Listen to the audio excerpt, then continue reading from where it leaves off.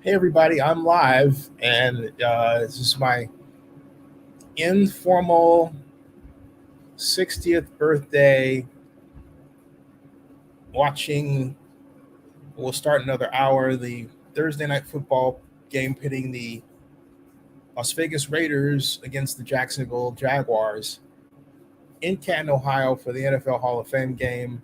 And welcome to the kitchen. But yeah, got Steve Weischer. Mom is making dinner.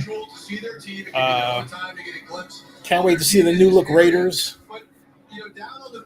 This is going to be awesome. Awesome. And for those people who want to, talk about it or whatever, welcome. I've got. They're saying that. This is what I have here. So you've got the ta-da, all right? See that? Ta-da, all right? Ta-da. And this feels good. So I've got. That's a little noise. That's right about there. So, how does it feel to turn my age? Pretty good.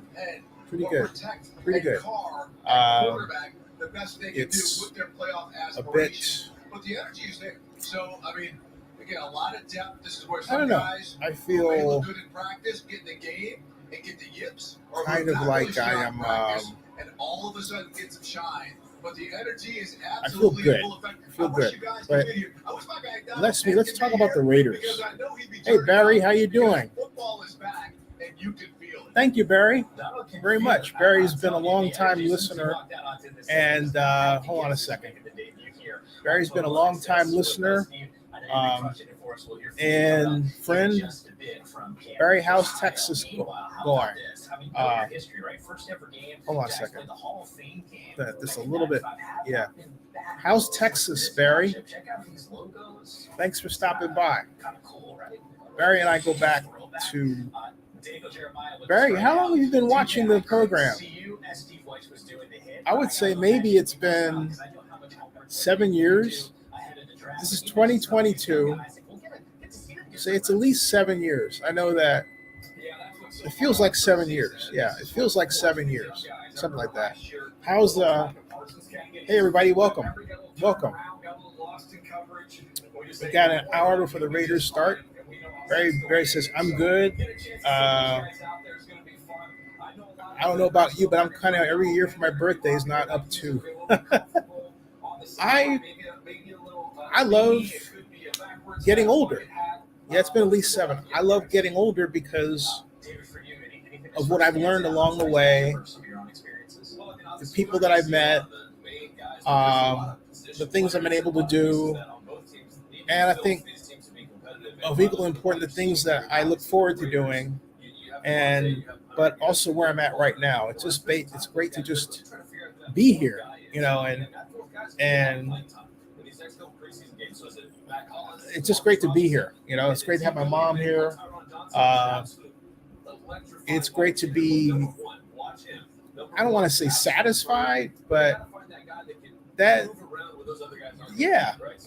not satisfied in the way that you might think, but I'm satisfied in the way that I feel like I don't,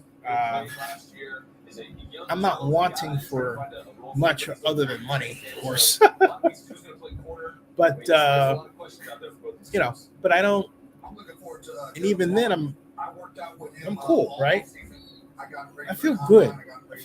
But I'll tell you, I'm looking forward to seeing the Raiders tonight, because I'll tell you what I want to see is, we got Donald Penn on here, by the way. I want to see the Raiders offense versus the Jaguars defense, and I'll tell you why. Because let me put this on here. Because the Jaguars got the first pick in the NFL draft, Trevor Walker. I've actually got an interview with him here. And when he was drafted, Barry Lee says, "I remember you showed up where the Coliseum had cups on the roof walk because of leaks. That's how long I've been watching." That's right. That's a long time. That's more like maybe 10 years then, because that goes back to 2012. Yeah, and this is 2022. That's about 10 years, right? Something like that. But so yeah, I would say somewhere in there. But I'm looking forward to, as I said, I have a Trayvon Walker interview here, which I think I'll play. But I'm looking forward to seeing how he does on the field, and that's the cool thing about it. It's cool to be able to watch this game and then say, "Hey, I interviewed that person," or "Hey, I interviewed this other person," right? Uh, and show it, not just say it. Some people say, "Well, but show it." You know what I mean? But and it's cool to be able to go through this walk with all of you. Um, I The NFL is appealing the ruling regarding Deshaun Watson. As you know, we'll talk about that later. But what I want to do is I'm actually going to get the Walker interview right now and put it up, okay? Because it's news. If you want to say something, there's a link right here. Hey, Barrett, if you want to come in and you want the link right here, I'll show you. That's the invite link. So you got to copy that, paste that in your browser.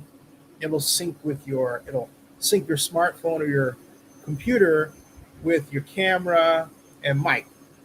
Mom's making a cake over here. We've got the TV on over there. And we're relaxed. So, and then I'm also getting here Walker. I'm typing it now. I'll have it in a second. It's Bill Carroll's talking about Trayvon Walker. Great. Let's see here. It says Walker, Texas Ranger. Going down in unfortunate. Wait a minute.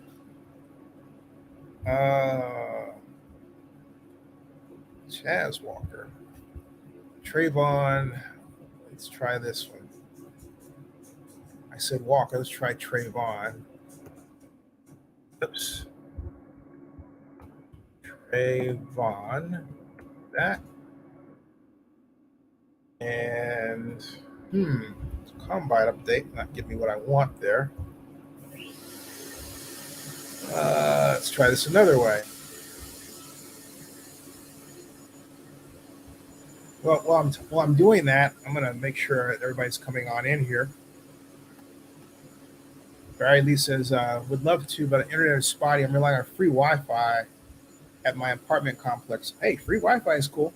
Not bad. Hey, so Barry, what do you think the Raiders' chances are this year? What do you predict for them to how well you think they're going to do this year? And while you're offering that information, I am going to continue to cut down this video. I've got NFL Draft Vegas. Okay. NFL Media leaving. Drake London. I've got 1,089 NFL Draft videos. That is crazy, man. Hey, I have made. You talk about a crap load of videos. Hold on a second.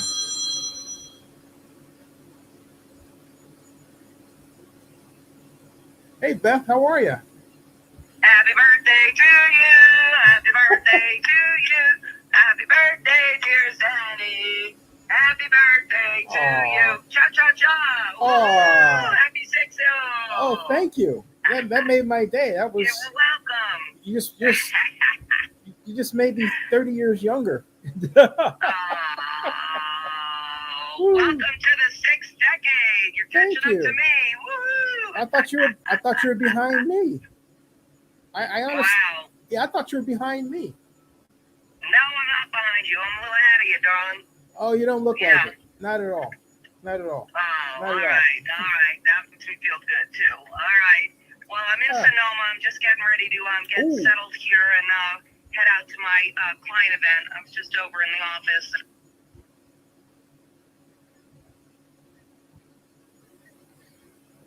Oh, okay. That's fun stuff. Oh, tell Carol I said hi.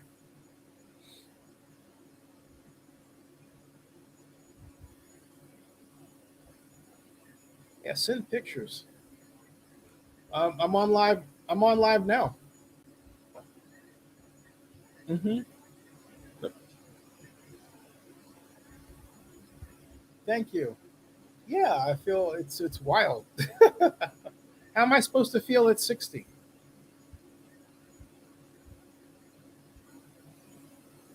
I'm trying.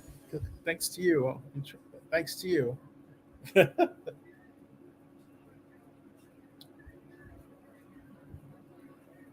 You got it. Appreciate you. Love you. Thanks. See ya. Yeah, long time friend. So Barry says, I really think they have a chance in the playoffs, assuming injuries don't take a toll. I agree. And thanks again, Miss Sandy. Thank you very much. It's very nice. Very nice indeed. And let's see here. We've got all kinds of stuff going on here. Let me close this. I was going to channel content because I had all these NFL draft videos I had done. But I was looking for the one I had with the Jaguars pick. All these people, recap, rallies, and Steelers fans. I interviewed everybody. I even interviewed Donnie Osmond, Jordan Davis, got him, Brock Purdy, Ike Wanu, who else? Lots of people. And let's get 50 here. Evan Neal, Jamison Williams, Zion Johnson, Adam Pac-Man Jones, Aiden Hutchinson, Kyle Gord, Malik Willis, Sauce Gardner, Kevin Thibodeau, Kyle Hamilton, Charles Cross, Chris Olave, Malik Willis. Who else here? Let's see here. That's one of 50. And then go to the next page. There's Pack, Las Vegas Showgirls. I thought I had more players here. I thought I had Charles Davis, Jordan Davis, Vegas fans. Got a ton of video. This is crazy. I don't have the one person that I want. Hold on a second. This person that I want is actually the number one pick of the Jags, and I thought I had him up here. It's March 5th. Let's see here. And since I don't, clearly I don't, I'm going to have to go back and upload it another time. Anyway, what I'm going to do is find his video and upload it. Barry Lisa, is the game on cable? Yeah, it's on NBC, Barry. And Gennaro, hey, thank you very much, Gennaro. Thank you very much for that. Thank you. So Raiders, who you got, by the way? Let's see here. Now, as far as the Raiders roster is concerned and what's going on, as I understand it, doing my search, Derek Carr, and going to my NFL, my trusty NFL player roster matching. They've got it's that. Hold on a second. As usual, league doesn't quite have their stuff going there. Doggone it. Here we go. Jaguars, Raiders. They have preseason, but they don't have the roster. They have just that it's on. There's no roster for the game. Wow. This is definitely preseason. Okay. So let me show you what I'm talking about here, okay? Let me show you what I'm talking about. Here's it, okay? That's what they've got. So if I go and I click on that, okay, I don't get anything. I get NFL preseason, all right? That's all I get. See, I get the schedule, but I don't know who's playing. See? I don't know who's playing. So I've got to go to Twitter and I have to find out the latest. And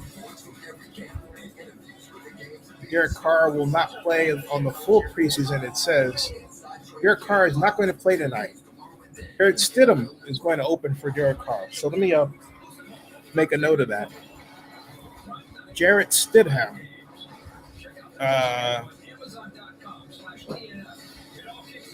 And then Nick Mullins and Chase Garbers will get reps. So it's going to be one of those games. But I will tell you the scheme. The scheme. All right, here's the info, folks, okay? So Jarrett Stidham is expected to start.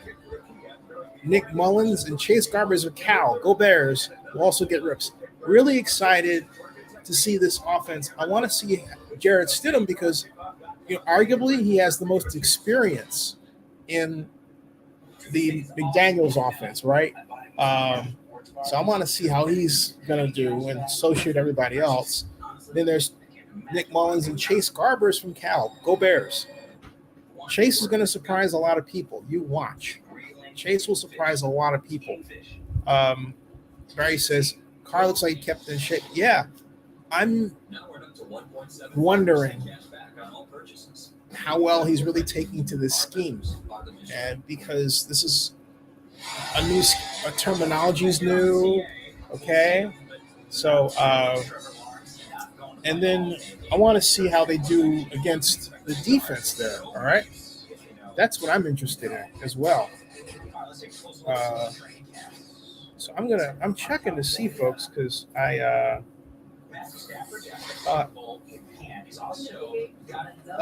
it starts 8 o'clock. Yeah, anything you need me to do? Okay. So yeah. So so anyway, I'm actually going to see also if I can find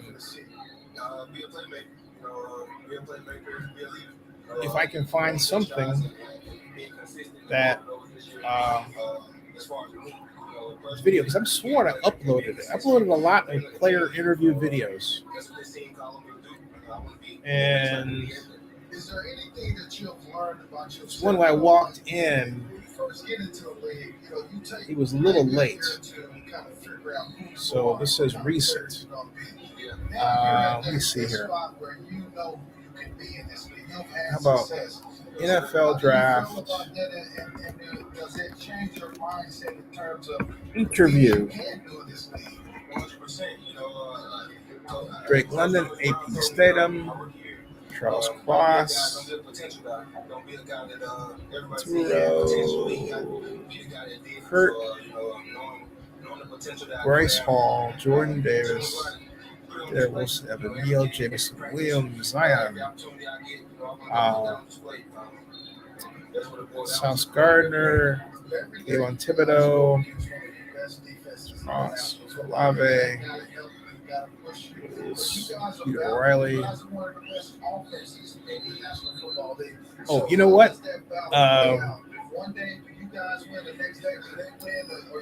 Let's see here.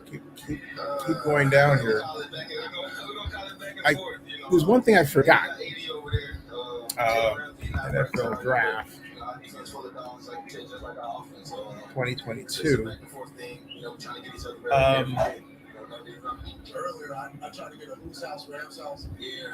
Yeah. I was thinking Trayvon Walker. Trayvon Walker was not at the draft. I think that's what it was. Okay. Let me see here.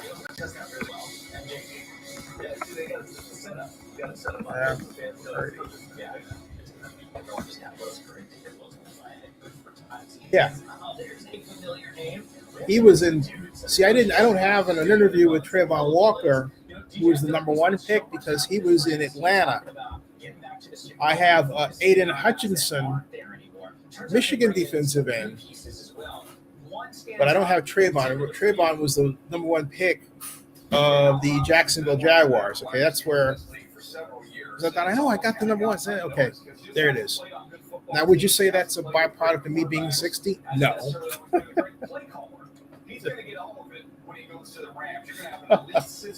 Yeah, maybe. I don't know. I feel good. I don't feel like that. But I remembered, that he wasn't there. I remember that he wasn't there. Okay. So wait, he wasn't there. Okay, cool. All right. You get excited and you think, all right, I've got everybody, right? You don't have quite everybody, but you got a lot. So then the Raiders didn't have a first round pick. So there are no Raider interviews for me to show. And then as I go through trying to see who I have interviews with that will play, right? Going through for either team. And I don't see here Jacksonville. Let's see, we go through the draft order and we go through the complete list of who took what. That's what I'm going through right now. Let's see here. We've got, I don't know that the Jaguars they have Devin Lloyd of Utah. And actually, I think I've got Devin Lloyd of Utah. Let's see here. And let's see here. I think I've got Devin Lloyd here. Let's see here. Devin. And no matching video. Hey. Spoke too soon. So the only reason I wouldn't have him NFL draft party. Let's see here. Yeah, the only way I would. I thought he was. Okay, photos. NFL draft party. I could have sworn I had Devin Lloyd of Utah. Let's see here. 1, 2, 3. I have him. If I don't have him there, that's a crime. So let's see here. Moving along. Barry Lee says, Vinny, how are you? Happy birthday, Zen. Thank you, sir. Hey, thank you for the video. Oh, I would do anything, Zennie. Seriously, like you earned it. Man, I couldn't have gotten this far without you. And I really appreciate it. You've helped me out, and I want to help you out as well. And like I said in the video, your mother is very, very fortunate and very grateful to call you her son with everything that you've done for her in her entire life. You've been a blessing to her. Thanks. I wouldn't be here without my mom. So. And she wouldn't be here with us if it wasn't for you. So very symbiotic. Think of that. Yeah, definitely, man. She's been. I'm just happy I have her because it's been a tough year, as you know. So for us, and I'm just happy she's back to good health here. And this is the birthday where it's like Thanksgiving. I'm just thankful. You know what I mean? Just thankful. I'm not wanting for anything. Well, I am, as you know, all that, but I'm really happy. Mm-hmm. I don't know if that comes with turning 60 because I haven't gathered a bunch of people around who are 60 to say, hey, what'd you go through and all this, but I tried. But and I haven't really had time. But I don't know how this is supposed to feel. I know, except like, how old is your dad? He is 56. I can tell by the number of Super Bowls there are. Like, it's Super Bowl 56 this year. He's going to become 56. Now, your dad, I would have known your dad had he went to Cal because my friends were roughly 4 years behind me. I came in as a grad student, and then I met them, and they were between 3 and 4 years behind me. So your dad would have been in my generation of friends. He probably would have known you. Yeah. So I would say because you have a brother, right? Brother or sister? Yeah, Chris. He's 6 years younger. Yeah. So your dad has, I think because your dad's answer would probably be that he was so busy raising you, he didn't stop to think about where he was at. I have that luxury because I don't have kids to worry me to death. And you don't have any siblings either. So it's just really just yourself. Yeah, and my mom, Yeah. I'm not bragging about that. I've always wanted to have a family, be where your dad is at and all that. But, I also didn't meet the wrong woman. And with all that comes with that, right? So, yeah, that happens. So, hey, now, looking at it from my perspective, Zennie, like all my cousins and my brother have had a long, several years like relationships, and I've yet to be even in one yet. And I'm the oldest of all my cousins, so trust me, it's not unheard of. So don't worry, you'll come. Just gotta keep it. They always tell me that she comes to me not looking for it. The trouble is, how do you not look for it? Of course. You never figure that out. It's like, I'd be lying if I said that I wasn't looking for it. Of course, everyone. That's why I always thought that was the big lie. Even the people who said they weren't looking for it were looking for it. Of course, everyone's looking for it. Right. Like before my brother met his girlfriend, he was saying the same thing to me. He was. Just hope he's not in the room when I say that. He's not in the room. But in general, like everyone's thinking about it. Like doesn't matter who it is. Like you're always thinking about someone. Very, very, very few are like thinking of like not at all. I would say though that in the meantime, I'm also looking for other jobs as well. I'm VAB. I'm seeing nothing back from there. I'm looking at maybe Altice, CBS, several places. I put in as a researcher for CBS. Oh, okay. Let's see what else comes up. We're hunting for funding, and I've got entered contests with a company, and I've got feelers out and everything. And one way or another, something will break. That I know. And also, we got a tiny amount of Google money in, but it's starting to get better again. Yeah. So, then Barry Lee is here. Barry's been a 10-year veteran. He says he's happy because he got the NFL, then the XFL, since San Antonio will have a team at the Alamo Dome. Hey, Barry, how you doing? Yeah, Barry is the man. Indeed.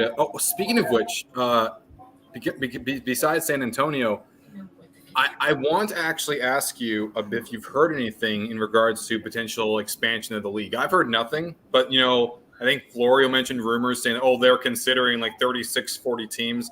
I haven't heard anything really outside of that. Have you heard anything? No, I think with the way the economy is going, I would be surprised if expansion was on anyone's mind right now. Yeah. Because the global pandemic, first we went through this period where the pandemic happened, right? Mm-hmm. And then let me put it this way: people are still adjusting. Of course they are. And economically, it's easy to think this is a local thing, but it's really global. It is happening global because I think way too many people in general just think about, their own town, their own state, their own country. But I find that, it's a global pandemic. It wasn't just the U.S. It wasn't just like North America. It was across the entire country. Yes, some countries are better than others, like, New Zealand and whatnot. But, still, I mean, we're even getting monkeypox right now. Like that's also getting big at the moment too. So I never heard of that until this year. Yeah, same here. Same with the murder hornets. Like I think if the NFL is going to do anything, I feel like what's more likely is that they'll probably add another week or two for another bye week and an 18th game. And that, I think, is more feasible and likely. And probably a couple other national games as well. That, I think, is more likely for what they would want to do than a whole nother franchise. Like whether that's in like San Antonio, St. Louis, what have you. That seems significantly more feasible and far more achievable than getting, several like 2, 3, 4 cities to say yes and throw in $1 billion, because that's several $1 billion. Because that's going to be a lot. Where it's going to be a lot cheaper for them to just add another week, another bye week, and so on and so forth. That's several $1 billion. Hey, that's so going to be a lot. Where it's going to be a lot cheaper for them to just add another. What are you looking forward to with this particular game that starts at about 30 minutes? Well, first off, I look at the Jacksonville Jaguars. They are a team that, coming off of Urban Junction, let's just say, that's like my pun there, Zennie. Oh man! Every time I think of Urban Meyer, I think of that bar scene. Jesus. when I oh geez, at the Chop House, and like, who needs Josh who needs Josh Lambo when you could be a kicker yourself? Yeah. My God. Like, no wonder why he didn't want to resign. But anyway, in seriousness, last year was a disaster for the Jaguars. I think anyone could agree with that. Back-to-back years, the number 1 overall pick. Trevor Lawrence needs to show more progression. They got who's their number 1 pick? He's not playing tonight. Oh, you're not playing tonight, but no, neither is Derek Carr. But I'll tell you. Go ahead. What were you going to say? For the Jaguars, that's what I really want to see. I want to see how the team is going to look under new head coach Doug Peterson. As for the Raiders, I of course want to see how it's like for Josh McDaniels, for a team that was this close to beating the eventual AFC champions in the Cincinnati Bengals. I want to see how Davante Adams fits in with that offense. Even without Derek Carr, I still want to see Adams. That's my main thing I want to see. Everything else, I want to see Davante Adams do good for the Raiders. Yeah. I don't know that he'll play tonight, but what I want to see is I just want to see how the offense looks. I don't know what they're going to do. I don't know. I mean, for example, I don't know how their line is going to play. Are they going to use a 3-step drop back pass? Are they going to use no steps? Are they going to use 7 steps? Are they going to roll out the quarterback? Whoever the quarterback is, because and I want to look at the fundamentals. I want to see if the drop back of the offensive line matches the depth of the receiver pattern. Now, what do I mean? I mean, you might have a team like last year's Falcons in preseason. Mm-hmm. Preseason was awful because their patterns were longer than the amount of time the offensive line had to block for those patterns. Right. So they were so out of line. So what happens, the quarterback would literally get back and he would stop and he had to duck because he was about to get sacked. He was rushed. Mm-hmm. It was the worst design of offense I've ever seen in a long, long time. Fortunately, things changed in the preseason, but I'm just curious how the Falcons are going to look now under, Marcus Mariota at running the offense. But I think personally, then the Falcons are going to be one of the worst teams in the league. Well, I'll tell you around here that could happen, but the media here is giving Mariota.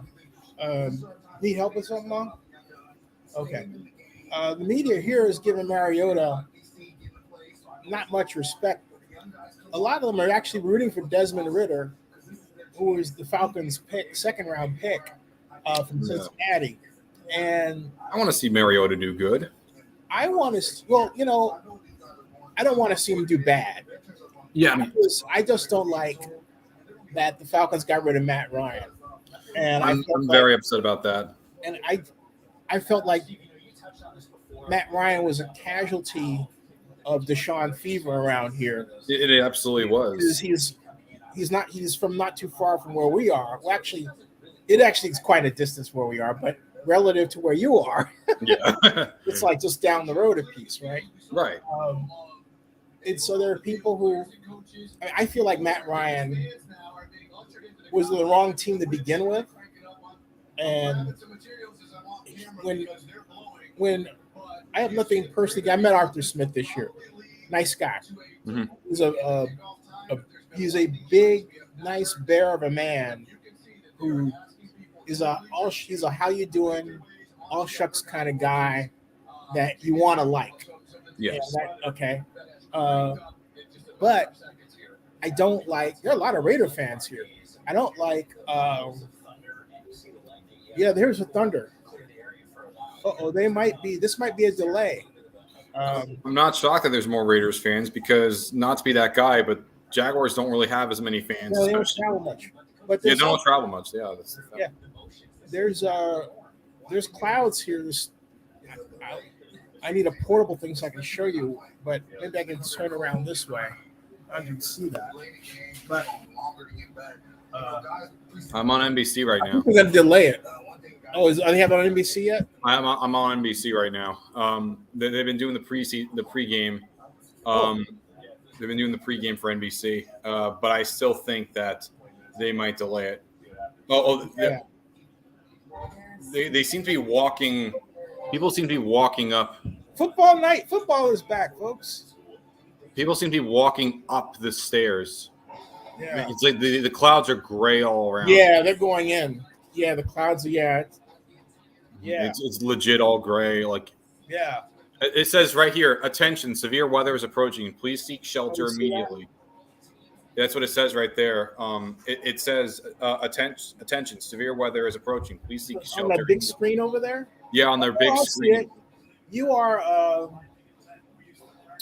you're ahead of me, I think. What kind of TV do you guys have? I have a Samsung TV. It's a big one. I don't know the exact number, but it's a big Samsung TV. Are you on DirecTV? I'm on Fios. Are you on DirecTV or what do you have? I have the Fios, Verizon Fios. That's what we have. Oh, okay. Because we're good 7 seconds behind you. Yeah. But no, I think I've done so much in my life that I just want to get the basics right. That's all.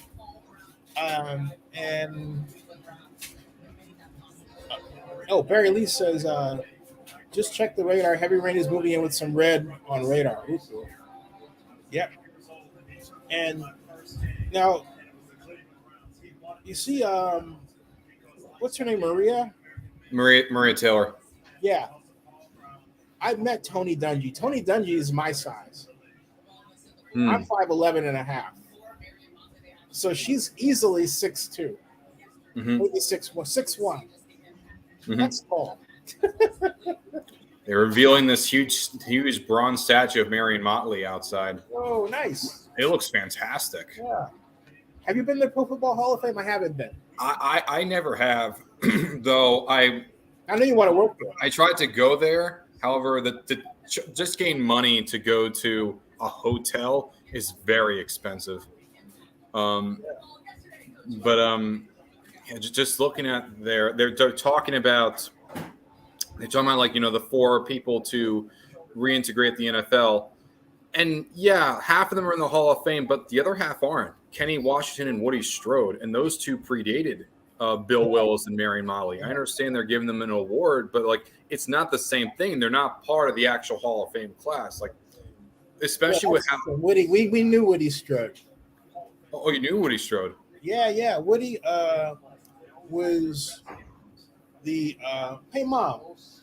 How did we meet Woody Strode? It was at the Black Filmmakers Hall of Fame, right? Yeah, it was the Black Filmmakers Hall of Fame, 1976, 77. And his niece was a gorgeous Hawaiian woman named Apua. And, I had the biggest crush on Apua. I was way too young. Stacy's mom has got it going on. Yeah, pretty much. But and she lived in Sausalito. Mhm. And for those of you who don't know, Sausalito is a little town that you get to when you cross the bay. No, excuse me, you cross the Golden Gate Bridge, and you continue up 80 there. Excuse me, 101. What am I saying? 80 is on the other side. You continue up 101, and it's actually the second stop going through Marin. It is a beautiful seaside town, really bayside town, that's known for Bridgeway. Bridgeway is the main drag. She lived just off Bridge. Actually, she lived just off Bridgeway, and she lived not too far from a guy who was a famous actor who was in Doctor Strangelove and in The Godfather, Sterling Hayden. Ooh. Yeah, in fact, I think Sterling Hayden lived in the same. Did Sterling Hayden live in the apartment with them? There was some tie-in with. Say again? Yeah, my mom said something about they lived in the same building. Wow. Yeah, she had an apartment there. So, but that's how we met Woody Strode, and I say all that because even then, back then we were talking about getting Woody Strode in the NFL Hall of Fame, but I didn't know how that worked then. Okay. There was a push for that? And, I don't think it's. I mean, he's passed on, rest in peace. But Woody Strode is a monster part of American history. He is. As an Olympian, an actor, and a man, and a black man. Okay. And Absolutely. you know, so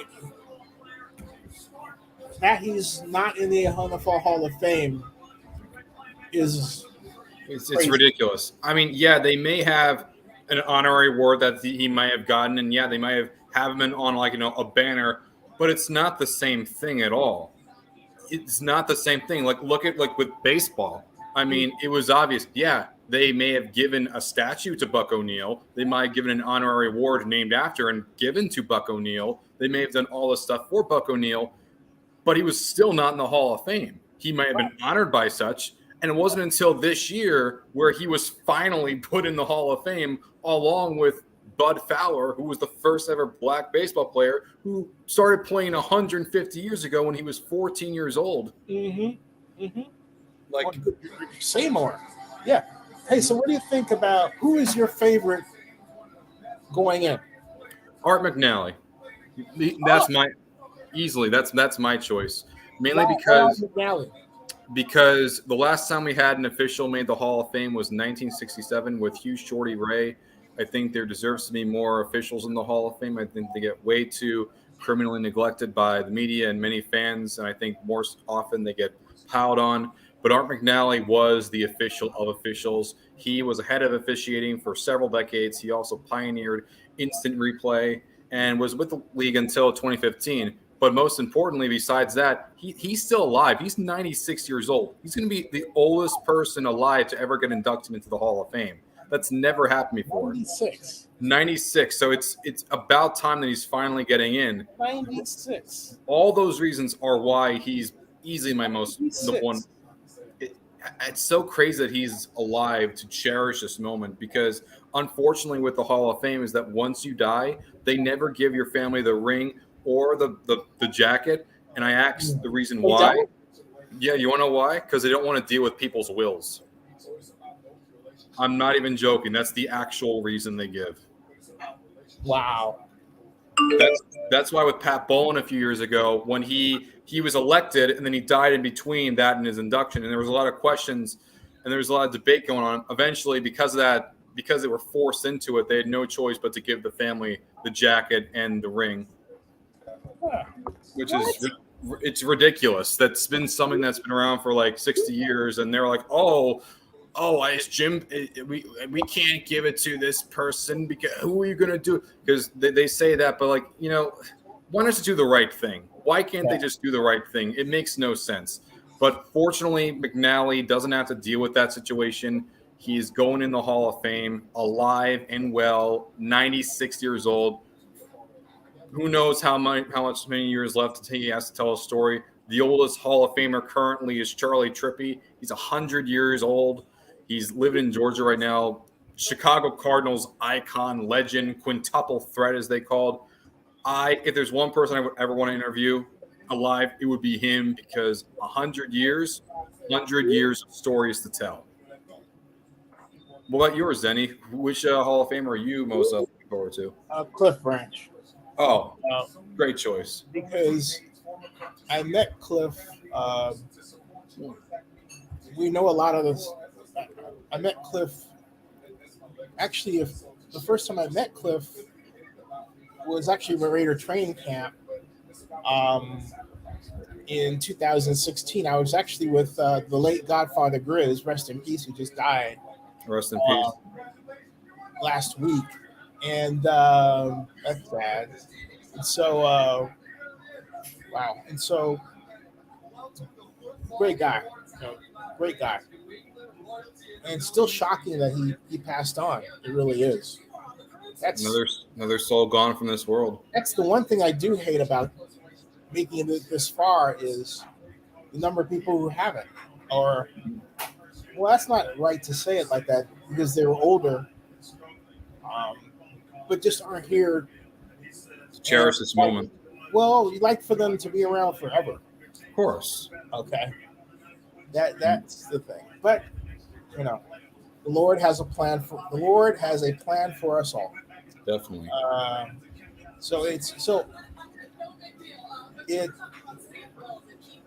Oh, by the way, what's happening back in New York? How are you doing? How is post-college life? Post-college life is mixed bag. I've been working with, been doing some stuff here and there. I've been still doing my vlogs, my podcasts, and writing. But so far I've been trying to. We gotta get you paid. Yeah, I'm working on it. Okay. No, I believe. Don't worry. So right now to get money, I've been working at a Dunkin' Donuts nearby. Been there for the last 3 years actually. For the company. Outside of that, I've been take home free donuts. I'm not a huge. Sometimes I do, but usually when it's like late, when it's late when I close. But when it comes to me trying to find a job, I've been looking for CBS, NBC. I've looked for the local radio station, WBAB, Altice. I've looked for them.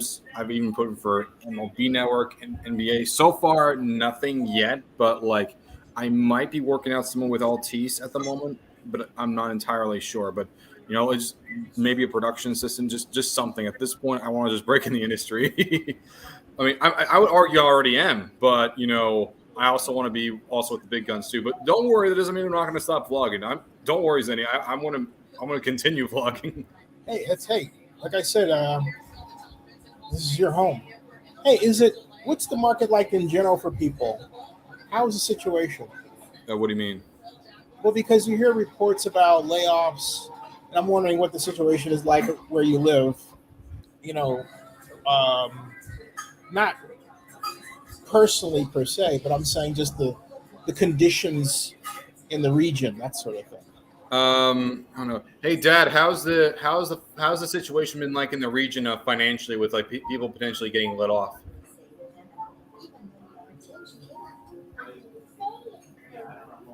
Yeah.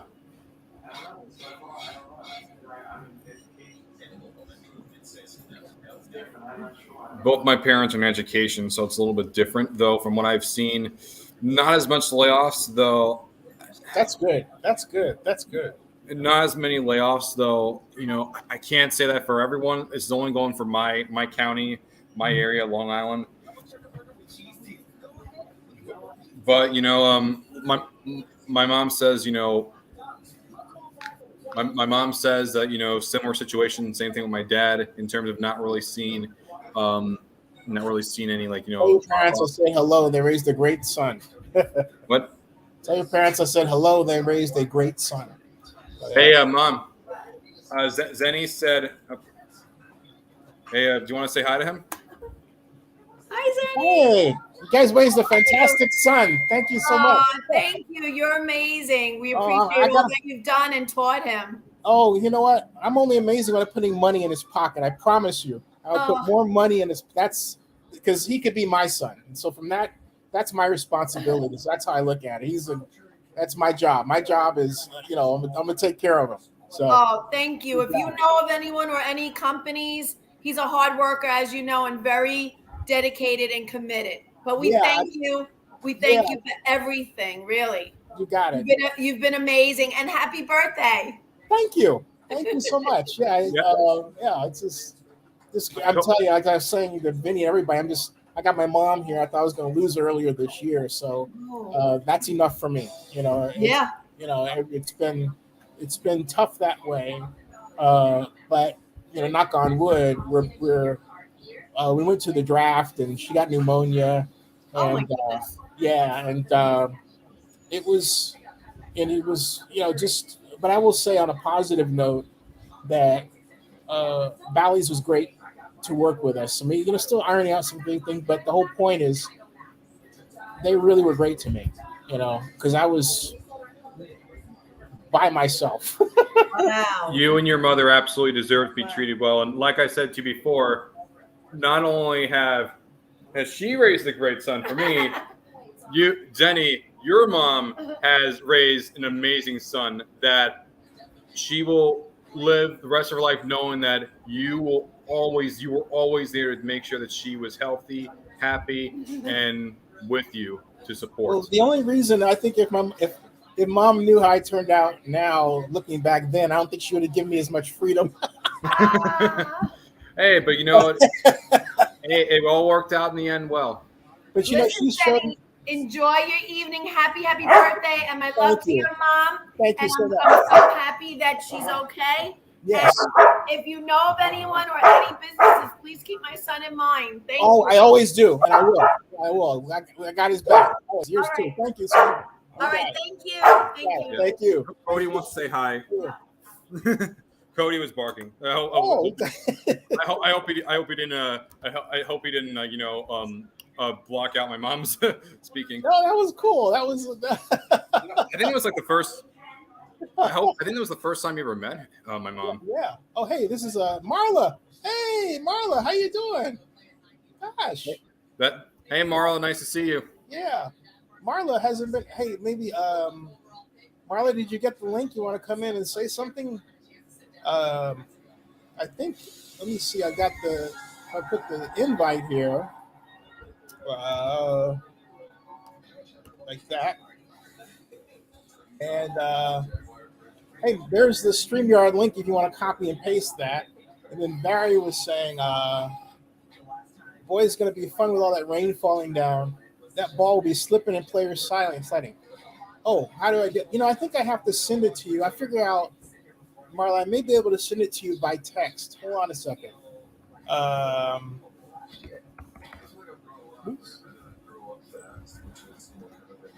Oops. Wait a minute. Oh, I know how I can do it. Hold on. I think through Messenger. There are so many ways to reach out to people now. Messenger, WhatsApp, Twitter, Facebook, Instagram, TikTok, YouTube, everything. Hey, Marla, I just sent you the link. I just sent the link. All you have to do is, if you have Chrome or Firefox browser, touch it. It will sync with your microphone and your camera. And hey, wait a minute. You did it. Okay. Hey, how you doing? Hey, of course I did, Ed. Hey, Marla, nice to see you. Yeah, we can take this offline later, but sure. You in New York, Vinny? No, we're in Fayette County, Georgia. Oh, Vinny's in New York. I'm sorry. I'm from Long Island in particular. Yeah. Yeah, I got people in New York. I can probably do production for you. Is that what it is? Some production, some writing, everything. Okay, everything. I have people to hook you up with. So nice. Make sure you connect me, Zen. Zennie, okay. Welcome to the Sixes, boo. Oh, you know what? You just made my day helping Vinny out because his mom was just, Thanks. So that, I was like, first of all, she talks like my people, okay? Because I'm from New York. Where in New York are you from? Queens, Howard Beach. Suffolk County. But I think both my parents, Dad, just curious, were your parents from Brooklyn or Queens? Brooklyn. You said Brooklyn. Brooklyn. I said Brooklyn. Yeah, you have the accent. Although my family didn't really have an accent. I can put it on really well. Yeah, I'm from New York.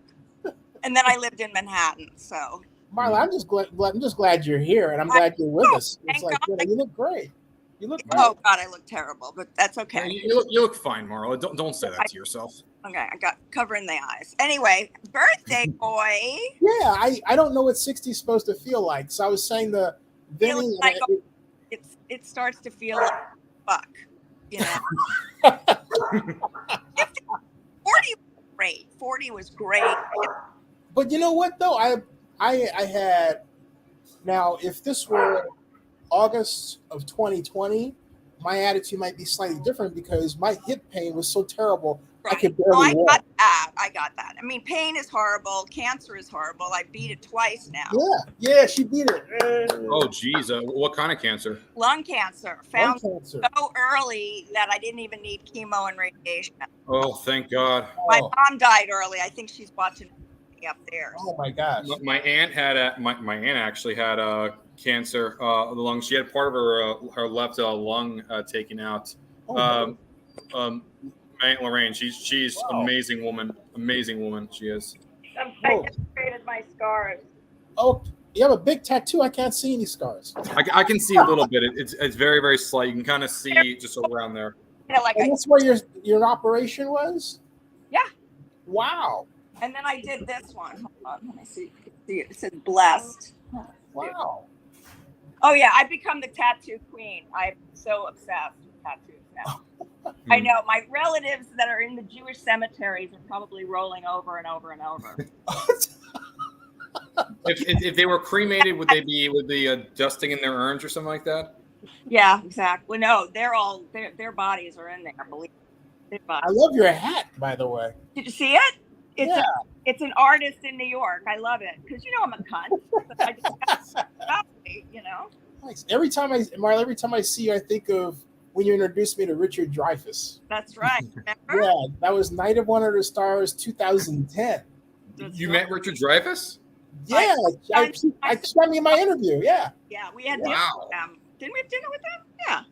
No, we interviewed him, and then I think somehow you had drink. You know who we also knew was Lindsay Lohan's father. Well, that I met there. I ended up drinking with him and my girlfriend at the time, who was actually still a friend of mine. But yeah, it's pretty. Yeah, that was a funny night because there was this doctor there too. That was just this was at the Polo Lounge. I had that $7,000 dress. Yeah. That was great. I remember driving around to get it with you. That was. I mean, hasn't Suffolk County? Where are you? We're in West Islip. It's in like the center of it's like in this. My cousins are in like Stony Brook or Northport, which is north. That's a little bit further out for me. For me, I'm closer to like Babylon, Bayshore. That's where I'm from. Yeah, we used to go to Jones Beach all the time. Jones Beach. That's around like 20 minutes. Whenever I would go to like Hofstra, I would actually take the road down through all the way to Jones Beach on the south end of Long Island. That's the south portion. So that way it got me there faster. Granted, it was more miles, but with less traffic, I was able to get there a lot quicker. I miss my seafood, all my clams. Oh, how's Hollywood, Marla? Well, Sherman Oaks is fine. Sherman Oaks, because yeah. I've been staying home. I don't really do much because I still You've been recovering. Yeah. Well, it's just, I was teaching from home, but there's not, what I do is I walk the mall a lot of times to do my steps, but I don't go to, they're not, still events are still not really happening, as much. And frankly, I just got through 3.5 weeks of bronchitis. It was not COVID because I didn't have any fever but my breathing was terrible and it was really hard to recover. So I know what it's like to feel. Uh-oh, we lost her. She'll be back, I think. Anyway, I just, I'm being really safe. Although on Monday, I'm going in to do a demo teaching. Now I might teach adults English in a school part-time because I like my teaching. Yeah. That's Too hard. I've been going for job things and whatever, but trying to get clients is really hard right now out here. I know a lot about teaching. Both my parents have been teaching for the last 3 decades of their life. Oh my God! I should ask your mother how to do a lesson plan because I've always had my lesson plans done. So I have to. Maybe you can ask my dad about it. He might know. Teach. He teaches in a Hewlett. He's been teaching eighth grade U.S. history. My mom's been teaching in Marion Juveder in North Babylon the last 3 decades for elementary school. She did 3rd grade, then she's doing 1st grade now. Oh, so cute. Anyway, you're amazing. My son got the big deal for his group. I can't really reveal. How's your son's doing, Marla, by the way? Well, the older one is in the studio with his group right now. They moved to LA and he found this duo and they're going to go on the road. When I can announce it, I can announce. I'm not allowed to. What about your younger? Exciting. Wow. What about the younger one? The younger one, Josh, he became a chef. Remember, he was doing post-production, audio, and mixing. Well, he was doing really great. Then COVID hit. Then he went to work for his friend in a restaurant, and now he's the head chef at a Greek restaurant. That's amazing. Wow. And then, Zennie, you have to come out. The food is so good. It is. Got it. Definitely, yeah. Marla, I want to say this. I've actually never left the East Coast. Everywhere I've been, just been on the East Coast side of it. So the furthest west I've ever been is Atlanta. And I was there a few years ago. The South. That's just. Yeah, I mean, in terms of that tells you how far out west I've been. So I haven't even been to the central. I've been an Eastern time zone guy my entire life. I don't even know what it's like for a different time. I don't know what it's like in Central or Mountain. He doesn't know the meaning of bi-coastal. Yeah. When I worked for ABC Sports back in the day, I traveled a lot, so I didn't know where I was half the time. Marla, did you ever get back in touch with Bob Iger? Because he asked me about you. Remember that? I was when his book came out, I went to see him. I sat up front, and he was rushing out, and I went, Bob, just say hi, and he just kind of ran out. But we have an ABC Sports Zoom once a month now, and he hopped on a few months ago. Wow. So How's he doing? What, the $1 billion man or this, it's really funny. Who's really funny? Who's going out with Bezos? Who? Who? Lauren Sanchez. I did her promos for 9 years. Wow. Fox 11. Well, can you get us an interview? And now I saw her. And now I saw her. Marla, can you get us an interview with her? With her? Yeah. I don't want to say it. She's. Wait, I took a little too much. Are you okay? Oh. Yeah, no, it's just I was kind of being editorial. Oh, okay. What are you drinking? Water. Ice water. Ice, smart, yeah. Yeah, it's a little early. Oh, it's 5. I can start. Water. Laura Sanchez has been dating Jeff Bezos for. I checked. It was 3 years. 3 years, yeah. Oh, it's raining down pretty hard over there in Canton. Oh, yeah. They're going to be talking for a bit. Hey, Marla, what have we recovered from the pandemic? Because I was asking Vinny a version of this since he's on the East.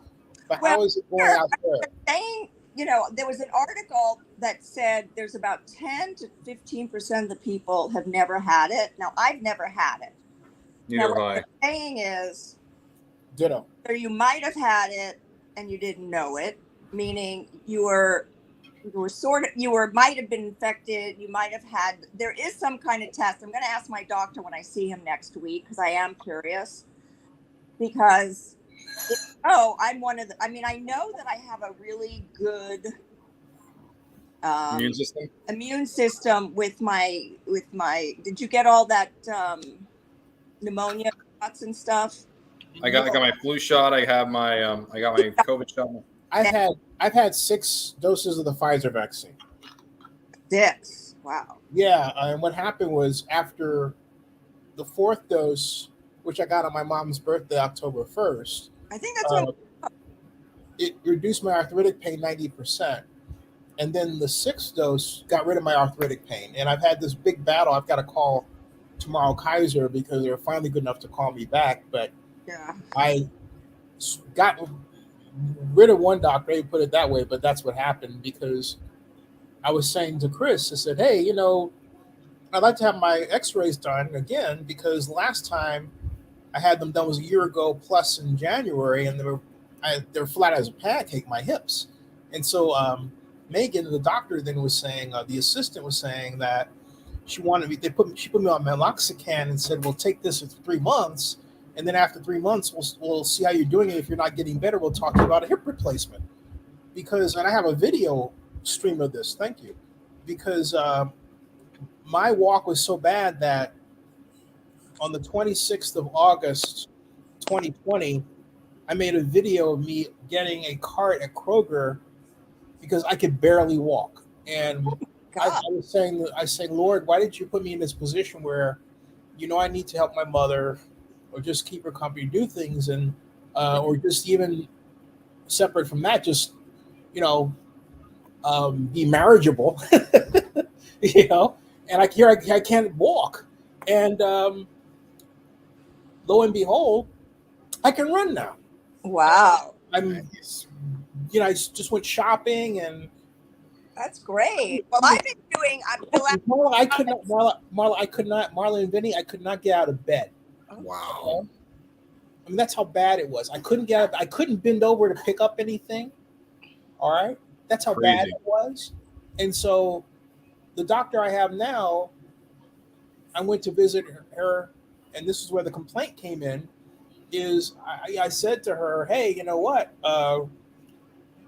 What is it that, hold on a second. I said to her, look, I haven't taken anything. I've only had this schedule of medicines for the Pfizer. In my report, even though I have my mom sitting there in the office with me listening as I'm explaining it to Dr. Alana, I said, look, told her the whole story and everything. I've got a YouTube video playlist about it. She writes on my report that the reason why I've had this dramatic reduction in arthritis was weight loss. A weight loss. And I had said to her in the office, I said, is somebody telling you not to acknowledge any impact the vaccine has on me that's positive? Okay. And she didn't answer. And then I asked the question again. So I finally thought, heck with this. I'm getting another doctor because she put me on another medication for flow that it actually decreased my immune system. Oh. I thought, what the heck is going on here? So anyway, I flushed out. I feel fantastic. I feel like I have 10 years on my life that I wanted back, and I thought I'd never get back. And like, I got it back. Yeah. So there's something in that Pfizer and that mRNA that they're not telling us about. Okay. I know, but most people are saying it's really evil, and obviously there must be some good stuff too. Yeah. A friend of mine told me that what it does is it takes a picture, something with your DNA, it takes a picture and tries to replicate what you're supposed to look like. Well, yeah. So I don't know. There was an amazing 60 Minutes about this girl who had sickle cell anemia. And all of this, it was about a year ago I saw it. Anyway, she couldn't move. I mean, she was horrible. And she went and had this DNA stuff where they take your RNA, DNA, they mess it around a little bit, and then they put it back in. And the process was very painful for her. But after the new re-engineered DNA went in her body, she's now sickle cell free. They put back, they replaced or took out the bad gene. They put in a good one, and she can do everything now. So Wow. that's what they're doing. Wow. That's Crazy. That's incredible. That's like But that's so what they do is on the cellular level, they go in and they mess with genes to fix things, So that's what they're doing. So I'm on a protocol of a blood biopsy, which is every 6 weeks. They take my blood. My 2 tumors were typed, RNA, DNA, whatever. They got the specifics. And what they do is they screen my blood for any dead cells from anything that might, happen. So that process will allow me to know if, God forbid, anything is growing of those 2 types of cancers. Okay. In November, I'll be 4 years with the first one, and I just finished a year with the other one. So, I'm pretty happy. I mean, look, I didn't do chemo or radiation, which that would kill you, certainly. So, I'm very blessed. yeah. I want to say there's some news going on for the weather. It's expected to be it's going to stop thunderstorming at 11. Mm. In New York? No, in Canton. 11 o'clock at night? Yeah, it's going to be there for. Canton. It's where the Hall of Fame is. It's So where basically they wind up playing the game another night, huh? they might have to. The Pro Football Hall of Fame. It's like the NFL Hall of Fame. You have 8 guys going in this year. Going to be 9 next year, hopefully. But what they're going to it's literally thunderstorming and like heavy thunderstorms. It's going to stop. It's not going to stop until like 11. So That'll make Trevor Lawrence and Derek Carr come out and just throw around in the rain. That would be something, but you also don't want to potentially don't want to slip on any water or anything. So, My mother's the most amazing cook. This is dinner, so this is like you can't. Oh, wait a minute, you can't quite what see else? It looks like carrots, Yeah, and potato, broccoli, and is that steak or something? yeah, she makes the best steak. Yeah, she makes the best steak. Ah, nice. I just had a roast, some potatoes and some green beans with almonds. Yeah, your folks. I bet you. What's the specialty that your folks make around the house? Well, we make a lot of sausage. We make Sausage. Yes, Do you cook? Do you know how to cook, Vinny? Yes, I do actually. What do We you also cook? What do you cook? variety of things. Like I sometimes do some of the pasta. Sometimes I make some other dishes. But we usually make the usual same stuff, like some steaks, some ribs, some some sauce and whatnot. Basic stuff. I mean, we sometimes order in Chinese. Nothing super crazy, but it's still very good. I miss. I wanted to ask you. Are you near Hicksville? I'm not too far from Hicksville, actually. My friend. Well, we were friends, but I hope he's okay now. We were covering the NFL draft for years. In fact, Anthony Carrillo knew him, Bill Chackus. Oh, I knew Bill Chackus. You were saying about him. Yeah, I used to stay with him and his wife in Hicksville when I came for the draft. In fact, the first year I stayed at the Roosevelt Hotel, and then the second year they were like, "Oh, you're going to stay out in Hicksville." Right. And there's a stop on the trains. It's called Ronkonkoma. Yeah. Yes, Ronkonkoma. Yeah, that Marla and Vinny, that name trips me out. Yeah, that's always. What's even. If you think that trips you out, there's a town in Nassau County called Lynbrook. Take a wild guess where they get it from. They just take Brooklyn and swap the name around. What's it called? Lynbrook. Lynbrook. It's like Brooklyn, except Brooklyn, No, Lynbrook. but see, Ronkonkoma to me, it just sounds. It's like Ronkonkoma. I just love that. It's like majestic. It does sound majestic now that you mention it. Yeah. We stole the land from the Indians. So Yeah. It's because it's an Indian name. There's a few others. Massapequa, Mattatuck, that's out east. Montauk, that's another one. yeah. So there's a story here, though. You're saying that Ronkonkoma is actually an Indian town. Well, I don't know. Indian I don't know name. what it means. Let me see. I can look it up. But I can tell you this, as someone who's lived in West Islip his whole life, we have two elementary schools, Manitouk, which is in the north part of West Islip, and right over here, Oakland, where I went to school for my first 3 years before I went to Bayview because of sports skills. Those are two Native American names too. I always wondered, but they just said, "Oh, they're Native American names." They never elaborated as to what they mean.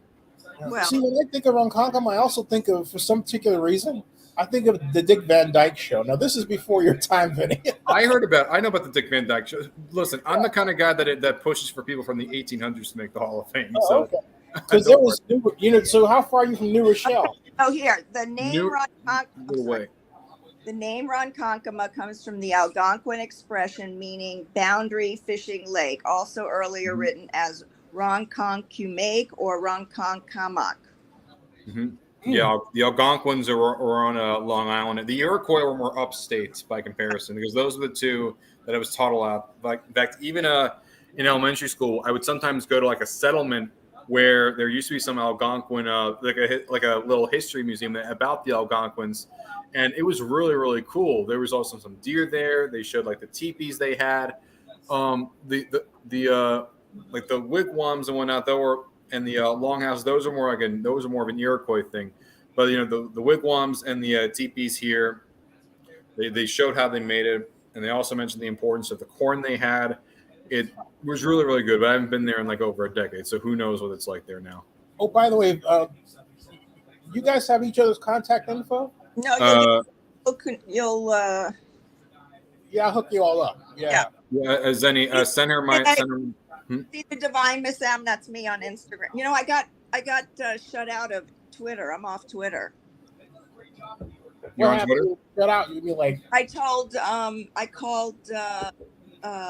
Laura Ingraham a cunt, and I guess I shouldn't have tagged her in it. Oh well. Yeah. Hey, Marla, what's your Twitter handle? Well, it's the same, but I'm dead in Twitter. It's Instagram. You have to find me on Instagram. Hey, Marla, you can have five. You can have 5 Twitter accounts. No, I know, and I have another one. I haven't gone, but I was trying to get my girlfriend who works for Twitter to get me back on before, or I was waiting for Elon to buy it. To see Yeah. But because my main one, they never told me why Zennie 62 was suspended. So they said, they said platform manipulation. I thought, what's that? yeah, well, first of all, because all they have are people with AI. You know what I mean? It's artificial intelligence. You don't get a person. And the thing is that I was with a whole bunch of other people, and we were all talking about her being a CUNT, and it was all when remember when January 6th and the guys that got beaten up really badly testified before Congress. Like Michael Fanone and a few of those. Right, and started to cry, and she was calling them pussies. She was being so disrespectful. So I'm like, you know me, I get slightly crazed, and I just went, what the fuck? Like, what a cunt you are. That they're heroes, and you're just a cunt. Oops. Yeah, it's disgusting. Oh, just so you know, hey Zennie, would you mind sending her my phone number and email? Sure. Yeah. Definitely do that. Yeah, one of my girlfriends works for a production company, and she's the first one I'm thinking of that I would connect you with. What you should do is hook him up with Gary V. Gary V has a residency. Gary V. Okay, yeah. A residency. I missed him because he was out here doing a new NFT something, and Nice. Anyway, I was going to go see him, but you should. Here's the great thing about it is that Gary doesn't respond to me like he used to, so that's why I didn't think about it. I know. He's gotten big, Yeah, I mean, Yeah. you're like your best friend. I talk to his sister a lot, but Okay. No, we used to years ago, and then he got big and stopped. hard. So I thought, well, fine, that happens. So that's why I didn't think of Gary V. And get to the assistant. That's how I. Yeah. Just so you know, Marla, Am I able? My email is vinnylaspo@gmail.com. That is VINNY LOSPO@gmail.com. Okay. That's in case you didn't. I'll just let you know again. That's VINNY LO. Okay. Just hit me an email and just say that hey, it's me, Marla. No, I got it. Oh, you just uploaded it? Zennie. Hmm. How did you meet Oh, Zennie? I was. You know what I was going to do though is just connect you all by. I was going to connect you all in a way you didn't have to do it publicly, but All right. Whatever. Can I I get have your, my public one. hey Marla, did you send a message? No, because I'm on my I phone. just connected you two. You see the hello? Hello. I sent a text to both of you. It says hello.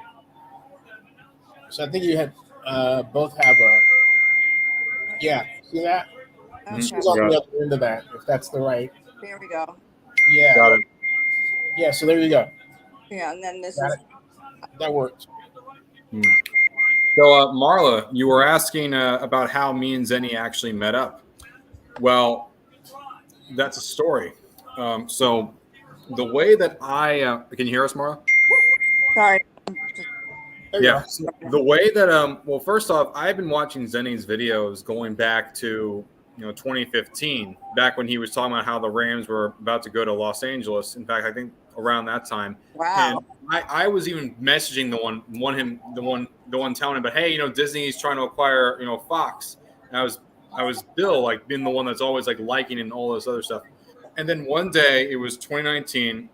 It was after the Patriots decided to release Antonio Brown following the Sports Illustrated article. And everyone was just trashing on Antonio Brown. Zennie, on the other hand, was saying, hey, there's more to the story than what you think. And everyone was trashing on him except for one person who was actually really interested. And that one person was me.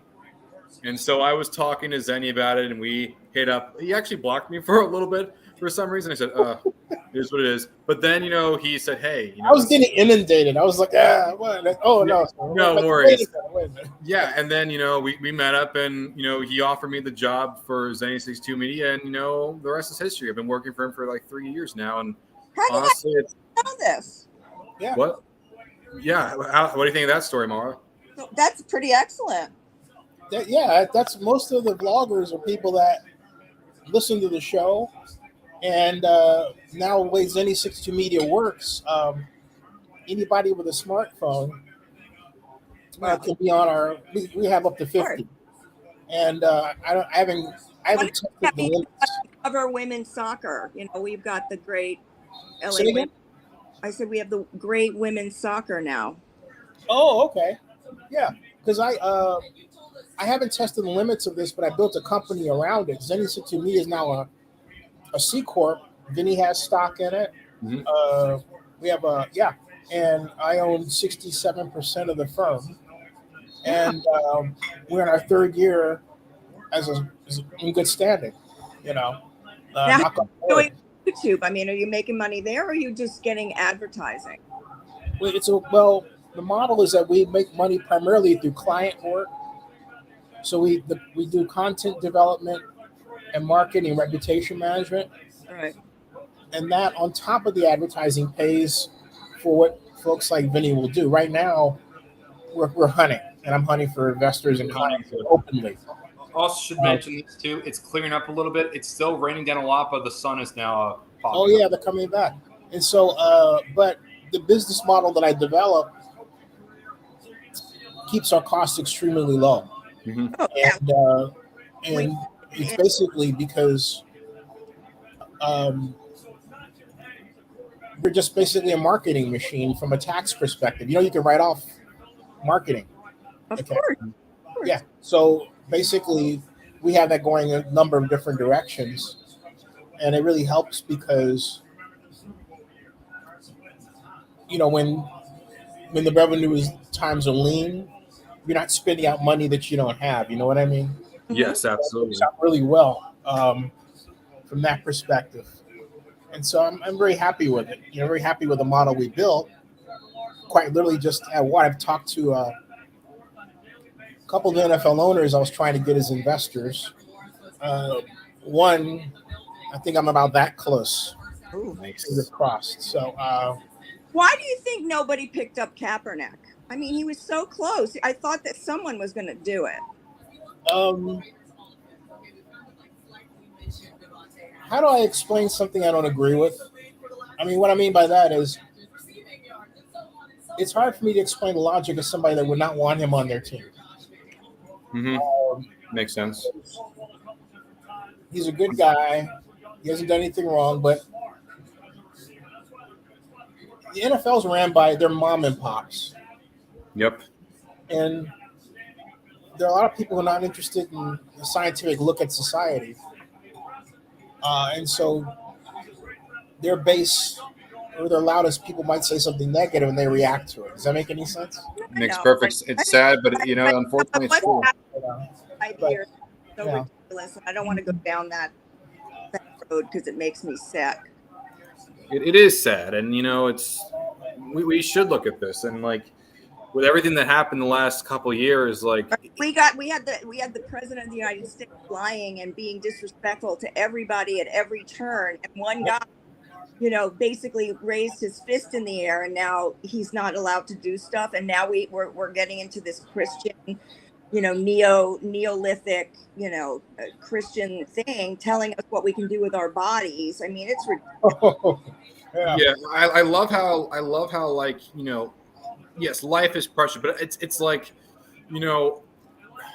I mean, I'm a Jew, and they're actually suing in Florida because Jews say that life begins at birth.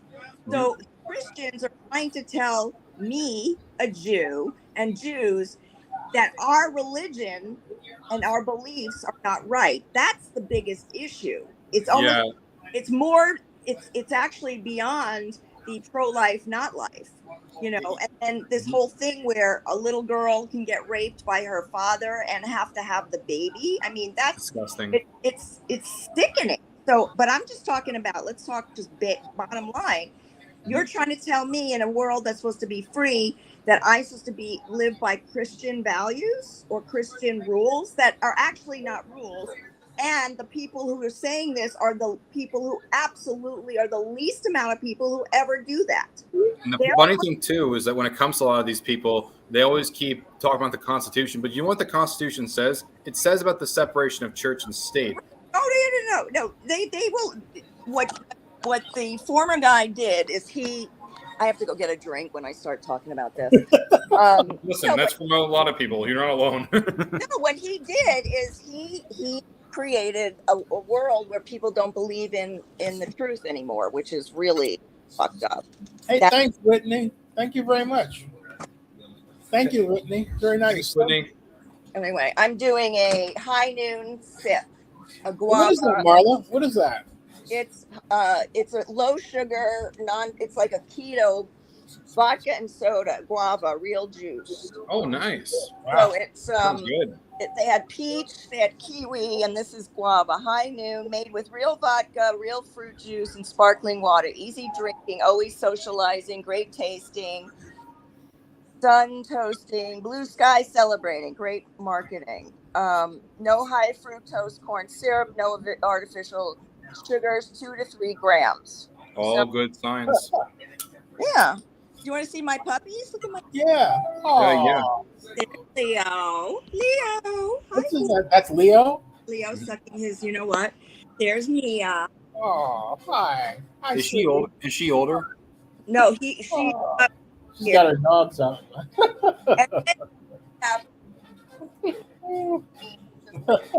Wow. Who's that last one? Mimi. I've had her for 16 years. Oh, gee, wow. Yeah, she's we tread lightly on her. She's probably. Hey, how's we're talking about, but the reason why I ask about Hollywood is because there's like a ton of shows being produced around here in Georgia now. Oh, I know. Well, because of Tyler Perry, and it's cheaper, but well, actually more than Tyler Perry. Oprah too, right? No. She was Chicago. Hollywood Studios is out here. Marvel. Yeah, Marvel has a lot of their stuff. All like of the Avengers movies have been made out here. Mhm. Walking Dead has been made out here for the last 7 years. They just wrapped up in Sonoya. Well, it's all what 423 programs have been made out here and movies over the past year alone. We brought in $4.4 billion in revenue. well, if Kevin gets in, that'll change. I want to mention this, Marla. Have you been inundated for what's going on for Warner Brothers Discovery? Because I'm pretty sure everyone knows. I did a vlog on it. They canceled Batgirl despite it being finished. And I don't get why. And then this whole HBO Max Discovery, blah blah blah. Yeah, they can't. They decided to remove like a lot of their shows, and they're focusing entirely and just only like very cheap content. It's like, what are they doing? It's like they're saying, oh, the Batgirl movie was bad. Well, Warner Brothers has released so many great movies and also just as many bad movies throughout their 100-year history. So you tell me that the Batgirl movie is apparently that bad that no one should be able to see it? If that's the case, then how come you're announcing this on the day that the director is getting married? And how come he and the rest of the cast didn't find out about this until it was posted on social media? Like, that's disgusting.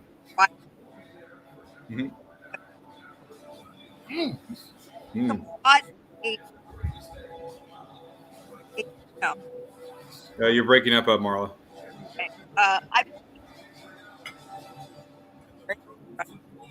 The game is coming on soon. Well, Zennie, Huh? You're a bit choppy, like something you hear a little bit, then it's mostly mute. No, I mean, I'm just sitting here. Maybe I'm getting throttled. It sounds good now. It sounds good now. It sounds perfect. Okay. So what were you trying to say about Batgirl? No, I'm just saying that, we'll see. Leo. Oh. These have saved me. These dogs have. Oh, thanks, Miss Sandy. They really are. I'm telling you, having dogs. Miss Sandy loves your dogs. They're so delish. They're having a nap. Me. Brian Young. They're introducing the players. I'm so happy that Brian Young made it. Let's talk, Mr. Happy birthday. Send my love to Mama. She's doing good. You got it. Yeah, she's. All right. Well, give her a hug for me. Okay. And Vinny, I'll do whatever I can. Okay. Thanks. What's the closest like in New York that you know of? What, honey? Is there one that's like close in New York that could that might be good? I don't know what you're saying. I don't know. Close. Is there anything that, like, with production or or like journalism or like research, anything there that you know of that could potentially be best for me? Well, we can talk some more and see what your background is. I'm part of a group that's always looking for people. Like I said, you should go investigate what Vaynerchuk is doing, and then Zennie and I can go double team him and get him to listen to you. Vaynerchuk? Well, he's got this major production thing going on, and he only likes to hire young guys. And if you're into sports, and then is he hiring? Is he hiring? He's always hiring. Okay, I didn't know that. Okay. Well, we know now. And AJ has the sports thing. They do a big thing for the sport. They have a sports thing now. That's a good idea. That's one. But I have another girlfriend who's in production, and I have to just, I have to go look at my link. Are you on LinkedIn? Yeah. Go on LinkedIn. When you hook with me, then you'll see who I'm hooked up with. Okay, so Cliff Branch. Name. Tony Baselli. And you can finally he made it. So there you go. Yeah, it popped through. Oh, and Marla, though, I always wanted to make sure hey, so how's Hollywood doing, given that Georgia has gotten so much work? I'm so kind of out of it. I mean, a lot of my friends, are producing movies, but they're doing it in different places. A lot of time, Canada or other places. Vancouver is a very big part. I have a friend who is a screenwriter. He actually, some of his movies have been getting made in Canada. He had one that that was shot in Winnipeg. Yeah, I've been a little bit out of the loop, except for what I've been reading. Is the Polo Lounge house? Have you been down there at all, or you've been out? Yeah, you've been out. No, it's still there. That's good. That's good. But no, the thought of going out. I did go to some Hollywood, like this post-production reunion. All these people who worked in post-production. Mm-hmm. And then I got a thing 2 days later that I was exposed to COVID. And the guy that had it was my friend who I was with the whole time and my ex-husband. But I didn't get it. So again, I bought a, so if I'm going to go, it will be for something that's really special right now. Plus financially, I don't have the money to put, $10 on a cocktail. Marla, I just connected with you on LinkedIn. Perfect. All right. Well, I'm gonna go make some dinner for me. Okay. Happy birthday to you. Yeah. Don't be I will not be a stranger. No, I know, and we kind of go watch games and enjoy. Oh, we're this is our party, so you can come in, you can come back, come in and out. We're just okay. Hanging. Have a good one. There's no rules here. Talk to you later. Be well, guys. Yeah. Thanks. Yeah. Now, I met her. Boy, I have the movie that I met her at. Oh, which movie?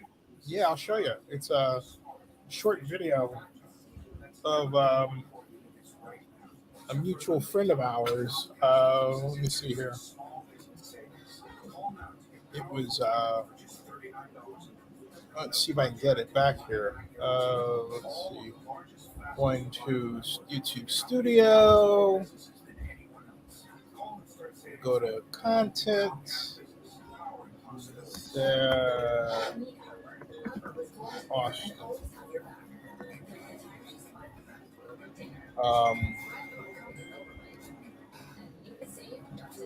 Let's see here. It's not the one I thought I wanted. Let's see here. All right.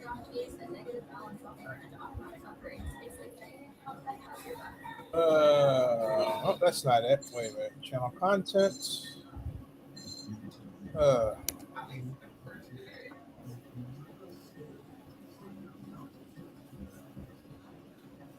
Trying to find it. It's probably going to be. Wow. Let's see here. I found it. Uh-oh.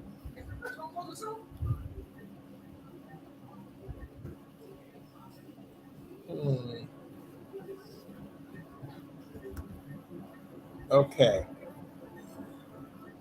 There it is. Oops. All right. I found it, Vinny. Oh, you did? Yeah, it turned out I can't believe no wonder it didn't get as many views as it should have. I had, wait a second here. What the heck is this? Why is this with an H? Yeah. Okay. Got it. All right. Let me put that there. This was Sarah Austin was a mutual friend of ours. Mm-hmm. And right here. Sorry for the game, Zennie? Yes, I am. There it is. That's vlogger Sarah Austin. She was moving to San Francisco from New York. Oh, wow. Along with myself, first generation of YouTube partners. And so I'll play the party video right now, and if I have to stop or whatever, I will. But this is where I met Marla, right here. Hi, everyone. This is a special note. What I want you to take away from this video is party is actually small business. Mhm. Pay attention to the people, what they do, the products they're pushing. The event itself becomes a kind of platform for people to introduce their products and services. It's the new way to market yourself in the economy, but the video gives more eyeballs focused right on the event and on their products. I'm going to a party for vlogger Sarah Austin, who is in San Francisco now from New York. I guess she's moved. I'll find out more. But I think it's in this direction. This is Sarah. How you doing? Hi, I'm doing good. Yeah. So you're back from New York. You're living here right now? Yes, I'm moving to San Francisco. Ooh. And you were here before, weren't you? Or- I'm a native and I'm from the area, so I'm back here for good. Nice. Now tell me about Top 17. Pop 17 is my website, and it's an online video show, and we talk about internet culture and internet celebrities.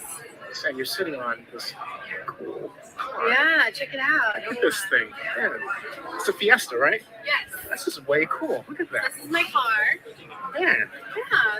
this is nice. Mm-hmm. Can I sit in it? Go for it. Oh, Yeah. this is pretty cool. Yeah. This is nice.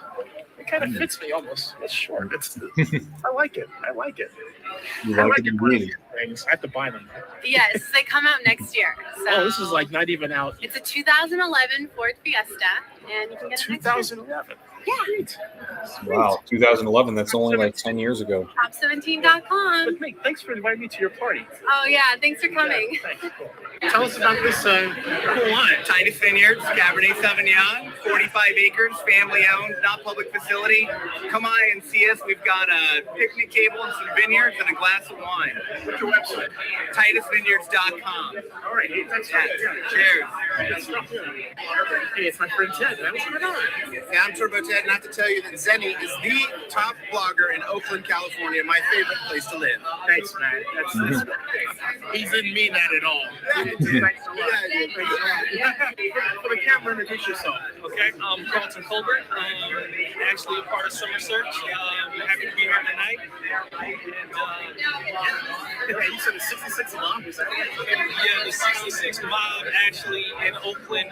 66 Mob stands for Make Oakland Better Charities. So they actually are on 66th Avenue in Oakland, and they actually help feed the homeless out that way. And they actually sit front row at the Ravens games every year because of that. Nice. All right, man. I haven't seen you in a long time. How are you? I'm very well. Can you back up to Cleveland? Why? You look fantastic. This is a lovely lady. Come on. It's like you're great. Close. Yes. And tell my viewers about I what feel like you're I'm going doing now. cross-eyed looking at you. Tell my viewers about what you're doing now. What am I doing now? Well, so I've spent most of my career telling other people's stories for them as a journalist, as a marketing person, in finding out how to tell my own story, which strangely is harder to do than you think. I found I had a knack for teaching other people how to do it. So that's what I'm doing now. Manifests in a lot of different ways. Sometimes it's working with a company, helping them have better conversations with small groups of people, helping them figure out what that looks like. Sometimes it's working with a VC firm, working with their portfolio companies, helping those companies learn how to not do a pitch. This isn't about doing a pitch. This is about telling a story. Who are you? Why do you matter more than the guy standing next to you? And how do you bring who you are and what you do to what you do every single day? Hey, tell them how to That's me. contact you. You can contact me via otherthanThat.com.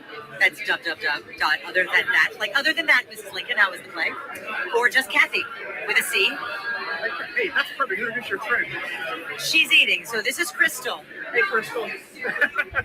And she'll talk to you later because she's eating. Okay. We'll be back. What is that? It's a Pokin. It's an electronic business card. It's actually made by the guys who did Swatch watches, and it's coming soon, and it's awesome. Well, Amazing, isn't it? it's amazing. Tell them who you are. Hi, I'm John Brown. I'm a business consultant with Ministaff out of Walnut Creek. We focus in on business strategies and HR solutions, not temp staffing. We help small to medium-sized businesses from 7 to 2,000 employees basically increase revenue, reduce risk, and retain costs. And I'm also a serial entrepreneur. Hey, what's your website?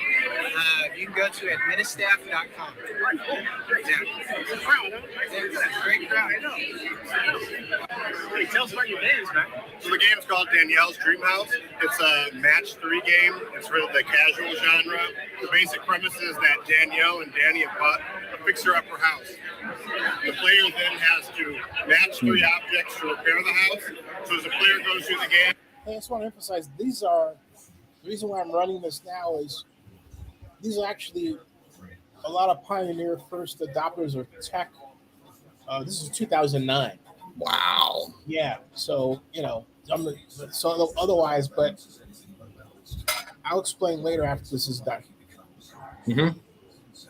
And you fix the floors, you can buy pictures to put on the wall, and turn kind of a beat-up fixer-upper into the house of their dreams. Sweet. How do I find it online? So basically, we're just now wrapping up production, and it'll probably be available for download in all the major portals by October. And again, the name is? Danielle's Dream House. And you are? We're on Thomas. All right, my man. Cheers. Congrats. My name is Kate Daniel. I'm an online social media consultant. I focus in recruiting, C and B-level executive retained search for social media companies like Lamb Media. They also have Tinker.com, which I tout. It's a wonderful Twitter product. I've also worked with Facebook, NFL.com, Live Nation, things like that. And yeah, NFL.com, their online business. Yeah, and I can be found on Twitter at Kate Kate_Daniel DANIEL. Okay, you're the raffle person. I'm the raffle person supporting Summer Search and welcoming Sarah back to San Francisco and announcing her partnership with Marla Schulman. Inspired Ideas. It is. What's this? Thank you. It's Pokin. Welcome to the Pokin Club. How does it work? How it works is I'll get you one right now. So it's a little device, and you poke at each other, and then when you go back home, you plug that in your USB in your computer, and all of the information from that person gets transferred over nicely. And you can connect to me on all the social networks that I put on my kind of profile. You just hit the icon, and you're instantly in my Facebook, Skype, LinkedIn, Twitter, whatever. So it's kind of like the ultimate way to connect all your etherical world into the physical. So now if I use this, I get this now, what do I do? Well, here's what you do. You're going to be part of the Pokin universe is what's going to be. So here, pick one. You can pick a, there's a tiger. Here, do this. This is a good one for you. You have a lion, I'm a Leo. Okay, well, perfect. Yeah. That's a tigress. There's a tiger right there. That's a lion. So the way we set it up is pretty simple. We pull that apart, we activate it, put your little, and when you plug it in your computer, it instantly loads to the Pokin website. So there's no software to download, there's nothing else. You just instantly are connected. It's so simple. The hardest part is getting this thing in. Where do people go? Can you put this into okay, so you hold. Okay, here we go. This is yours, and then we connect like this. Green light goes on, we call it greet and glow. So now you've now connected to me. You can connect to Natalie. Here comes Natalie. So and I'll play this later, but I wanted to show that because that was sort of the beginning of vlogging. And long way it's come. yeah, and I just had found out about Sarah's thing and when that's how Sarah and I got to know each other, and that's how I met Marla.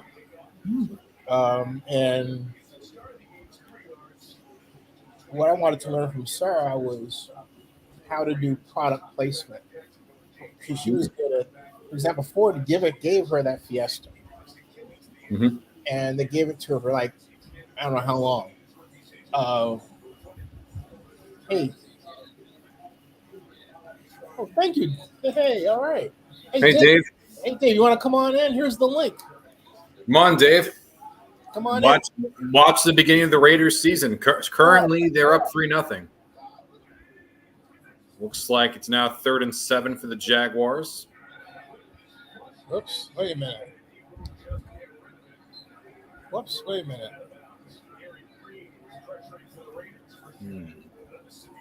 Traviat's in it. This is key for me because I want to see how the Raiders defense does. I want to see this as well. 3rd and 7. Raider. There it is. There it is.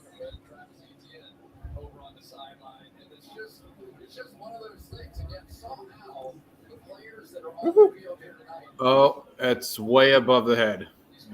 Offset punt.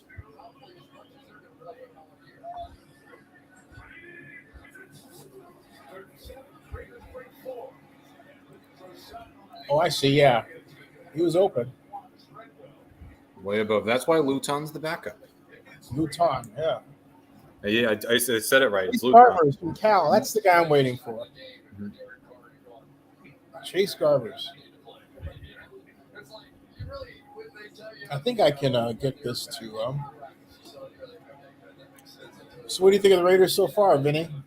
So far, it's only been one possession, and at this moment, they've only scored a field goal. I think it's a little too early to tell, but so far, so far so good. Crazy last year with the Raiders. Really crazy year. I mean, oh the wow, whole Gruden running situation. away to the doctor. Oh, hope you're well. All right.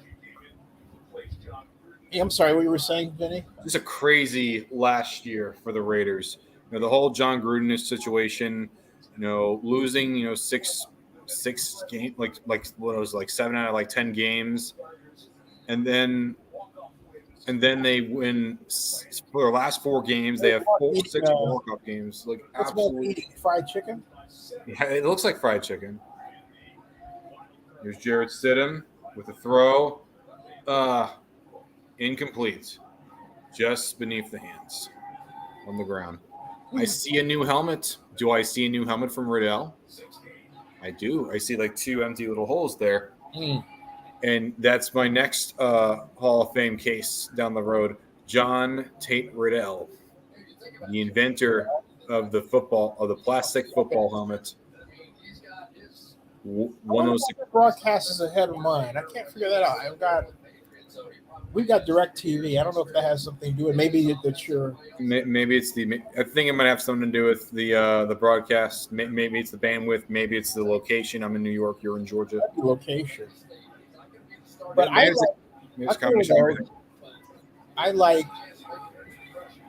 wow. I like the Raiders. I like the Raiders' tempo. I like the offensive line split. Mm-hmm. And I like the fact that they're varied in their approach. There's a little bit of I formation here, a lot of spread, a lot of shotgun, some under the center. Some this is a ace. They do a great job up front getting the block in. Mm-hmm. On the other hand, there's a lot to be said for that, because when I'm looking at a game, look at the fundamentals. Mm-hmm. Blocking and pass rushing. If you're on defense, are your pads low? Right. Jaguars, are their line people actually low? But I think they're playing a lot of backups, and also it looks like they're still. There's no game plan here, but in other words, one team doesn't know what the other team's going to run. But the Raiders' basic scheme is solid. Mm-hmm. They have short passes like that one. I like the offense. It's really mixed and varied. Mm-hmm. I like it. It's nothing fancy in the obvious sense, but it's efficiently designed. That's what I like about it. Mm-hmm. Well, Maris is getting the job done. Now, so it's a good outing. It's a good debut for the Raiders so far. Good so far. What do you think of the Jaguars and the Raiders? I think right now, Campbell is hurt. So he's so they're taking the commercial break. But right now, I feel like I need to see a little bit more from their offense. Right now, their offense doesn't really impress me much. But granted, it's only been one, possession for them, and for their defense, we got to see if they can stop the Raiders on this possession. They're not going to get a little bit more. I got to get a better sense of their defensive backs. I think the best offense is the offense that runs well without stars. That's a good. Same here. I believe the same thing.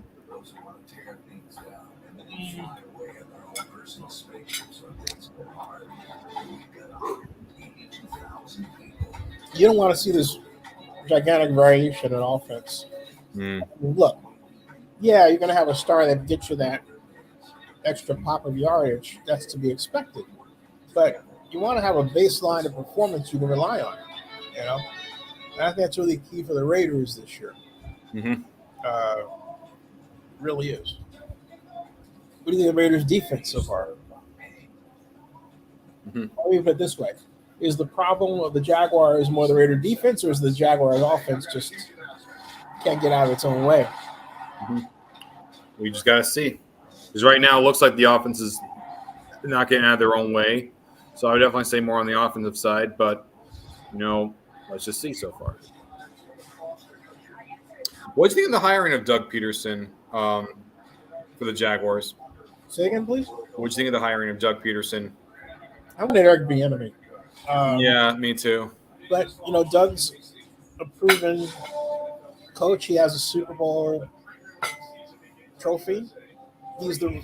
And I think when I look at what the Jaguars are doing without Lawrence starting today, the first thing I think of is there's a lot that they're not showing us. I mean, I think the same thing about the Raiders too, but look, Trevor Lawrence is a special athlete. And so you would see the read options and the spreads and all that. You're not going to get that with this game plan. Here's the Raiders more in a conventional run. That's the first run the Jaguars have really stopped. Actually, second or third. Yeah, they haven't really stopped the run as much because the Raiders have, even from the beginning, started to establish the run. Yeah. Jaguars have been mostly focusing on predicating their time to the pass. There's Trayvon Walker, the first-round pick. He's in. There he is. You got to see him. Let's see. I'll tell you what I want to see. I want to see Kevin Thibodeau, man. Because I thought he should have been number one. Well, now he's a Giant. So you get to see him. There goes the pass rush. There he goes around. Oh, almost got to the quarterback, but he didn't.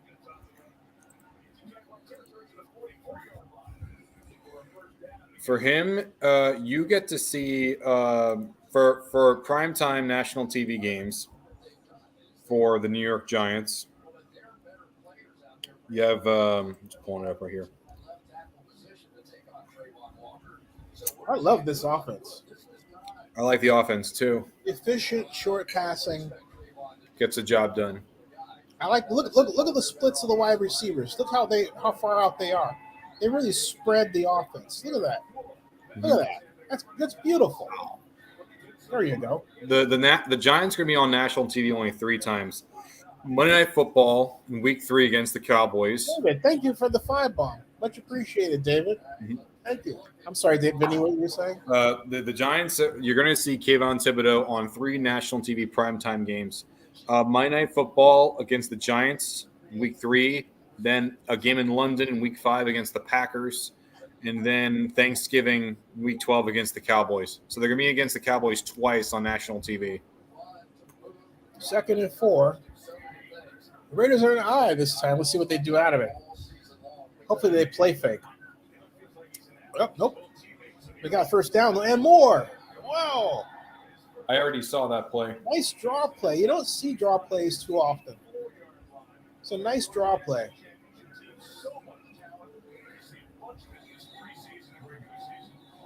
Yeah, Marla's a good person to know. She's got a lot of contacts. Nice.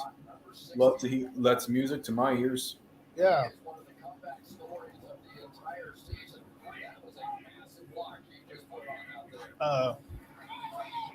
Sweet. Oh, boom. Yeah, that was well played by the Jags. Good pursuit. I'm going to just pause it a little bit so that way I'm up with where you are. Well, that's okay. I'm used to it. That's, I can't do anything about it. I can't speed up. I can't speed up the broadcast here, Well, that's why I'm able to just pause a little bit so that we both see the same thing. So 2nd and 7. Almost in the red zone. They're in my red zone. Back. The red zone's 25 and out. And sack. Oh, they're coming out. Hey, guess who got a sack? Mr. Walker. That was sort of gimme because he literally ran right into him, but he got his sack. Hey, everyone gets their first sack somehow. Yeah. Well, everyone that's, whose job it is to get sacks. Got him. He was really pulling him down. Really pulling because he was like, was like there for like a few seconds, and then he was pulled down. Sit him. Like, those legs are strong. Oh, another sack. That was a coverage sack. Wow. Yeah. Arden Key. Yeah. Revenge sack. Blast right through the middle of the O-line. Oh. He creates the separation. 75 for the Raiders is getting worked. Oh, geez. 75. Got locked off balance between Walker and yeah. Let me just see. The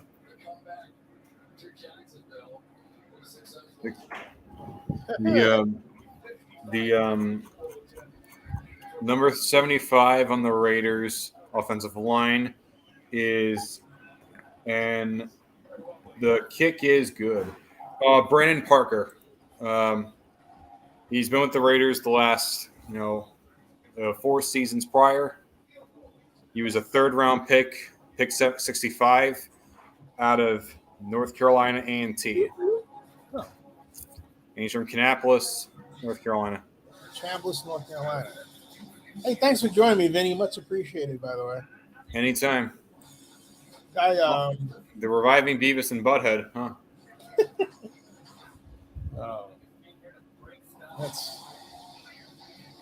It was supposed to be on Comedy Central, but they decided, probably better for our streaming service. Did Beavis and Butthead ever get girlfriends? Yeah.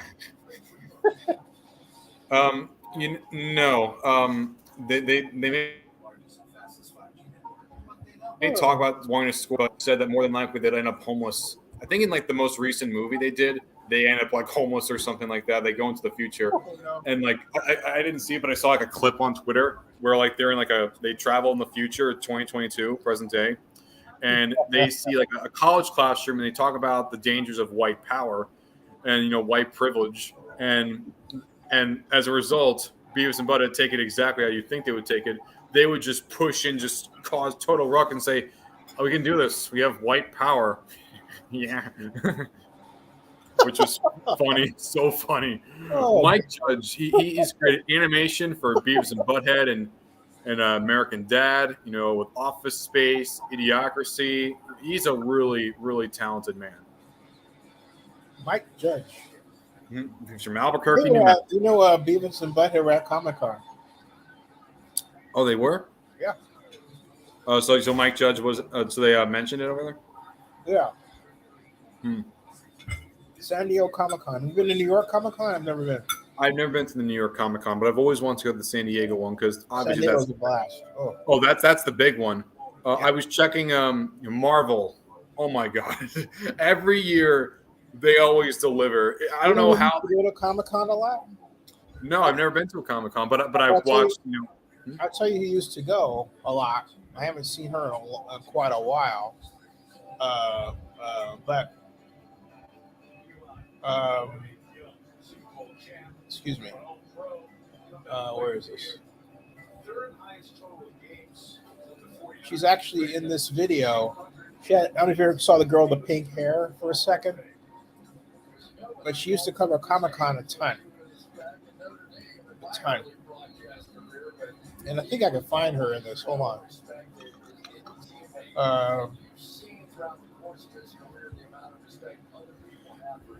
Good to see Brian Young get inducted. He was so underrated in the 90s. He had to go with a decade that had Warren Sapp, Cortez Kennedy, and John Randall, and all of them were in. But Brian Young, many would argue, that played with him, said that he was very similar in terms of play style. EY. Yeah, Brian. So crazy.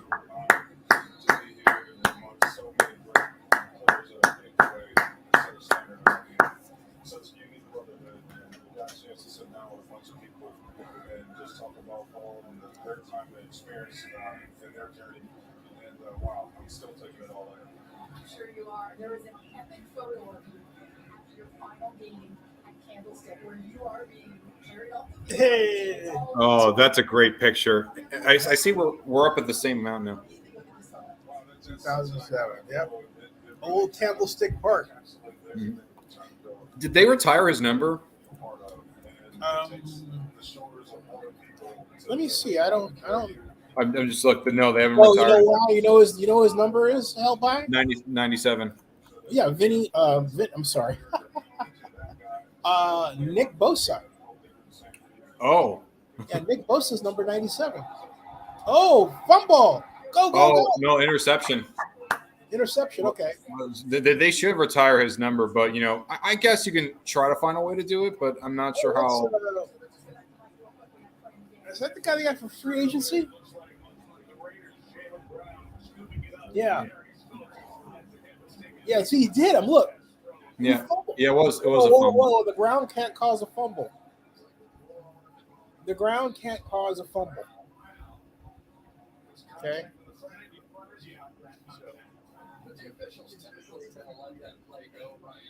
What? I thought the ground couldn't cause a fumble. Yeah. Okay.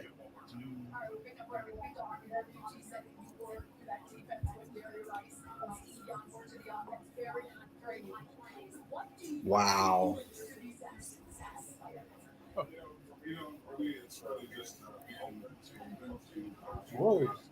Whoa, nice jump. Pass to the backfield, come out the back.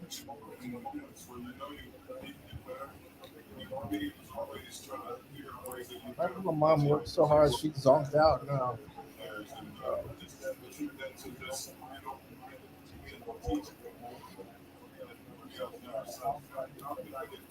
Yeah, my mom deserves the best, though. Mm-hmm. So, job is to make sure she gets the best. First and 10 for the Jags. That interesting variation of double tight. Oh. Ooh, good throw. Wow, good throw. I really have to dig deep down inside and lean on my faith a lot. It challenged my faith and definitely grew in those moments. And I like how he came from the right back to the left. I can't wait to hear his speech. I can't wait to hear all their speeches. Yeah. I like what I'm starting to see of the Jags offense. Remember, this offense was brand new. The Jaguars haven't ran it before. Ooh.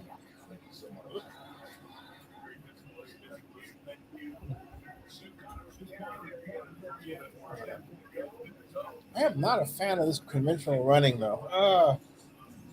I'm not the biggest fan either. Yeah.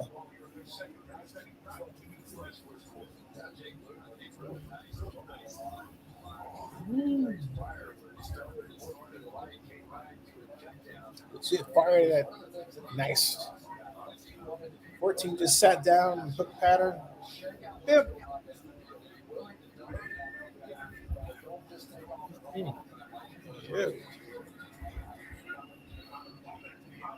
Huh. I'm gonna get a cup of coffee. I'll be right back, Vinny. Take your time. Don't worry. Don't worry, everyone. I'll keep you all entertained. Okay. I'm just going to the kitchen's right here, so I'm just going to get some coffee and bring it back. That's all.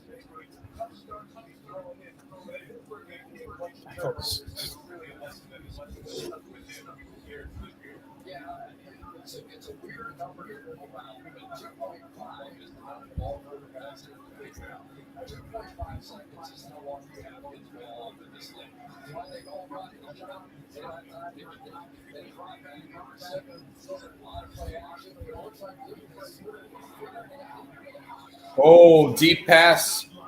Incomplete.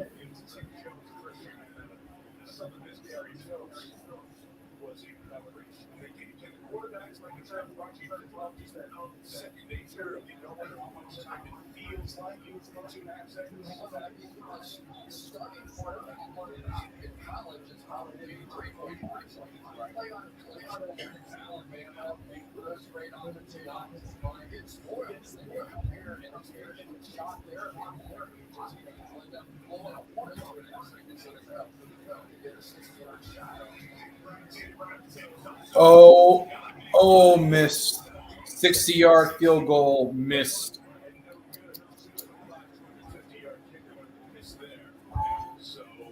Well,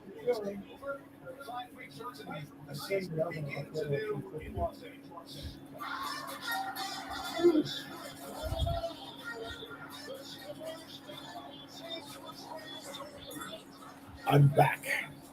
You are back indeed. I'm back.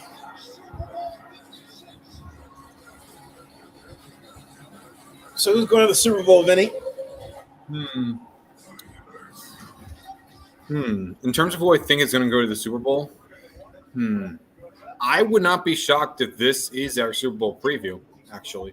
Though, say that again. I said I would not. Now again. I said I would not be surprised if the Bills Rams matchup we get in Week 1 of the fumble the snap. Fumble. Barely caught it. Barely kept it. That was Mullins. Nick Mullins, the former 49er. Let's see what happened there. Oh, he just plain didn't. See, my Super Bowl prediction. Ooh. His hands weren't in the right place. My Super Bowl prediction is a rematch of Week 1 of this year, which is the Bills and Rams in the Super Bowl, with the Bills winning. I've got. Ooh, whoa! Good, another scream. Nice, boy. First down and more. Nice. Boy, this Raiders team throws a lot of screens. You notice that? Yeah, I've been noticing that as well. Wow. First quarter is over. I like what I see so far. I think it's going to be the Saints and the Raiders.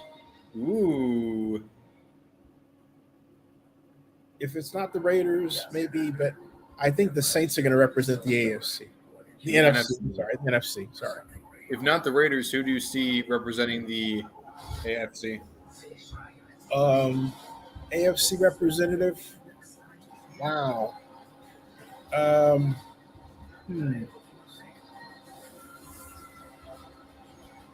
some reason, I think it's going to come out of the AFC West.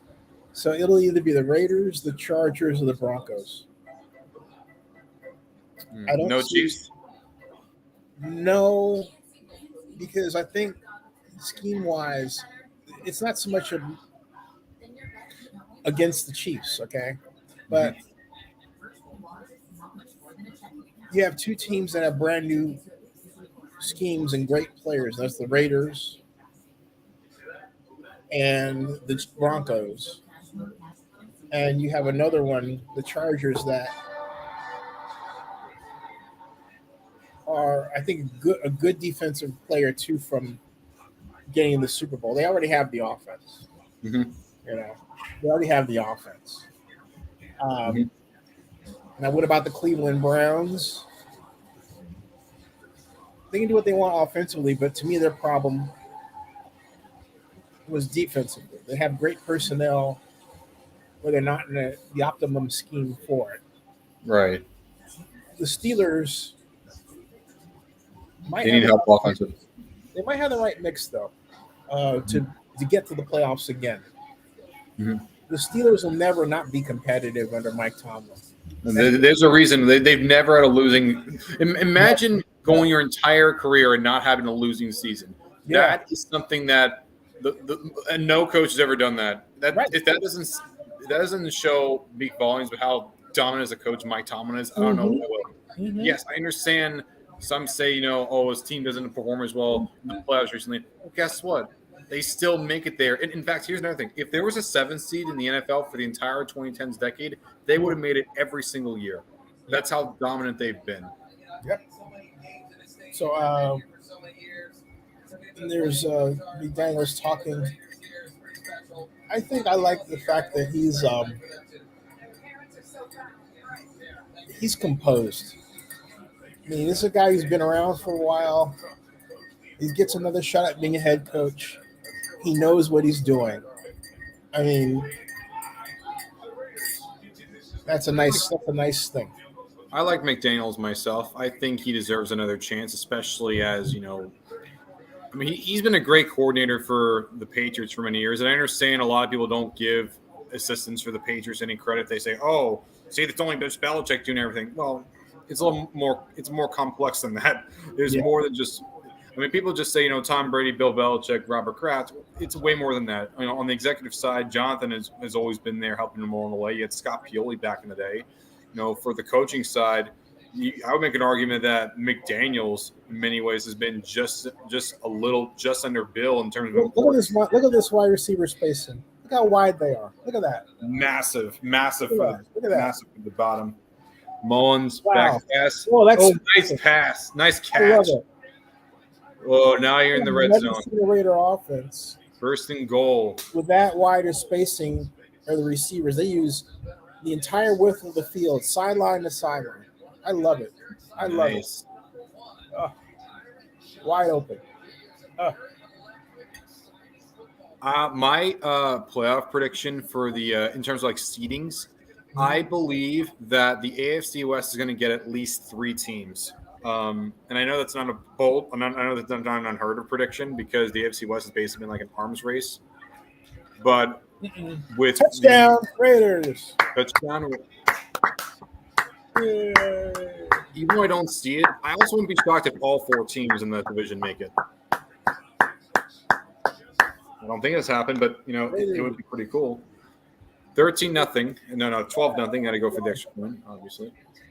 You see Mullins fell after he pitched out. Mm-hmm. He was executing his fake roll the other way, and he slid, which means he needs some new cleats. Watch this one.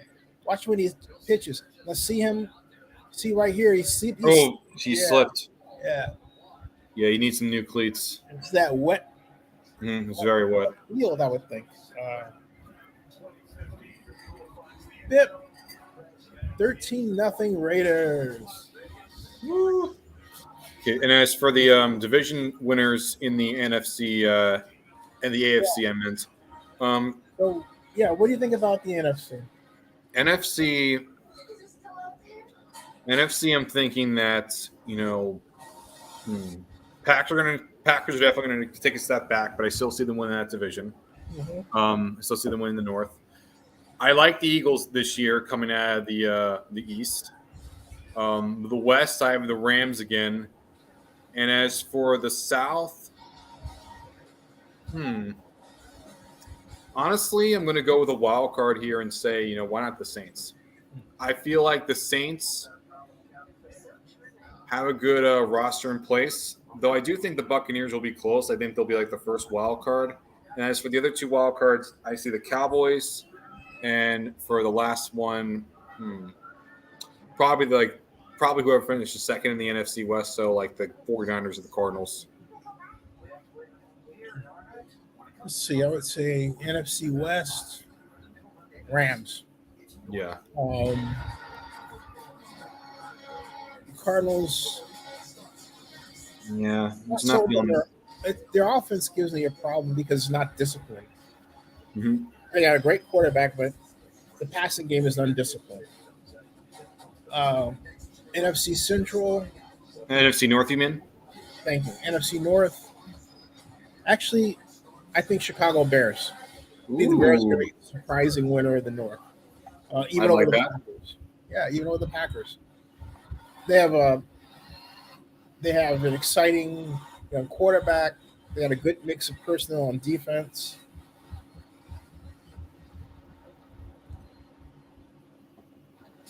There's nothing in me that says the Bears can't be the winner of that division with Matt Eberflus first year, except on defense. If they carry on and with this Bears, the scheme that they were using, that Eberflus was using with the Colts, where his linebackers were way back and not being appropriately shielded, then it'll be a long day for the Bears. And I would say maybe they would be a 9-8 team. But if they get that under control, they'll go from 9-8 to, I would say, 12 wins. I think when it comes to the NFC North, I mean, I think that entire division is personally up for grabs a lot more than people give credit to. I was thinking that, I can make a case in which the Vikings, Bears, or even the Lions could end up winning that division. The big reason why I went with the Packers is mostly just because, it's the safe choice. They've won 13 games the last 3 seasons. And, a big reason why I was a little concerned about, putting the Packers, even though why I still put them there, is because the loss of Davante Adams is going to be pretty massive for the team. What about who do you have for the East, Zennie? Eagles. Is because the same reason I have, with AJ Brown, second year with Jalen Hurts, third year with Jalen Hurts as a quarterback, and they made the playoffs last year. Yeah, the Cowboys. I think the big difference with the Cowboys is going to be their defense. Offensively, there will always be a big play approach with what they have, and very effective. And they have great wide receivers. They had some injuries of late, but I think they'll shore those up by the start of the season. But I really can't see. I mean, this is part of this is a hope bet. I hope that the Eagles head coach is better than he was last year. Because last year he started off okay. They were mediocre, and they stuck in the playoffs with a 9-8 record. Like they barely made it in.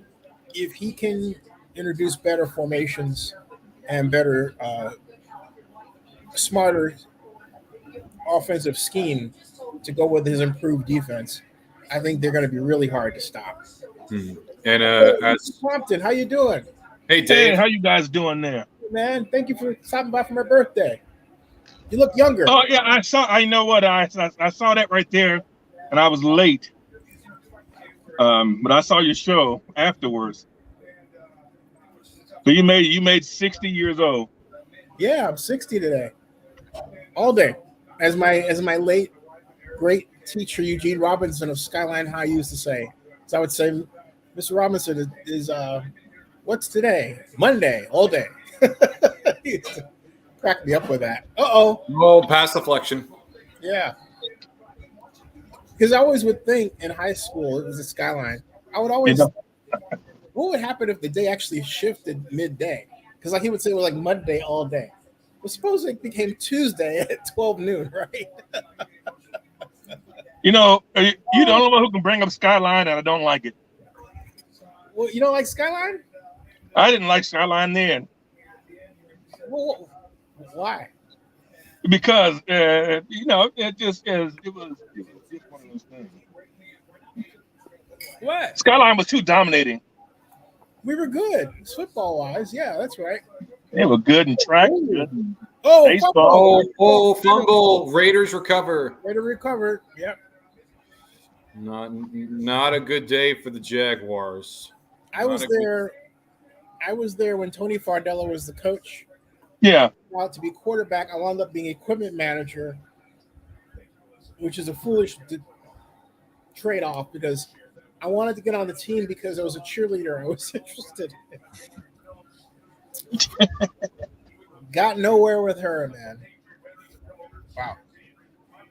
You know, hey, I'm gonna tell you, but I didn't have much success. I did get my play in, and it helped beat Fremont High. It was a pitch pass that went for 36 yards and a touchdown. The first play I ever developed for consumption, and it worked like a charm. And no, I didn't run it. Kenny Johnson ran it on our behalf. I designed it. I was strictly the designer. Okay. And when was this and where was it at? Skyline High. This was Oh, that was good. Okay. That's 1978. Yeah. 1978. What we were known for is I was president of the Star Trek Club and the Bike Club. And I was president of the Star Trek Club at Bret Hart, and I was president of the Bike Club at Skyline.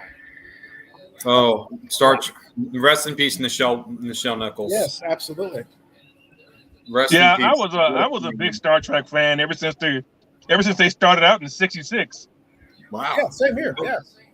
My first Star Trek convention was the 1975 Oakland convention at the Oakland Auditorium, and then the '76 one the next year. That was fun. 10,000 people came to that. Actually, 12,000. Wow. Yeah, 12,000. No, I saw the first one. I saw Star Trek TNG. I saw what is that? The other one after that, right there, Deep Space Nine. And I saw all these episodes. What's the other one? Voyager. I have an interview with Avery Brooks and Scott Bakula and William Shatner, the captains. That was Comic-Con 2011. Yeah. Yeah, I have that here on Zennie 62. Yeah. Oh, you do? Yeah. Yeah. You get around, don't you? Yes, he does. Yeah, I got it. Yeah, I sure do. That's why they call you the man. They call me the what? The man. Oh.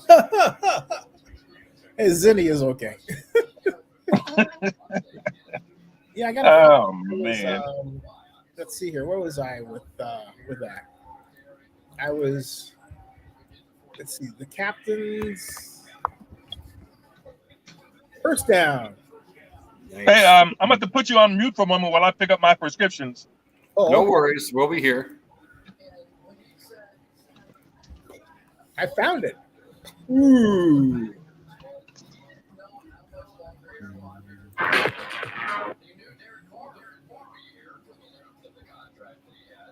Ooh. I found it. Ooh. Did you do?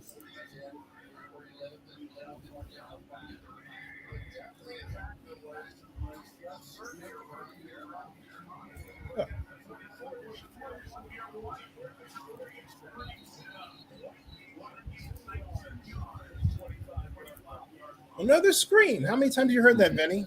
Quite a lot. It's just been all screens for the Raiders, but guess what? It's working. Oh, yeah. I love it. Well, the Jaguars, if they keep seeing it, they have to realize, hey, we should make some second half adjustments. But they won't because it's preseason. That's First true. year out, they never make any adjustments. They just play. That's true. They don't. Oh, play action. No. Legal motion. Oh.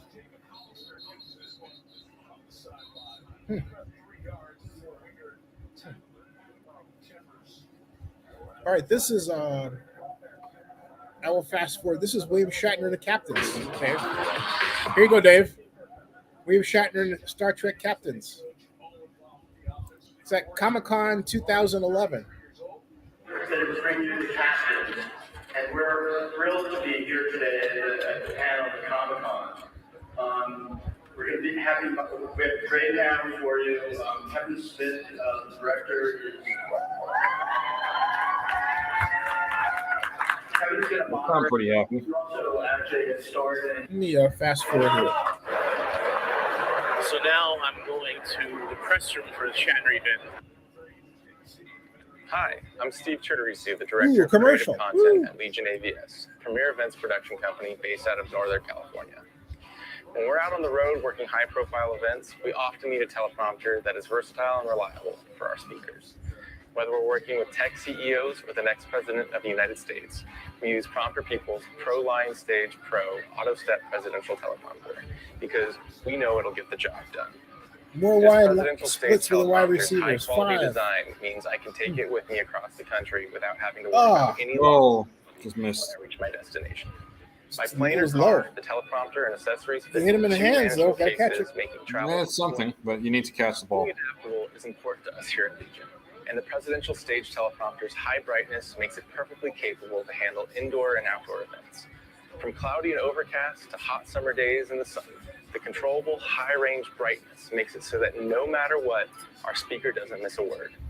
My personal favorite feature of the presidential stage teleprompter is the ability to control the height from offstage.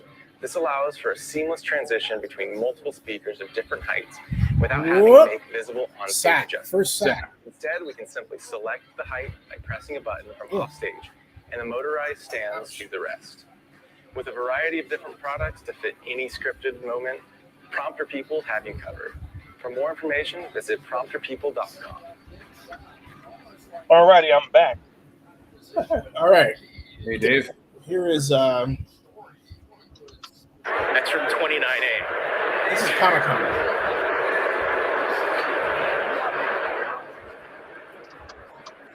Comic-Con 2011.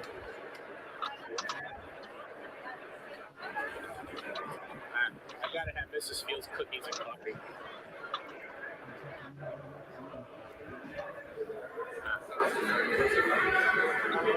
This is it.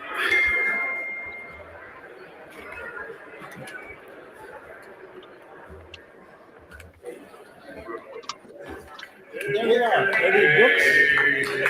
Old Chapman.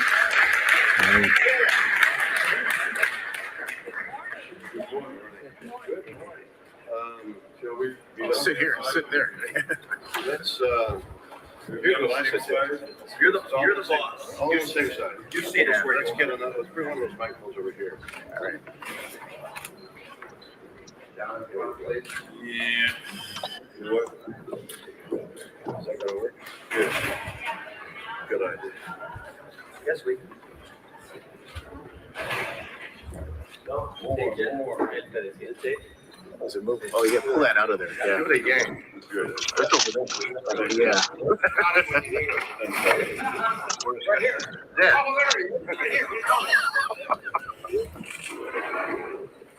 Good morning, everybody. Morning. Morning. You all. And Peter Brooks on my left, I'm with his Adler. Scott Daniel on my right. And we're interested in answering your questions. How did the captains come about? How did the captains come about? I was idly thinking of an idea. I could go talk to captains. I'm doing a talk show on television at the moment, and I was intrigued by talking to people. And so I began to put together the concept of the idea, reaching out to these two gentlemen and the others to see if they would accept my presence. See, Dave? And then I needed to get funding.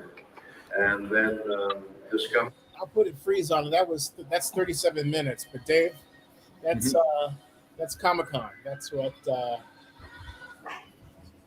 that was my second year. That was my second year at Comic-Con. Then I you made a couple of again next year. Yeah, I have that too. You made a couple of comments. I'm sorry, my hand. You made a couple of comments back behind the fact that in terms of being a nerd or whatever, okay. And the thing about it is that you also spoke about your in terms of how long that it took you to go ahead and build up to what you have right now. I'm pretty sure there's a lot of guys and perhaps women also who's gone by the wayside, and they look at you now and said, "I wish I was that nerd back then." Yep. The thing about it though is I wasn't surrounded much by people who would make fun of me I had a group of friends that, like Bill and Lars. Okay, we started the Star Trek Club. Lars, rest in peace. We did that at Bret Hart, and I had a group of friends that was heavily interbred, if you will, interracial, and so I didn't really worry about that. I mean, that was more a problem for me when I was in Chicago as a little boy. In California wasn't an issue. I mean, I think Elihu Harris had said it the other day. He said to me yesterday that I didn't. He said the one thing that he can say about me was that I didn't get the message that I should. He said I didn't get the message that I'm black. It was kind of funny. And what he meant, oh, my mom's making cake, yay! My mom makes the best. I can't even talk. I'm so excited. My mom makes the best cake. Period. Intercepted. No. My mom makes the best cake. I'll send you my address. Okay. Maybe I can beam it. Maybe in honor of Star Trek, I can beam it to you. Hey, Bonnie, oh man, don't even go there with that. Hey, I'm gonna tell your mother on you. Yeah, but but getting back to what you were saying, no, that wasn't it. I think I've been blessed with being able to grow up in a way where I wasn't denied who I was as a person, and I'm very thankful, to my mom for that. Yeah. And also to the friends I met in California that let me be that way. For example, when I was president of the bike club at Skyline, as I think about it, it never occurred to me really until right now. I was the only black member, but I was the president. Wow. 1977. And excuse me, 78. And we had a traditional ride that we would do around from Oakland to San Francisco and back. And Bill Lars and I wanted to take a new route. Apparently, there was another route that they used that was kind of long and meandering and a little too hilly. So we wanted to go the Parnassus route. Parnassus, long downhill. Yeah, long downhill. And I as president, it was my decision. We were at an impasse. One group wanted to go one way, the other group wanted to go the Parnassus way. So I said, as president, I choose Parnassus. And Mr. Eugene Rockman was our sponsor, and a guy who, right up until that point, I had a great deal of respect for and liked as my teacher. I had 6 drafting courses under him. Yeah. But he said, he got upset, and he popped up and said, well, you're the first black president. And Bill and Lars, who are both white, looked at him, and now mind you, we're like, 16, 17? Mm-hmm. 16. I don't know. 15. My mother says 1578. But anyway, 15. And anyway, Bill looked at Mr. Rockman and said, and Bill had this deep voice for a 15-year-old. I mean, just deep, okay?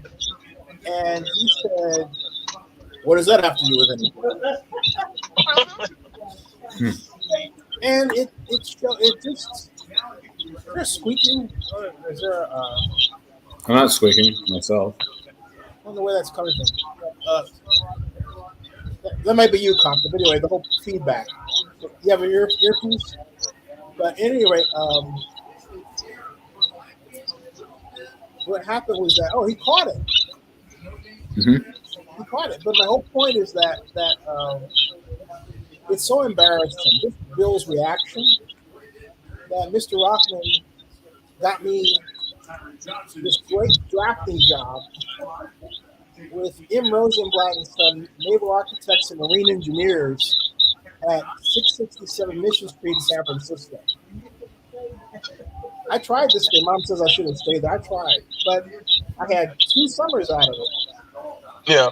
And I did ship checking. Ship checking is where you go on the naval vessels. Yeah. It's fun. You have your drawings. You have the pipes. I know. Yep.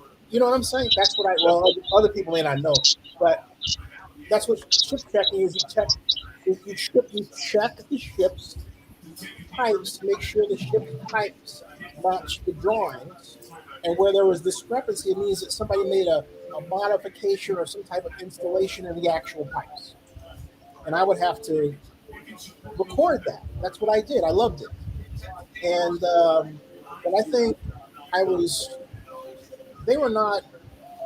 too young for them, if you will. It was a group that was mostly from overseas on the Pacific side, and they were given to treating the drafting room like it was how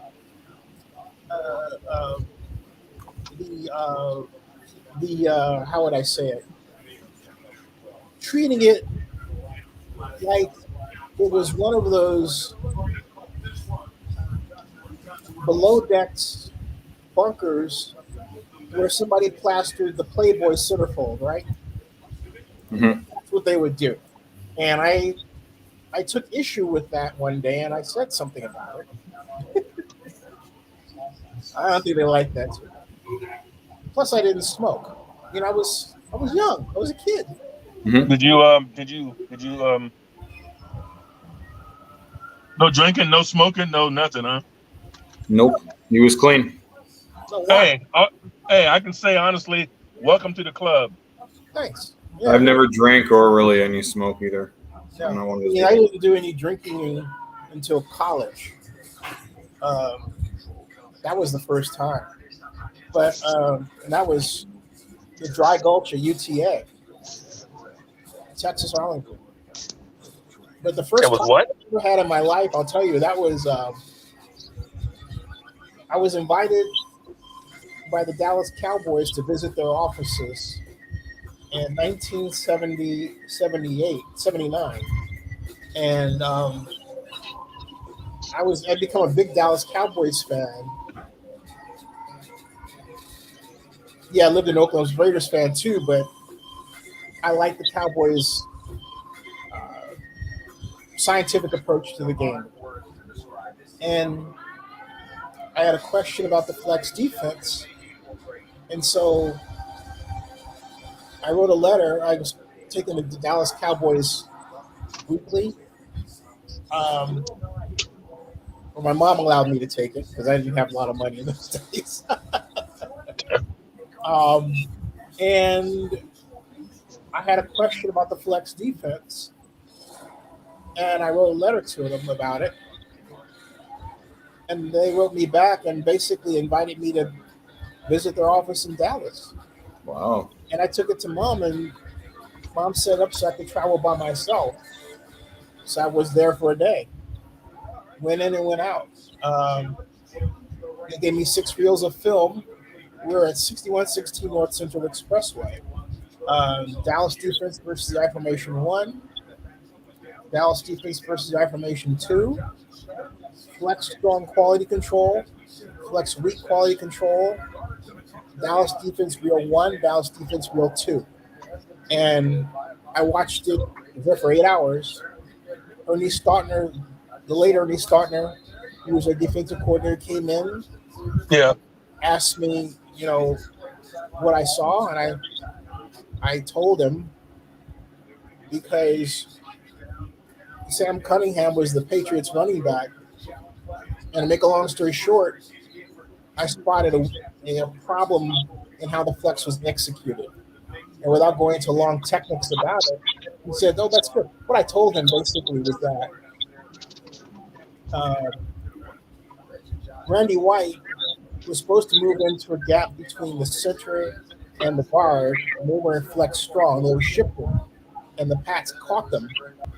Steve Gogan was a quarterback at the time with Charlie Hanna as the guard. Russ Francis was the tight end. Right. And the fullback, of course, was Sam Cunningham. I forgot who the halfback was. And anyway, Stanley Morgan? No. Mm-hmm. Yeah, he was a semifinalist this year for the Hall of Fame. He was a receiver, though, right? Yeah, he was a receiver. He averaged like 19 years. Right, I forgot who the halfback was. At any rate,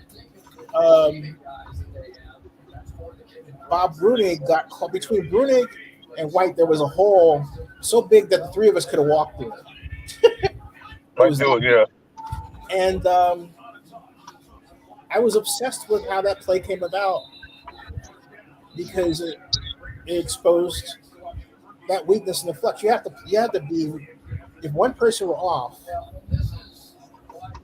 and the running back found that area, you were dead to rights. But the good news is that because of the way it was designed, you can easily diagnose what went wrong. Mm-hmm. Yeah. Who was supposed to be where. It was fun for me because on television, then they always told you about how complicated the Dallas defense was, and it's complicated. Oh, touchdown! Oh, he caught it. Oh, just missed. Just missed. Just missed. Just missed. Just missed. Hit him back in. But anyway,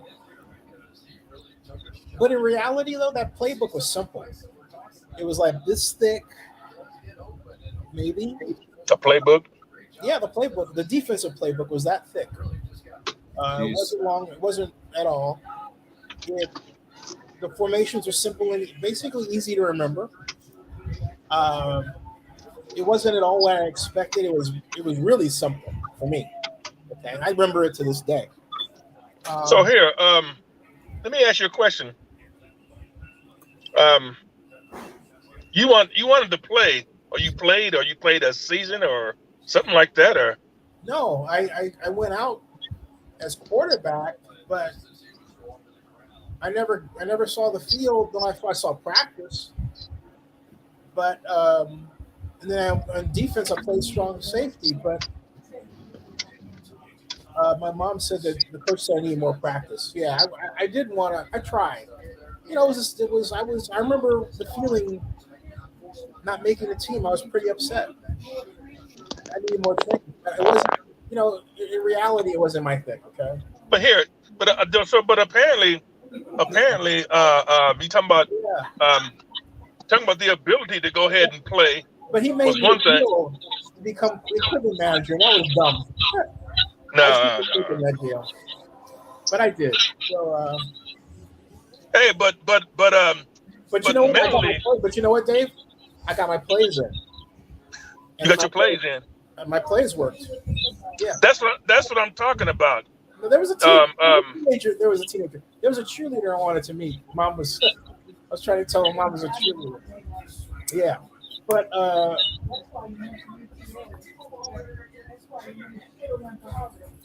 anyway, Harvard didn't accept me. I didn't apply to Harvard. I didn't apply. I never applied to Harvard. Anyway, my whole point is, Harvard came later. That was grad school, and I didn't want it. That's a different story. Anyway, it was really a really enjoyable experience, but it was during that time that I had my first drink because Mom had got me a room at the Hyatt Regency Dallas, and there was this gorgeous brunette that I started talking to, and I was so excited that I had went to this meeting by myself. Yeah. I had a red tie, a white shirt, blue suit. I looked, the corporate part, glasses and all that. And I had my first rum and Coke. They had a little bar set up in the lobby, and I paid $8 for the drink. How old were you then? Huh? Just the day. I said, how old were you? How old was I at that time? 17. 7. You having a drink? Huh? And you having a drink? Well, Texas though. Texas. You know, the drinking age in Texas was 17. Did you tell your mother that back then? I don't recall. She was listening. You don't recall? Either way, it doesn't matter now. Or does it? Yeah. It mattered. Yeah. Around that. It was the summer. No, but Hey, but no, that's a but the different point. trip. I went down there. That was a different trip. That was when I went to the Cowboys offices. Yeah. Rum and Coke, huh? I had one though, and I wasn't. Now you're getting in trouble for it. Yeah, but drinking age in Texas is younger than California. Drinking age in Texas was like what 17 or 16 at the time. Check us out, Vinny. He's explained himself now. I know. I'm looking. I'm 60 now. I'm 60 now. No way. Hey, don't worry. Okay. You look good for your age. Don't say that to yourself. I wasn't going to tell you that. Of course not. Hey, you 60. I'm 65. So I'm 23. That was it. 23. Yeah, big age difference, isn't it?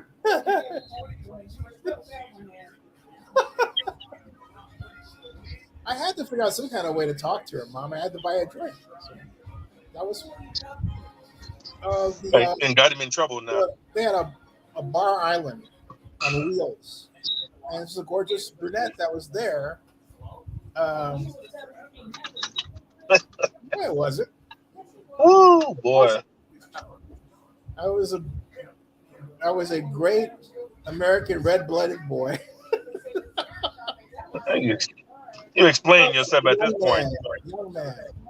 Hey, but you know something? See, a man would understand that. That's the thing. No. So, hey, here's a question for you. Yeah. No. I did make a mistake. Nothing happened to me. I had a great time. I made the flight. I came back. Everything was fine. There was no Mom, the drinking age in Texas was 17. How many drinks you have? Nobody cared. One. Nobody One, cared. huh? How big was the glass? It was small. I'll tell you how big it was. It was about that big. That's it. Okay. It was about that. She gave me a little bit, not a lot. That's it. She was a flirt. She was great.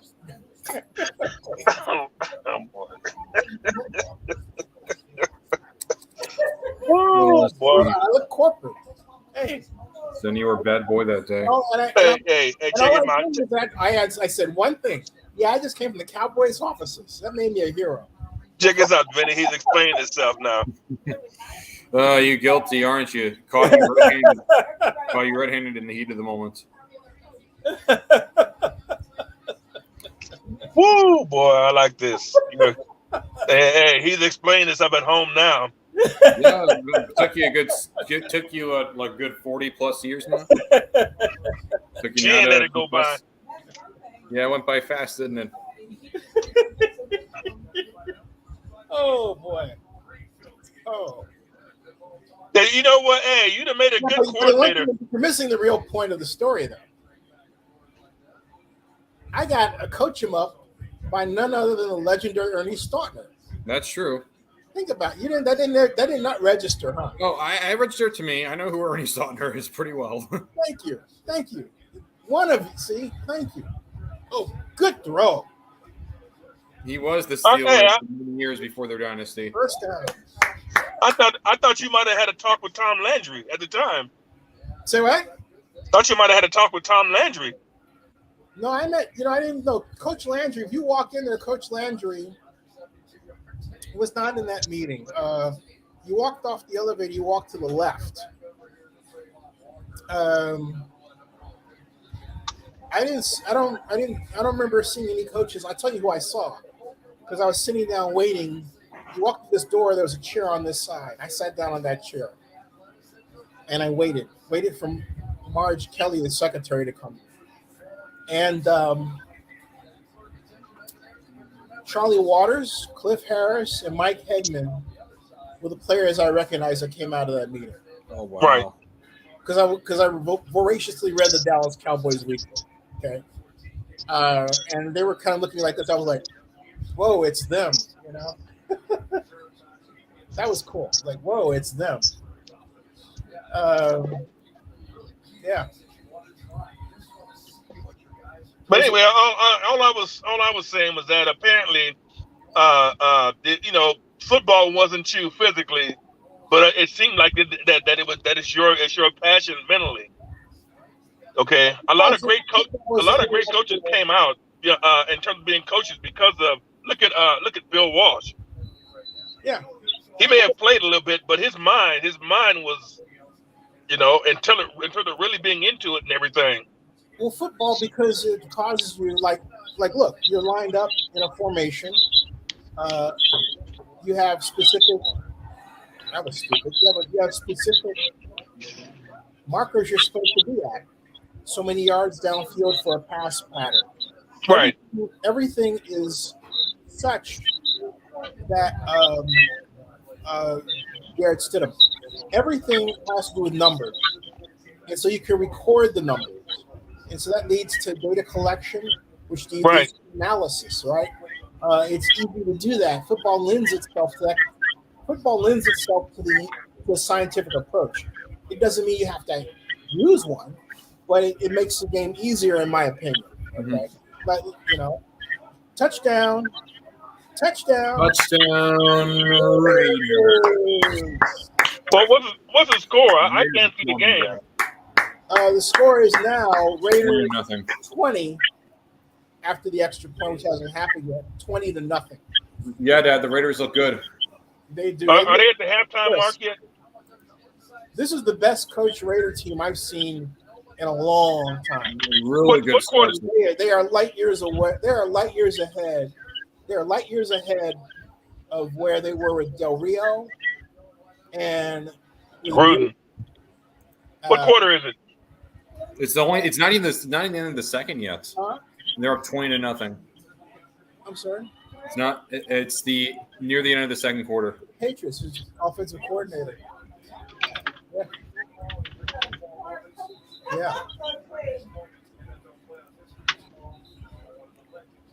What I like about the Raiders, they have the basics. They have good basic football down. That's what I like about that. They have good basic football down. Well, I'm curious to see how they are gonna be this year. And I was hoping that what's his name who tried out as quarterback, Kaepernick. Colin. I was hoping that he goes as far as to at least that they would give him a shot. Yeah, it would have been nice.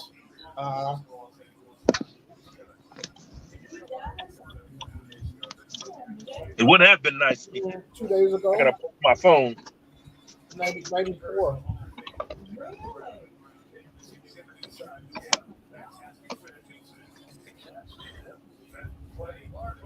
Good catch.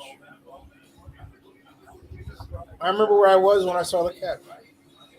I wasn't even a thought yet. I was at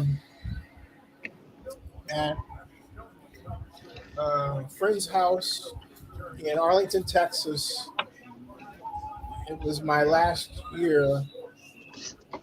Oh, no. I want to say last year. It was my first year at UTA. My first full year. Going into my first full year. 1981. Yeah. That's where I was. Yep. And that's where I became aware of Vin Scully. I made a vlog about Vince Scully before. The other day, yeah, good vlog. Yeah, and it was basically the same argument that I had for I just said before for Woody Strode. Like, yeah, he may have an award honored by him from the Hall of Fame, but he's not in the official gallery. Like, if Buck O'Neil can get a statue, an honorary award that he's named after, and get his rightful place in Cooperstown, I don't understand why Vince Scully can't do exactly the same. I mean, when you think of the story of baseball, who's the better narrator of that story than Vince Scully? Mm-hmm. That's right. I can't think of one. I mean, it's easy choice for me, but he's up there with my most wanted people for Cooperstown, like Doc Adams, Bud Hollerich, Lou Perini. Oh, hey, Dave, who's your pick for the Super Bowl? San Francisco. Against who? Versus who?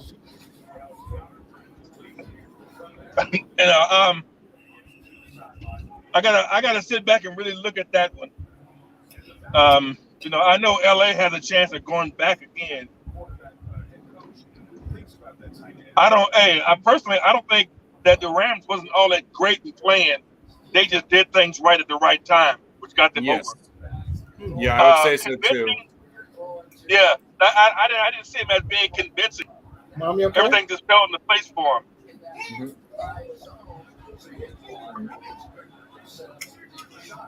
You were saying, Dave? In terms of them dominating, say again? They didn't dominate. The Rams did not dominate in the playoffs. That's what he's saying. Oh. Nice flag.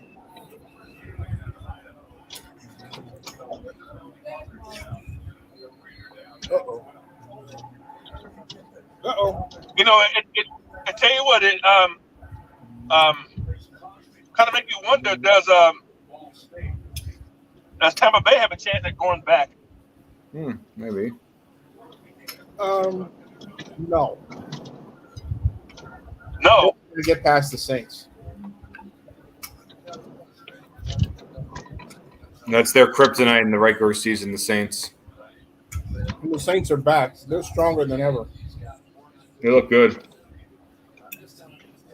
They're gonna wreak havoc. All they got to do is bring back Drew. Wasn't Drew?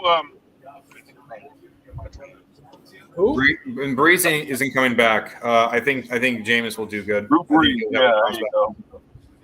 Where you been, Dave? Drew Brees retired. Hey, come back. Why? I think he had a lot more gas in his tank than he knew. They don't need him. They have Jameis Winston. It's ridiculous. He can go somewhere else. What? Breeze is not coming back to football. He's done. He's Well, retired. I don't know. That's just something that I was a thought. Oh. Nope. Hey, but here's a question, though. Here's the question: how well do you think that that Trey Lance would do as a starter? Not well. Any credit? Any credit? I think they threw him in too fast for how they're coaching him. They're not coaching him to run a precision system. And they're enamored with him as an athlete, but what? They're enamored with him as an athlete, but they don't have the proper precision passing game for him. And it's going to show, and they're going to get disgusted. And it might cost that regime their job. Their saving grace is that Jed doesn't really understand what he's looking at. So I said, I was talking with Jed about that. And basically it turns out he doesn't mess around with what kind of scheme he thinks the coach should use, which I think is a mistake. I said, you don't have your own plays drawn up. He doesn't touch that. My point is, you should know at the very bottom, rudimentary, enough football to be able to say or recognize what you're getting before you get it. And he's the head of an organization that. So what? You don't think that Hold on a second. Oh, anyway, what I was going to say, folks, is that, but Dave, he is not talking about Jed. Nothing personal. I just believe that the organization that brought the West Coast offense to football should at least still run the West Coast offense and know it better than anybody else and advance it. It's a product. But for them not to do that is a gigantic mistake. And Trey Lance, his command of footwork is uneven, and that's not his fault. That's the coach's fault. Okay? But we're in this anti-intellectual era where people feel like, well, I've got to go to the draft to get a good quarterback. No, you can make a good quarterback. You don't necessarily need to get a good quarterback in the first round. You can make one. But you have these folks I saw him on television and all this jazz. And it's led to a lot of sloppy football. Because on top of that, because of the changed union rules which happened well over a decade plus 2 decades ago, you don't have as much time to work on the passing game as you need. But so you would think, okay, somebody would develop an encapsulated way of teaching the passing game. They haven't done that. Hey, Vinny, we can't see you. I see your forehead. Okay, I saw your head. No worries. No worry. I was here. Like you disappeared under the carpet. No, I was here. I was present. Hey, you guys see the Guitar Hotel? Do you guys get that? Probably don't. Yeah, that's in Hollywood, Florida. Yeah, I was there for the 2019 Super Bowl culinary kickoff party. Nice. That was a heck of a place. Woo. Did you actually see the lights go up into the sky that mimicked that of Yeah. What was it like? What was it like seeing that in person? I'll show you. Hold on a second. I think I have a video from that. Let's see here. Hey, but I have one more question for the video. Hmm? What do you think? So then, if that's the case, what about Garoppolo? What's his problem? The system, or lack thereof. It's again. Look, a poorly designed system can emphasize the negatives of any quarterback, and the problem is that if they happen to do well, it's almost accidental. I'm sorry, I'm not a fan of the way Kyle Shanahan's coaching. I really never have been, because I think he gets tagged with the edge of this genius label, but he's not really that. He's not a Bill Walsh level genius. Okay, and McDaniel is far from that. And yet, in this society, you have people who don't think rigorously about anything. So I find to think rigorously a little bit. So, it's ridiculous. And yet, the people I'm talking about are in the media. Yeah, what I find interesting is I understand where they're coming from, but don't think Belichick's assistants get a little too much crap because they're not usually as successful as head coaches. I mean, say that again? Usually a lot of Belichick's assistants always get crap and they say, oh, this is going to fail. You're going to fail this one. I get that from a lot of people in the media because because they see that, Belichick's assistants that have gone on to become head coaches have not been as successful. Oh, you mean why is it the case? Is it because Bill is not as good as a teacher? Is it because he's really on that much control of the front office? Why is it the case? Why does he get? Why do Belichick's assistants not do as well as head coaches compared to Andy Reid's assistants? Oh, I get it. The reason why they don't do as well as head coaches is because you're taking people who are position coaches and you're asking them to be administrators. That's why. You have to remember you're not taking a head coach that was good someplace else, and hey, there are a head coach, right?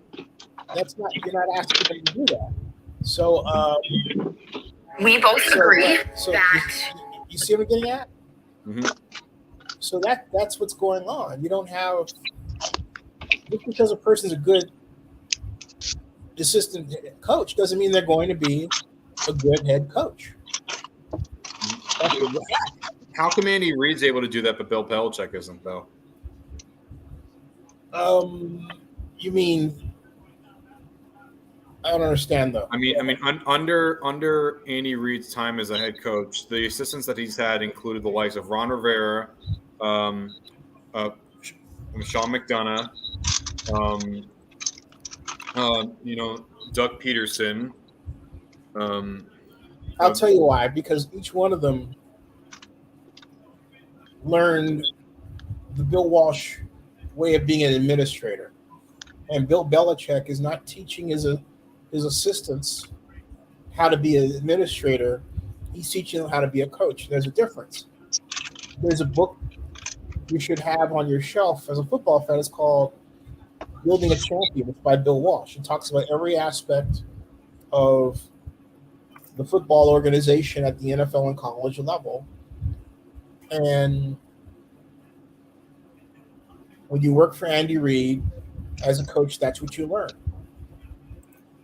And you carry that with you. Makes sense. When you work for Bill Belichick, you don't. So with Belichick, you get people who are out there as coaches, and they're good coaches, but they're not necessarily good administrators. Oh, I see. How come, do you think this makes, like people like a Crennel or McDaniels, other people like inferior coaches by design? No, I don't think so, because out of that, look, he's had a lot of them. And the reason why you've had a lot is because of the people want what they call the Patriot way. Yes. But see, the Patriot way has to do more with coaching and training procedures, less so administration. Mm-hmm. But you've had so many of them, but this by numbers going to get good ones, and not that they're bad people or dumb people, but and it's not. We're not talking about people that. We're not talking about people that haven't done well. Romeo Cornell has done well himself in a number of places. Maybe he didn't get the Lombardi, but he has been an effective coach more often than not. Mm-hmm. Bill O'Brien, he's been successful with the Texans. I understand, another example, Eric Mangini is another one that I've thought of. But it feels like whenever it's like a Bill O'Brien was successful with the Texans. He made the playoffs several times. He's won their division multiple times. Okay. You're right. Mike Vrabel, I guess you can throw in that mix as well because I think Vrabel's another good example. They're also they're good coaches. So would you say the big reason as to why how McDaniels or Patricia or a few of these other names were not as successful as the guys that have come from Andy Reid is mostly just because they were never really taught to be good administrators. They were really just taught to be good coaches. Yeah. Again, you come from somebody that came from the Bill Walsh tree, if you will. You're talking about people that were trained to be administrators, and they have a head for administration. That means when I'm talking about administrating, I'm talking about leading people through an organization where everybody has a prescribed role. They know what that role is. They know how to get better people. There's a prescribed formula that Bill Walsh established, and he wrote a book on, which is something that Bill Belichick did not do. So if you want to find out what Andy Reid is thinking, you can buy Building a Champion. If you want to find out what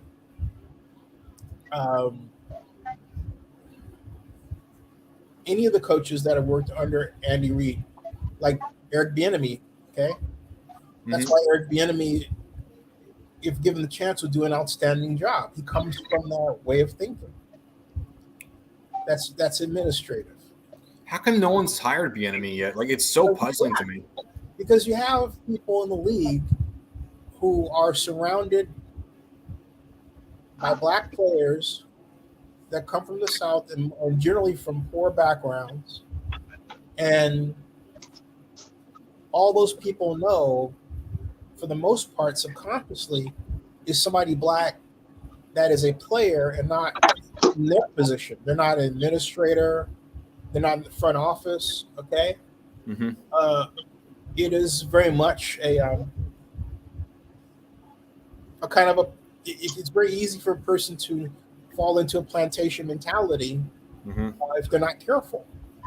And it's not the NBA where the players have a great deal of power and autonomy, and the game is different. So that's why you have a lot of the one thing I've discovered about the NFL, and this goes all the way back to when I was invited to visit the Cowboys offices when I was 17, is a lot of what the NFL is myth built up by the media. Okay. People, if they win a lot of games, they've got to be smarter than everybody else. Well, that's not true. Yeah, of course not. More than just that. Or if, like Coach Landry, you're super religious, it means that you don't have a weakness. Well, he did have a weakness. He was inflexible, and it cost him his job. You can go on and on and on. Or because the Cowboys were the first to use computerized scouting and computers, and then Tom Landry was an engineer who applied engineering principles to football as much as one can. All of a sudden, to somebody who has no idea what that means, they simply describe it as being complicated. So you think complicated, and I think complicated. I think that means a lot of pages, a lot of this, a lot of that. And it doesn't. It just means that it's systemic. There's a difference between being systemic and being complicated. Okay. Way different. Right. And so, there's a huge difference. And so, anyway, my point is that there's a lot of myth built up around what the NFL is versus how it really is. All right, that's what's going on.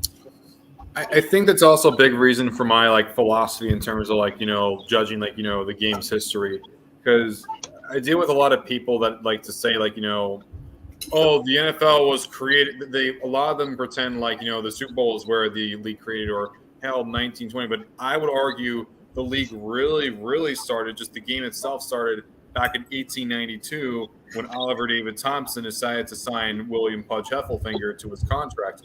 And Thompson was someone who created the game along with Walter Camp back at Yale.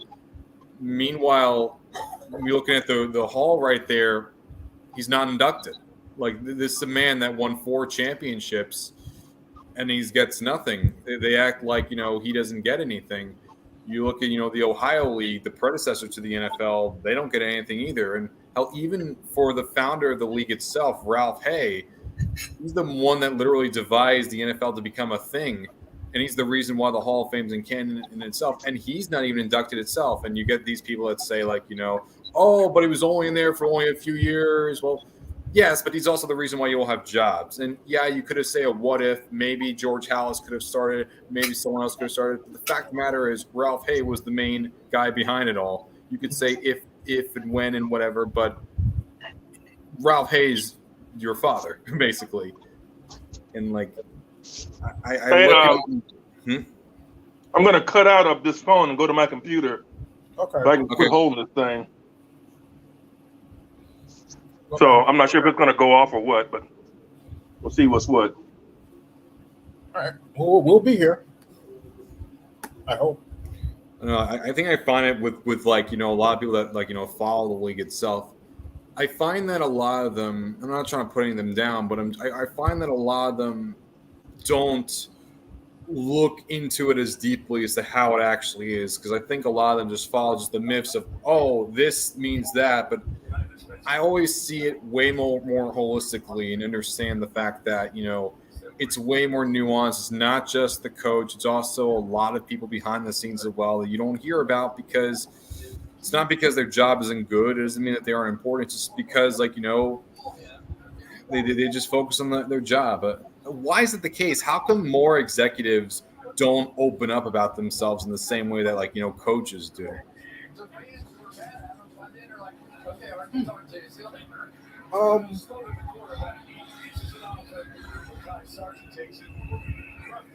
I don't understand the question.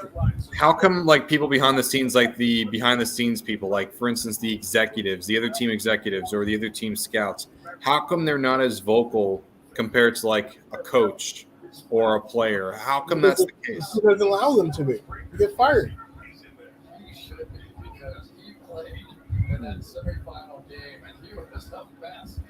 It's not their role.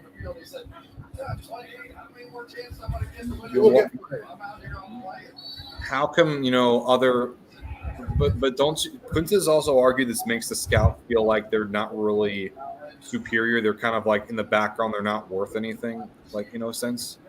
I think you need to look at it differently. They think they're worth something. A lot of people who take the jobs are honored to be with those teams, so they think they're worth a lot. The team hired them. Makes sense. So, no. I mean, no.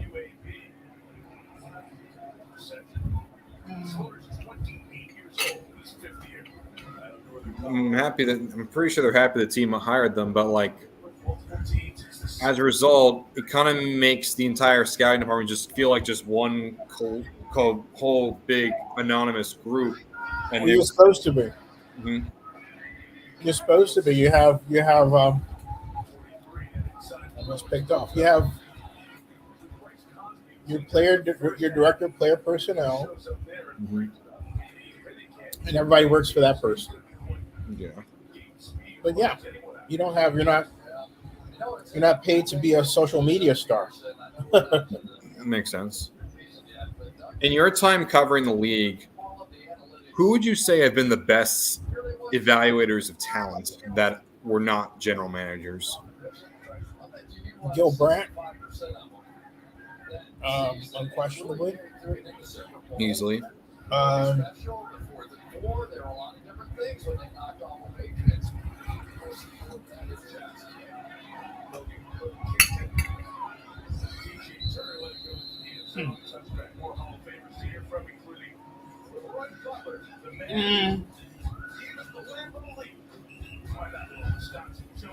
Any number of New York draft nicks.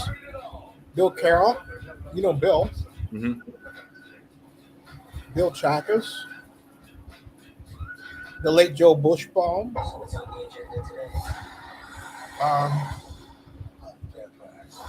Those guys. Mm-hmm. Those guys were the best. Mm-hmm. They put time in it. Probably Bill Nunn, I guess, is another one you could throw out there. R. Rooney Jr. C.O. Brocato. Mm-hmm. And the Titans. He was just not as a semifinalist this year. Mm-hmm. I'm very happy. I hope we see more like him. And the cake that good. Hey, Dave. That cake looks good. Yeah, it does look good. Hey, tell me. Was homemade son? Everything. I'm running. I'm gonna get some water. Be right back. Was homemade son? Hey, remember when you made that reel about Blount punching that guy? I don't remember that one. Blount who? Oh, I do remember. Yes, I do. It's a long time ago. What I say? Hold on, I got a back feed going for whatever reason. Who? Yeah, squeaky something.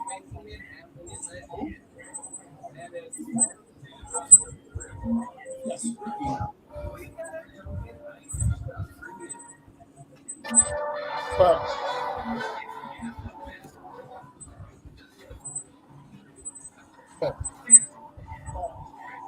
I remember.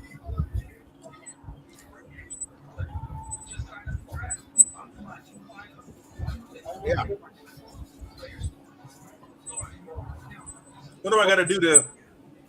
Oh, by the way, I was going to show you all. This is the humanoid kickoff party that I went to. By the way, I was going to show you all. This is the. Hey, Dave, do you have earphones? Yeah, use those because you have a feedback issue. Hey, Dave, do you have earphones? I don't. Because I can hear, yeah.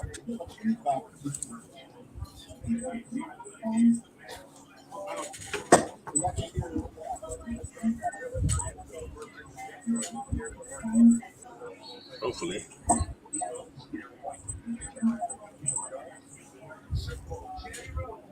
Can you hear me, Art? That's better. Yeah, you're good. Much better. Yeah. This is the Q&A kickoff. It's still Hey, everybody, let's see what this is all about because this is a gigantic event. It has the whole run of this casino in the Guitar Hotel here at Seminole and Hollywood, Florida. Take a look at this. Super Bowl weekend, the culinary kickoff. Are you ready to party?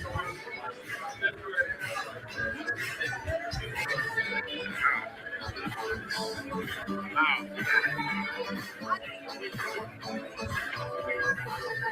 That was a blast. Looks that way. Yeah, let's take a look at what they've got here. Wow. Let me go back to the other one. Hold on. I'll show you the rest of it. Notion still continues to be the easiest way to just get information centralized somewhere. And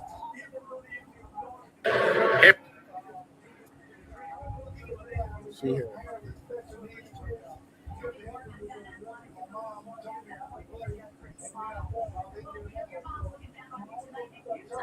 Hey everybody, I am actually headed into the Culinary Assets party here. Check this place out. Take a look. Hey everybody. Hey everybody, I am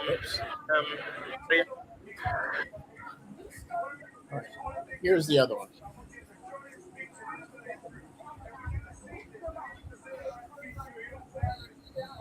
Hey everybody, I am actually headed into the Culinary Assets party here. Check this place out. Take a look.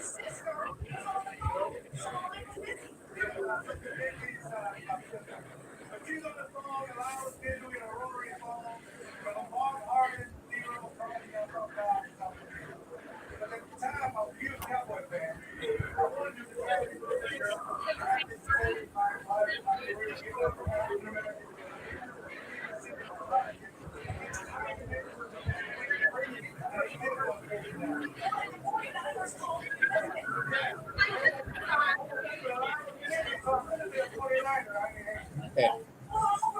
That is the other video.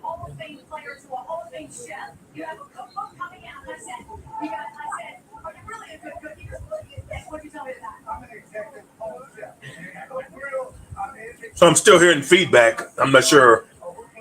I have not. But it's not coming up. I don't hear On your- it. Nope. It's not in this one.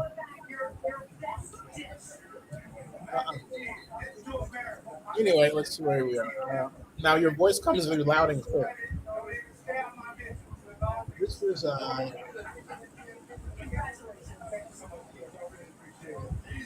this is the line to get in. How much was it to get in? Nothing. I was invited. Oh, nice. You need the plane ticket? Huh? Hey everybody, I'm at the Seminole Casino, and this is the culinary tasting experience. You can see people are backing up to go in. It hasn't started yet. This hotel is beautiful. It's actually a hotel, a casino, and a mall combined into one. But it hasn't officially started. See that? It hasn't officially started. It gets started soon. Some of the top chefs who we represented here will be here actually, and well, you'll hear more in a bit. But I can't wait to get started. Yeah, but I'm waiting.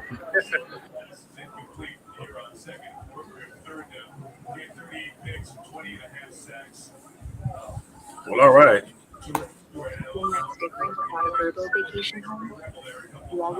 I guess these are the worst hotels according to this YouTuber. Oh, uh-oh.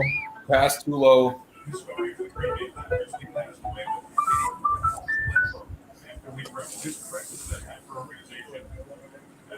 Okay. Let's see if we can get back to. Hold on a second. Is it the fourth quarter yet? No, it's early. It's somewhat early in the third. We only have like a little bit before we get to. This is after 9. This is Charles Woodson, right here. This was one of the epic moments. This is the same party, okay? This is one of those. Yes, I am 60 and I have all these stories moments. No issues, no problems with that. It's called Intercept. She's pouring a glass of it right now. Have a look. Cab Sellers, John Anthony, and Charles Woodson Wines. Drink it up, soak it up, let's party. What's it called? Interception? That's right.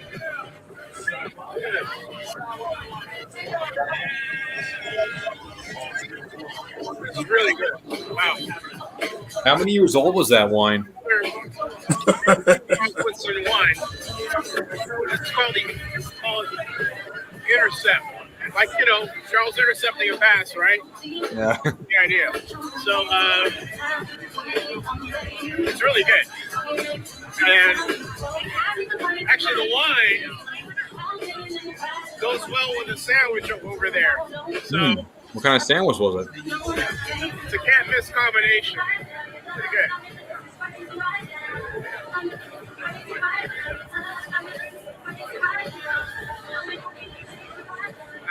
Everybody, so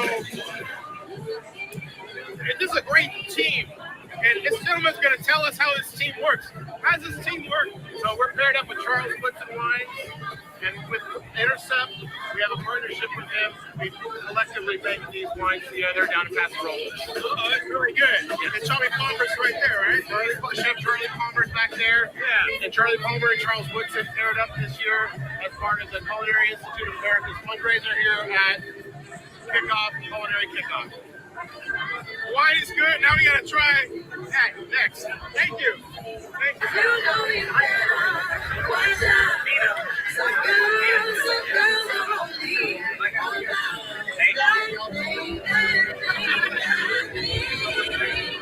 Ooh. Is it steak?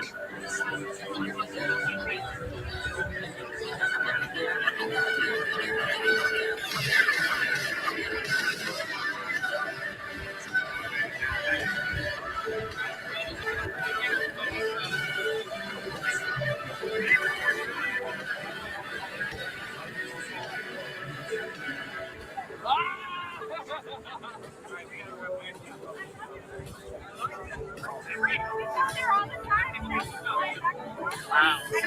Oh, he got to, yeah.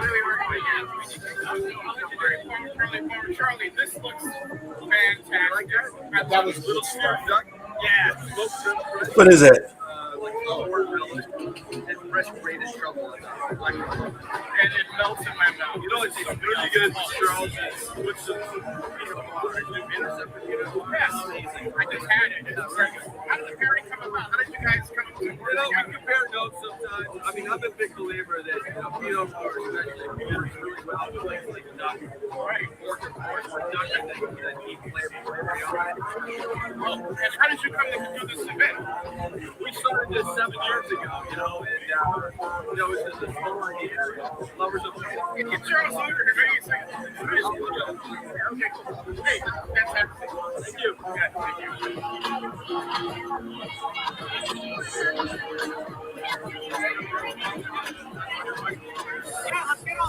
You guys want to do a good cheers? Yeah.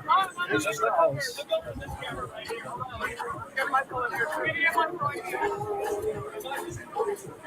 There he is.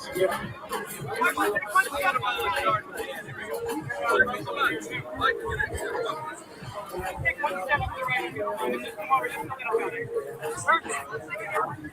here, guys. One more time.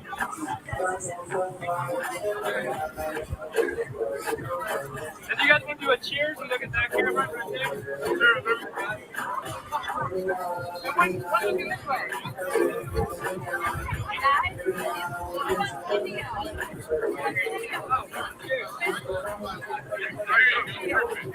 Ladies and gentlemen, Charles Woodson's Intercept is one of the best wines you can get.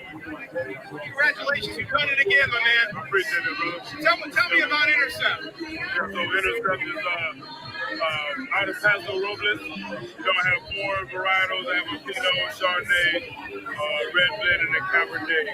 And you know what? It's a venture that took off about no more than 9-10 months ago. And we're here now in the Hard Rock culinary kickoff, Super Bowl 54. You know, which is exciting for me. Really excited about the wines, man. I think that all 4 of them are pouring very, very well. Our Pinot Noir, 92 points, wine enthusiast. Our Chardonnay, 90 points, wine enthusiast. And Cabernet, Cabernets are always really big and bold for the most part. Our wine has the same qualities, but very approachable, man. And the Red Blend is, to me, I think Red Blend right now is, to me, running the You know what I like the most? man. Yeah. It's pouring very well. Calf kicks ass. This guy's calf kicks, all right? I gotta ask you also, what do you think about the new stadium in Vegas? I can't wait to go out there and actually, see it for myself. I've seen video, I've seen the construction, I've seen kind of the way it's all come together. And I think for Raider Nation, man, and all the people in Vegas, and Oakland as well, but just all the Raider fans, man, to actually have our brand new, shiny stadium in Vegas. I can't wait, man. I'm looking forward to it. Hey, Mark, put his wine in there, man. Hey, got to. Charles Woodson wine. You got to. There you go. This man's got the wine. My man. All right, brother.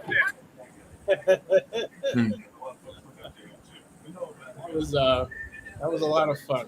It looks fun. That was a lot of fun. That was and there was, I think there might be one more. I had a black folks. That's a Super Bowl party. Okay. How old was the wine? The wine wasn't. You heard me talking about it. It was really good. I wasn't. No. How old was the wine? How long was it aged for? I don't know the answer to that question. I never asked. I don't know. I'm asking that because, like, my uncle, he has he's made a lot of money from his time as a spine surgeon. He has a whole wine cellar in his basement, and that you can just go in. And there's like some wine that's been there for like 20 years almost. Yeah, I do not know. And I don't think it's that. I don't think that's really how it works. I'm not the expert, though. All I know is his wine is damn good. Mm-hmm. I trust your word. It's aromatic. Oh, by the way, here's if you ever, who Michael Minna is. Do either one of you know who Michael Minna is? The name sounds Michael Minna. Yeah, Michael Minna. Michael M-I-N-A. Well, I'm about to introduce you to the man, the myth, the legend, Michael Minna. After this commercial, here is bless you. Here's the video, and here comes Michael. Thirsty while the weather still got nothing to cook. Ooh, looky how easy. It's a honey baked day with new family meals and all kinds of spices. Look at that Giants fan. Oh, yeah, I see that. Yeah, Giants. I think they just hired Jason Garrett to be their offensive coordinator. You're right. We can talk trash now. Look, this dude's a legend. The cooking legend. Michael Minna, one of the world's best best restaurants. I'm serious. Hey, what you got here, buddy? We got. Okay, this is my mom's recipe. It's your mother's recipe. I'm in German. Are you ready? Okay. This is a Wagyu beef Yemenite short rib. Yemenite sliced Wagyu beef tertiary rice, which is a Middle Eastern rice, which is chickpeas, long grain rice, and lentils, which is a Middle Eastern sauce that's made with peppers, tomatoes, stewed peppers, tomatoes, and vinegar. You gotta try this. You gotta do it really good. Go Niners! Like, go Niners! Go Niners! Go Niners! Go Niners! Yes, I'm talking about.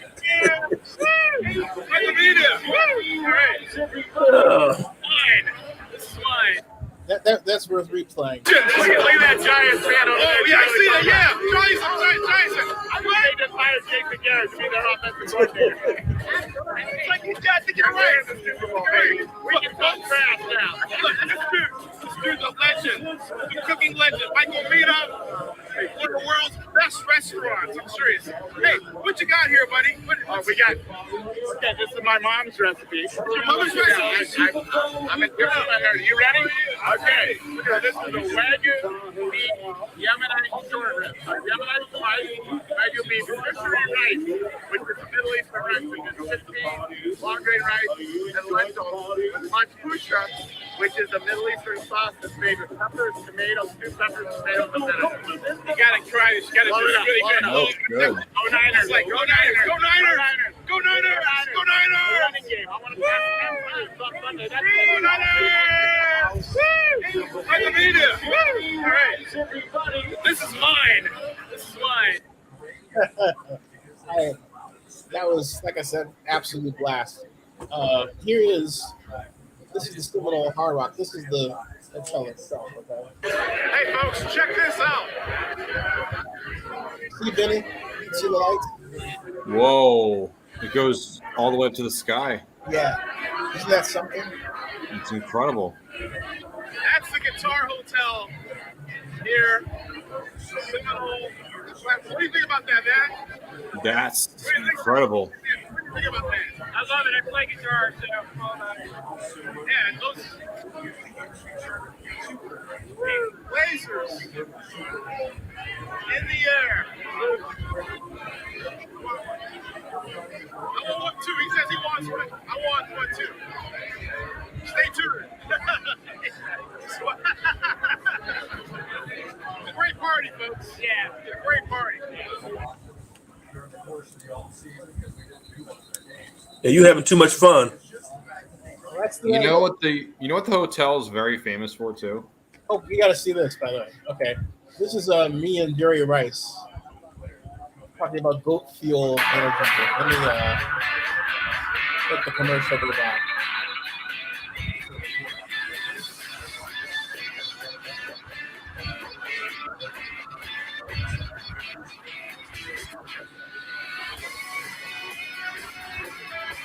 Natural turf. Made a little money there. Cents on the dollar. Here's the thing: people are like, You know what that hotel is also famous for too? for Wait, various was other what? reasons. That's You normal. know what that hotel is also famous for? You just lose water. You lose electrolytes too. When you're low on electrolytes, Being owned by the you Seminole feel like Indians, basically. muscle cramps. And No, the Seminole Hard Rock Hotel. You want to know what it's famous for besides the guitar? You're like Yeah, most being owned by the turn to Seminole sports Indians. drinks. But those suckers are Actually, I was thinking of someone else. That's where Anna Nicole Smith was found dead. up with the better. Oh, I didn't know All the that. electrolytes that you Yeah, she was found dead in her room. You want to know how much Oh, sugar no. Yeah, negative. And accidental drug overdose. all thanks to Rob. Very, very sad. Sad. So we asked Rob to do the impossible. Give us a sugar-free power pack electrolyte powder. So once that's over, And oh yeah, you'll add see apple the cider vinegar. And after almost 1,000 goat tries, fuel energy drink. crushed it. Oh, I Don't think I have just to drink. rename. I have to Hydrate. rename these Click titles below to because learn more. the way What's YouTube this button changes do? algorithm, No wonder. these were never able to get Click tracked. me already. So I have to fix that.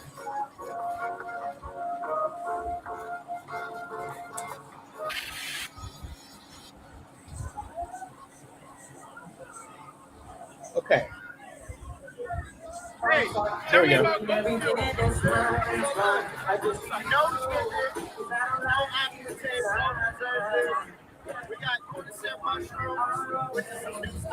You see Jerry Rice in the background? I can see him just there. You can see like the side of his head right here. That's his son. Yeah. I can tell by his hook.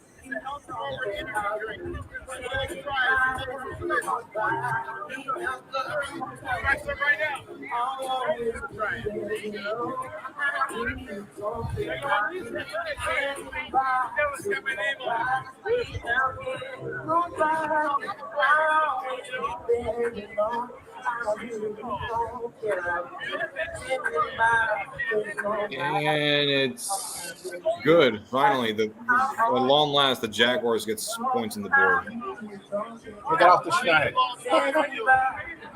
How did it taste? That was good. It's more like, it's kind of like almost like a Red Bull, but better taste. Red Goat. Yeah, there you go. Red Goat. It looks like multiple different colors. Like there's an orange one, a green one. Yeah, that one's like more chartreuse color.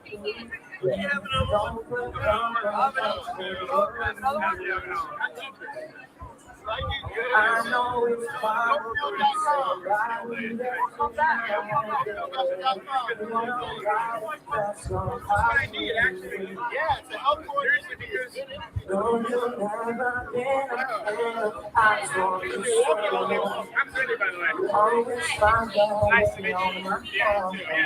Hey, you guys have a website? Yes, I'm down for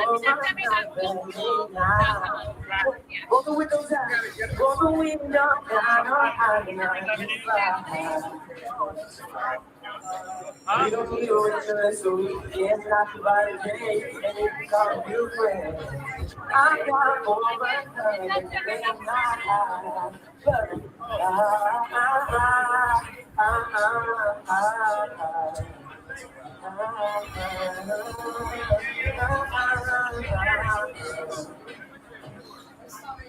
You know what you wanna do?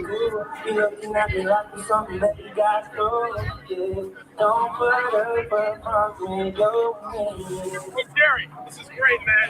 This is I great. know it's hard to be somebody that you're not.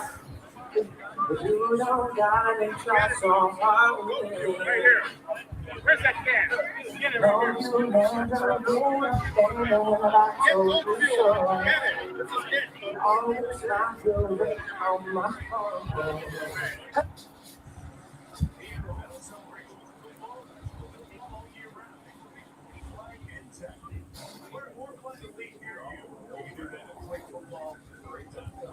Let's see here.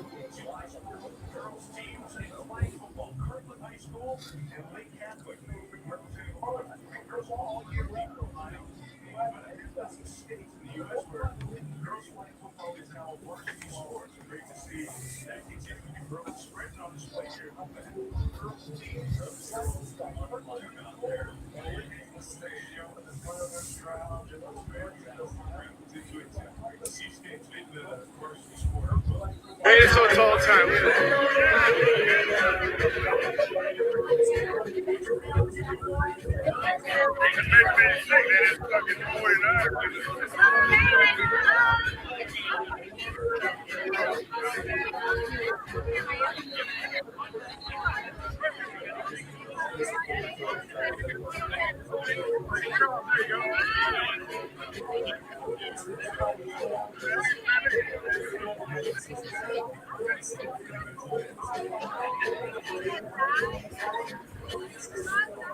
I thought you wanted silver and black. You're rolling, man.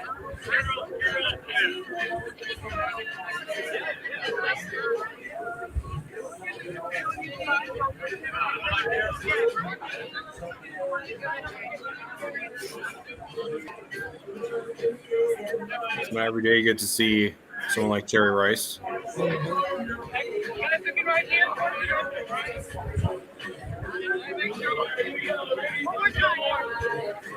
Let's give it up to number 80 in the house,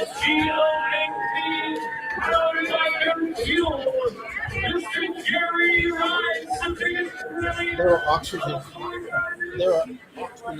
that payment. And that already went up by 1,000 just by signing his. Probably 10,000. That's my friend Chrissy Goodall. She's produced the party. She does that every year.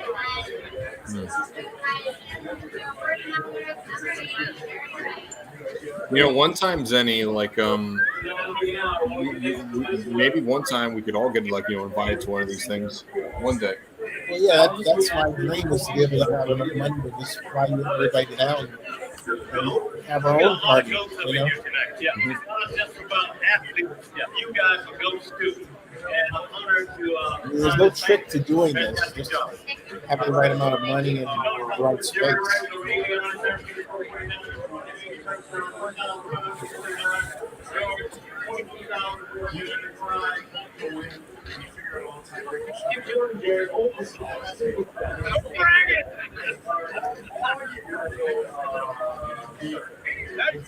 I'm waiting for True Starburst, by the way. He hasn't played yet.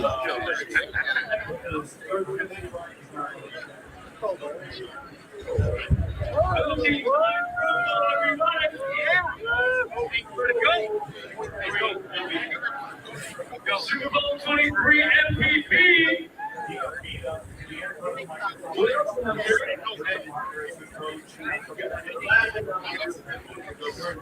Jerry Rice. He leaned on his Clemson experience because he was the face of college football for 3 years. So all that's on YouTube, huh? Yeah, all Zennie 62 YouTube. Yeah, I'm not. There's one more though. Let's see here. I mean, there's more than one more. Hold on a second.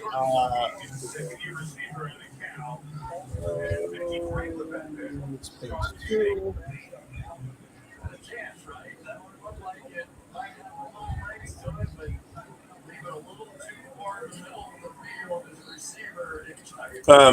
I'll be right back. I got to pay my water bill.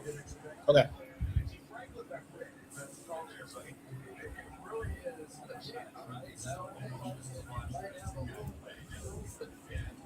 Jamie Foxx was there. That was a picture I had taken with him. So that was Jamie Foxx.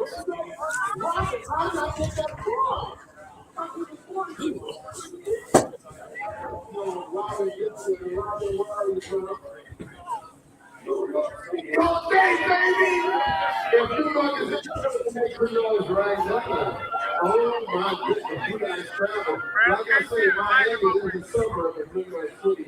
So I understand, Robert, we shared a great moment. I think we're going to have greater moments to come. And it's going to be a lot. Touchdown, Jaguars, white flag. Touchdown. Touchdown.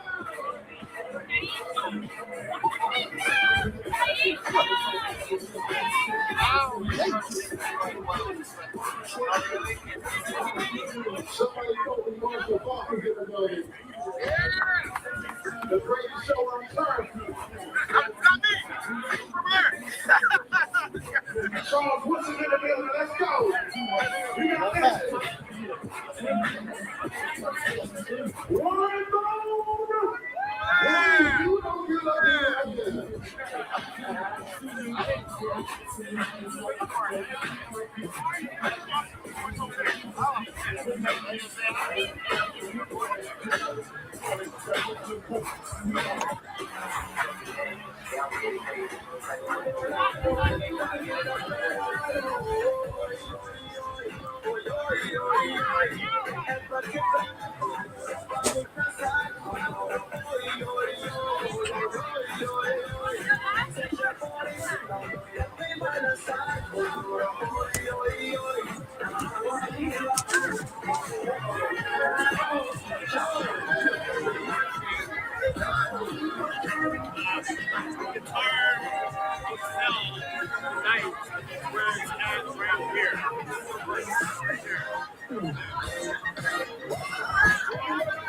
Baby rocks the house right here.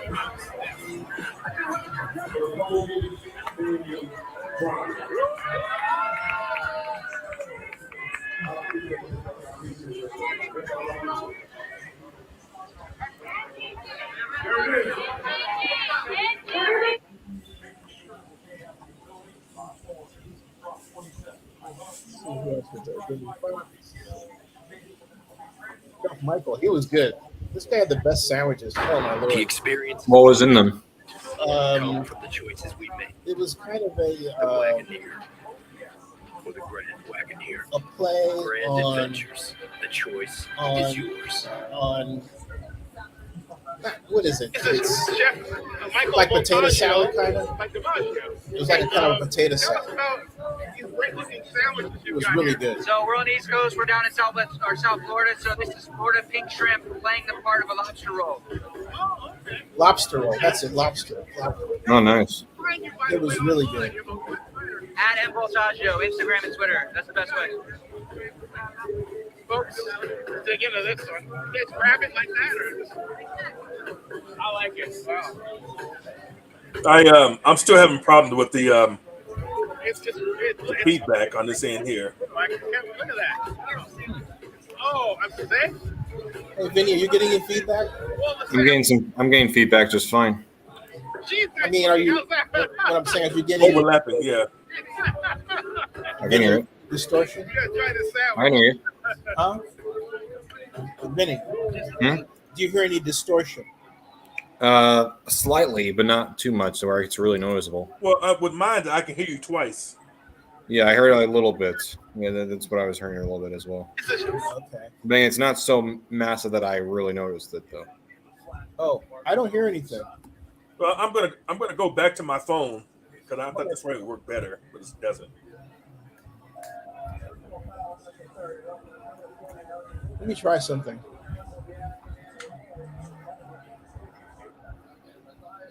Okay. Hey, Vinny, do you hear any distortion now? No. Okay. It usually comes from him. That's why. Whatever he does, it comes. That's why I was asking him to have headphones. Huh. Yeah.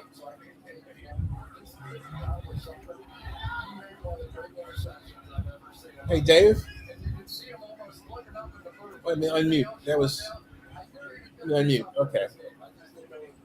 But I don't hear anything on my end, so. And as long as it's not in this video, I'm fine. I'm fine. Because what happened was that before Dave had the headphones, the distortion I can hear out here on this video. So, that's a sacrifice.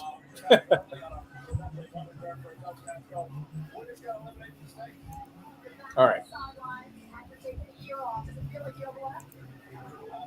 All right. Let's see. Where were we? Channel 504, Dad. Chef Tito. Chef Tito. Another great one. The experiences we never forget come from the choices we make. The Wagoneer. Or the Grand Wagoneer. Grand Adventures. The choice is yours. Abelardo. Tito, or they call me Tito as well. Tell my viewers about.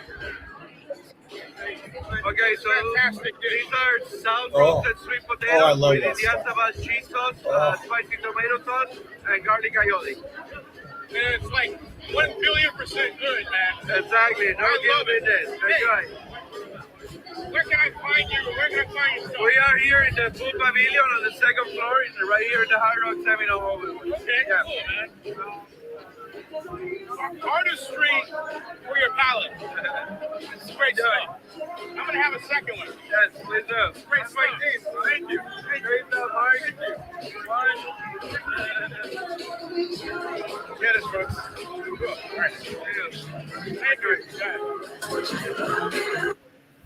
Try that again. Abelardo. Tito, or they call me Tito as well. Tell my viewers about. Okay, so fantastic these are sound roasted sweet potatoes with Indian Savage cheese sauce, spicy tomato sauce, and garlic aioli. And it's like 1 billion% good, man. Exactly. No business. Enjoy. Where can I find you? Where can I find you? We are here in the food pavilion on the second floor, right here in the Hard Rock Seminole Hall. Okay, cool, man. Artistry for your palate. It's great stuff. I'm gonna have a second one. Yes, please do. Great stuff. Thank you. Great stuff, Mike.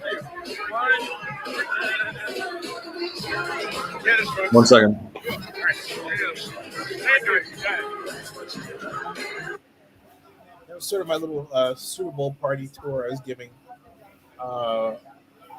everybody that was watching.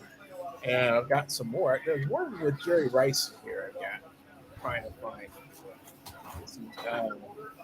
It was a kind of a weirdly interesting one I was really trying to find, Vinny, was it's a weird video I did with Jerry Rice at the party. And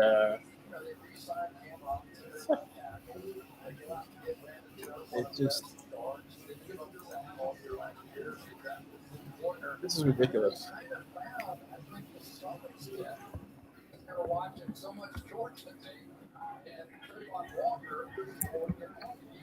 I type Jerry Rice commercial and Zennie 62. I don't get what I made with him, and yet I titled. I know I labeled it that way. Hold on.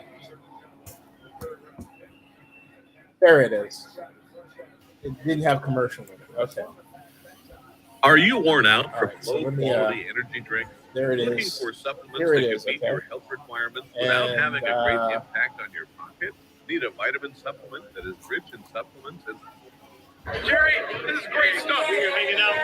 Go feel. You go. Yes, it's not just for athletes. It's for people in other professions. You can be a doctor, a lawyer, a teacher, a fireman, and it's the greatest of all time. 15 calories, 0 sugar, 200 milligrams of caffeine. Let's get that can. That's it right there. Let's get the can. That's it right That's there, it, folks. Right here. Yep. Get it. Go fuel. Go fuel, baby. Like that. Go fuel. And I drank 4 cans. I drank 4 cans of this thing. Yes. I drank 4 cans already. I can run a post now. I'm ready, man. Go fuel. All right. That was fun. That's fun. That was a lot of fun. So there you go. That was all at the Seminole Hard Rock Hotel. Nice. All of it. I think I might have, yeah. But have I ever showed you a Lee Steinberg Super Bowl party? I don't think you did, no. Oh, okay. Yeah. Now Lee has the party of parties.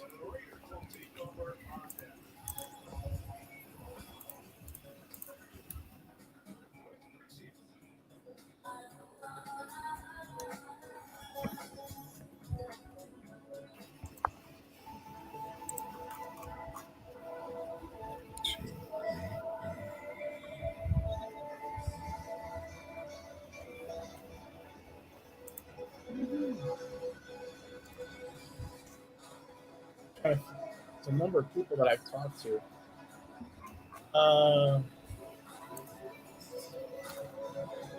Let's see here. Let's go places. Oh.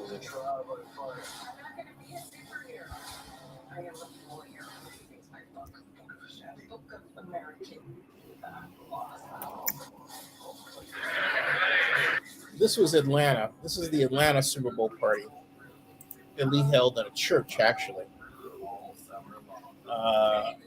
Lee Steinberg Super Bowl Party 31 live stream. The place was packed and hot. It was hot. So thank you, Lee. It's 11 minutes long, so I won't subject you to the whole thing. But.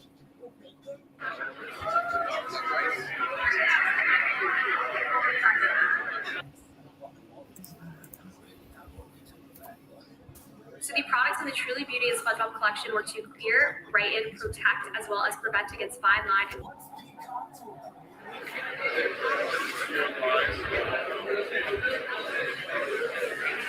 So, Daryl Henderson, Florida player, is a running back for the University of Memphis.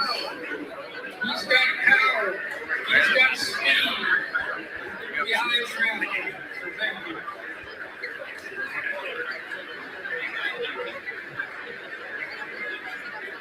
So what they do is they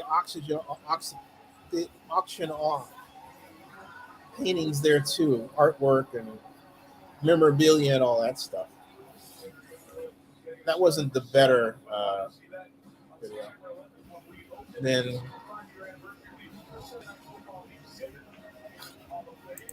let's see here. Let me try this. YouTube.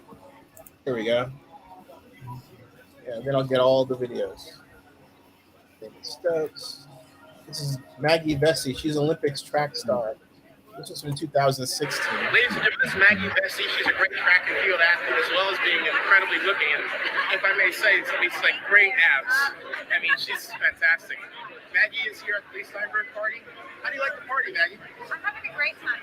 And It's actually better now that I met you, of course. thank you. Oh, that's okay. I'm done. I can die now. It's like, so what projects you have going? Are you in your profession, or are you going to be an actress? Or Right now I'm training for the Olympic Games in Rio. And I also designed my own fashion line, and I race in my own uniform. Are you wearing what you designed? Maggie Vesey design. It's outfits or wear. So right now I'm wearing bikinis. I race in my own uniform. So just trying to draw it into the track and field and bring some new eyes into it. How did you open up the sport? How did you get the talent to build your own products? Because that's really incredible. That's, congratulations. I always had a point of view about what I wanted to wear because these are very big moments in my life. These races are very big, and I wanted to be able to mark those. When you go to a special event, you wear a special outfit, and so I thought I could make a connection with that. And for whatever reason, people all seem to be very connected through fashion. It's something that transcends worldwide, and I thought track and field could use lightening up. Even Michelle Jenneke. She's her who did the dance with the wiggly in her body and everything.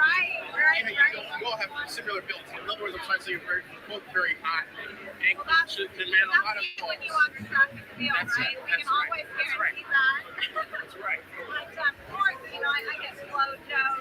Mojo, I can get that. It's right. Do you have the nails though, or? No, not the nails. I keep them pretty short. Let's see that again. Let's see that again. I can put them on my abs. You can put on your abs. Look at these abs, folks. I mean, I'm sorry. The byproduct of the sport. I'm sweating. You're not seeing me because I'm sweating right here. That's the idea. Tell me your website. MaggieVesey.com, and please follow me on all my social First media. down. Maggie Vesey. And buy her products. Go Bears. Thank you, Maggie. It's Chase Garbers at quarterback. You'll So that's never Maggie play Vesey. And then there's Frendino, Steinberg. Let's see here. Here's Lee. The man of the hour is a great place for a party. Congratulations, man. This is outstanding. Yeah. And you got a great sponsor, and you also Make-A-Wish. What are you doing to Make-A-Wish? What's going on? We're bringing kids to the game, and we're trying to enhance their lives and their experience. So their dream is to go to a Super Bowl, and they're going with us. And he's wearing a red tie, which normally a good Cal guy doesn't do, but he's got a good reason for it. Right? Yeah, they're trying to look like the American flag. Exactly. Red, white, and blue. But at any rate, but I am at heart the old blue Golden Bear. He is. Go Bears. Say it together. 1, 2, 3. Go Bears. All right, man. Yeah.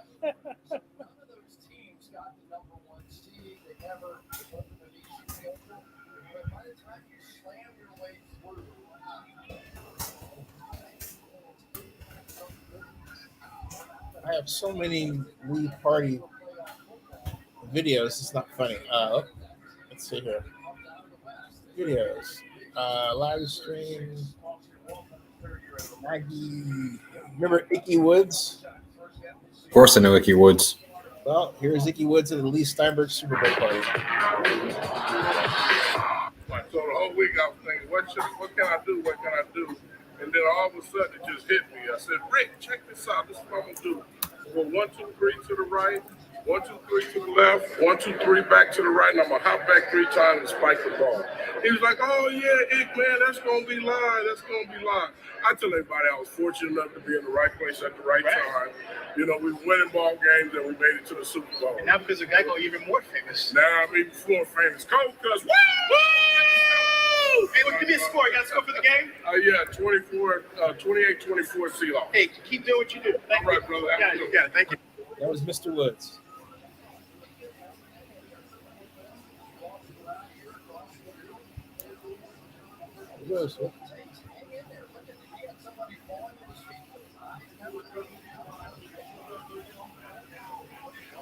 Come on, Chase. Chase Garbers. Touchdown. Touchdown, Bears. You mean Raiders? Woohoo. I was saying because Chase Garber is a Golden Bear. Go Bears. Woohoo.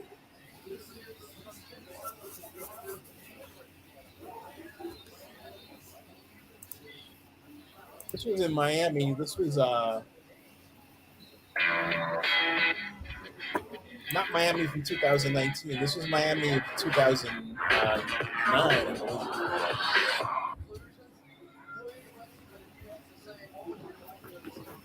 believe. 2007.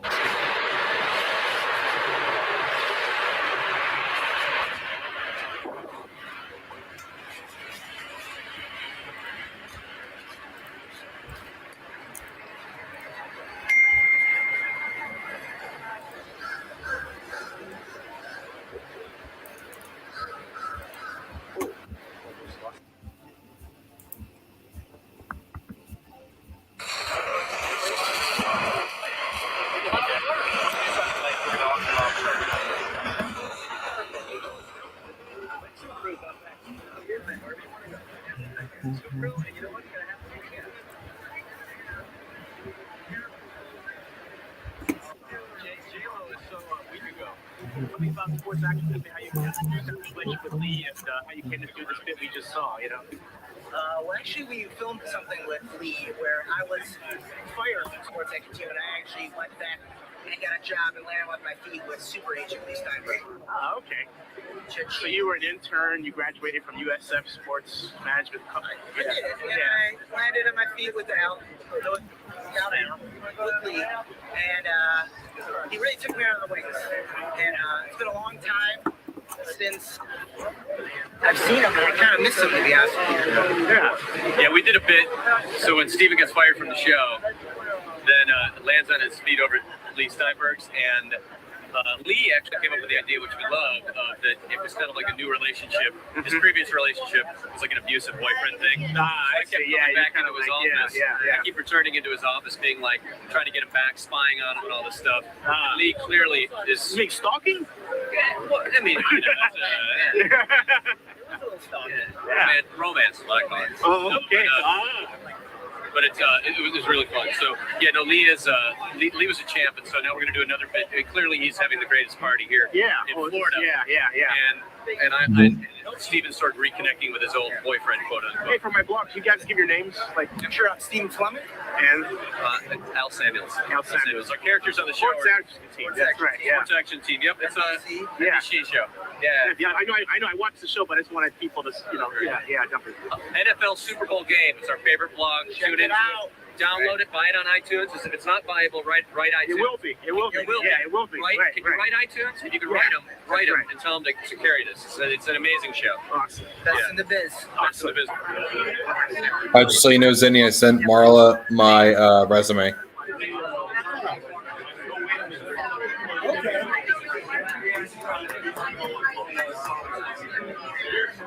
Jimmy, Zennie? Say again? I sent Marla my resume. Woohoo! All right. Oh, by the way, this was done. This is my first Miami Super Bowl party that Lee had done. This is 2007. Mm-hmm.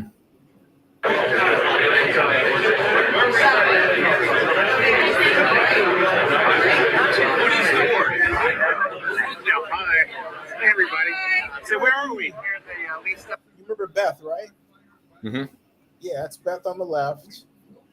My friend Randy, who hasn't been on this time, did text though. And that's his then girlfriend on the right. That's in Miami. Greetings from Miami Beach, Hollywood. Yeah. Awesome.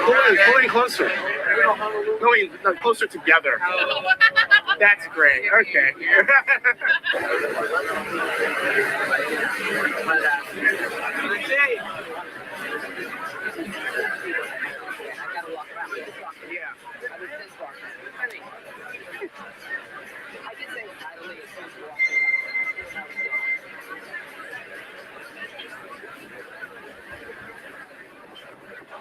Go Bucks. Go Bucks. All right, there we go. Almost like you're wearing a gold jacket there, Zennie. All right, Cal Bears. I love it. I love it. I'm about to take a header off this book because I said that. No. All right, you cut it.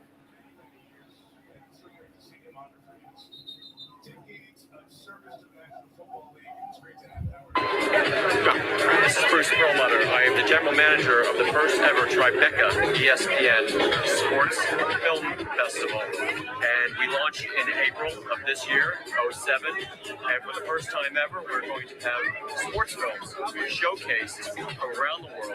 Its own festival with its own original content. We're going to have a website up. We're going to have a big premiere gala of the big film that's going to be coming out in April. And it's going to be an unbelievable event. Hoping that we can generate some interest around the world. And we hope you come and see us in New York and Tribeca in April and May. It's an exciting venture. Does anyone have any idea how many sports films there are out there? There are a lot of sports films. For the first one, for us, we're going to have between 15 and 20 films. And they're all never before seen independent films. And we have already gotten a really, really great interest with the partnership of ESPN and the background and the knowledge and what Tribeca does for a living, which is put on festivals. How can people contact you? Is there a website? There is a website. The best thing to do right now is to go to www.TribecaFilmFestival.org, and then there will be a link page directly to the Tribeca ESPN Sports Film Festival. Excellent. All right. Thanks. What's going on with the show? You know? Okay. Oh, fashion. All right. I feel really good about that. Now he's funny. He's like a little inspiration to me. I haven't seen him in 8 years. I found his card at the bottom of my phone. Come on down. We brought his family down and set up that thing outside. Beautiful, man. I'll be there all night. Chris Fashion and Fashion. Okay. He has a gentleman etiquette book. Oh, okay. What's your book called? Burial and the Gentleman Etiquette Book for the Urban Sophisticated. So, it's coming out June 1st. June 1st is coming out? June 1st. National release. You give me your card, I'll make sure you're the first on the list. Okay, you got it. First on the list. Cool. Yeah, definitely. This is like, so tell me about your show. Like, yeah. Well, I'm the communications director, but he's a gentleman that I'd like to speak about. All right. So the one thing to emphasize about these parties is people go there to promote their businesses, and so that the media is there to Vinny. The media is there for them so that they can go there and promote their businesses at these Super Bowl parties. So everybody has a business, something that they do. It doesn't matter if it's like Maggie Vesey was an Olympian. She was also a model, and that was in 2016 at the Steinberg Super Bowl party in San Francisco, or this is 2007 in Miami, or it doesn't matter if it's 2019 at the culinary kickoff, where Charles Woodson's got his wines and Charlie Palmer has his food pairings and Michael Mina. You see what I'm saying? It's all business trying to sell what they are doing or making. Right. You know. That's the idea. So that's almost over. But I've got a ton of these from Lee. That was the kid in play. I've got my friend Michael Daughter, Clarence Hill Jr. and Tony Bruno. That's here. If I guaranteed you reaching 10% body fat in the next 3 to 6 months as a Hey everybody, that is the 33rd Lee Steinberg Super Bowl party. It's a wrap, and it's been a great time here. There, as you can see. Hey, tell them right to leave. Excuse me, tell them you gotta leave. Yeah, I do. Tell them you gotta leave. You gotta leave. Tell them you gotta leave. See, you gotta leave. So, closing it down. It's been a great event. Interviewed a ton of people, including kid in play. Hey man, great to see you again. What's up? You got it, man. Yeah, I got a poop. Oh, kid in play's got a poop. He's got a poop. Yeah, he's got a poop. Hey, Tony, I'm out of here. How you doing, man? How you doing? Great. Tony, I'm out of here. Yeah. You know Betsy? Yeah, barely, but he doesn't know that my company is now Zennie Abraham, a Delaware corporation company, and in 1 month we're worth $5.6 Hey, million. Vinny, this is when the company was first formed. Great to see you guys. Nice. This man, I'm following this guy. $55.6 by the end of the week. Yeah. Let's add some zeros here. Add some zeros. Add some zeros. I'm on Twitch now, though. They're blowing up. Really? Catch him on Twitch. We did it this week. 1.3 million users. Whoa. Wow. Twitch and Fort Worth Star Telegram. Yeah, absolutely. But I went to UTA, which you also didn't know. I did not know. Right.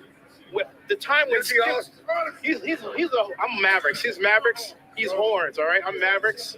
But also, I went to UTA when they called Skip Bayless the man there, and we called the Fort Worth Star. Skip Bayless the man there. At the Star Telegram. Right. Yeah. And at the Star Telegram, we called it the Telegram. Or depending on who you talk to. Now Skip, of course, and I've known Or the forever. Startogram. The Startogram. Skip realized, you know what? Writing books about Troy Aikman and stuff, didn't make any money. Let's go on TV. Yeah, there you go. Right? You're smart. He's got an umbrella. And then Stephen A., who at least has Philly connections. Yeah. He's now like the biggest Eagles fan on earth. Right? Yeah, there you go. It's always, of course, he's from New York, so yeah. But he worked in Philly for a while. Yes. So, folks, that's it from the party. All right, man. Out there. Okay. Great to see you all. All right, brother. Cool. Rock on, y'all. Rock on. See ya. So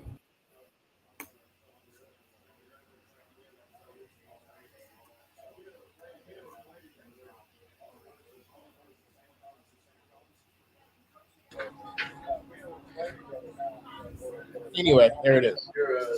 Oh. It's a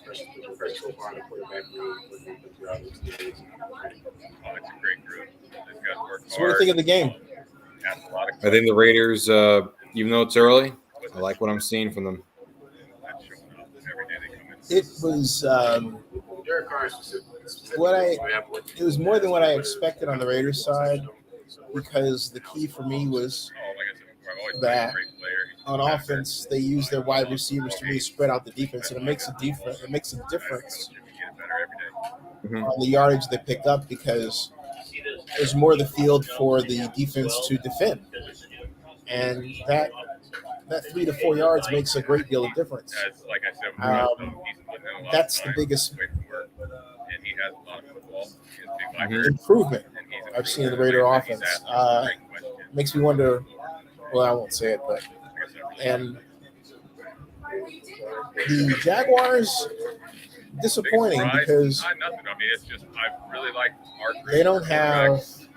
They've been, like I said, they've been working really hard. And we're putting in the offense. They don't have the same understanding of space and speed the Raiders do. I think that's the biggest difference. They also don't have, or they don't use. Not that they don't have. They don't use plays that take advantage of the defense's aggressiveness.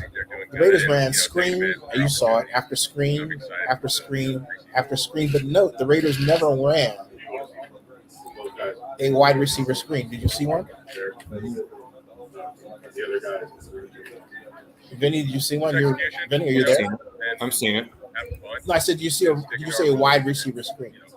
I did see a wide receiver screen, yes. Okay, you saw one. Mhm. Okay. Other than that, I saw We haven't discussed it. running back screens and everything else. Here's Dave Compton. Like I said, it's day to day. Looks like you're preoccupied though. Me? Yeah. Oh, it's because my brother's kind of hounding me to use the TV. Oh, okay. That's why. It Because looked like your face was like, well. All right, Dave, you're back. Yeah, sorry about that. A lot of technical difficulties. That's okay. Yeah, Bring this to my room. But it was a good game. Bring this to my room.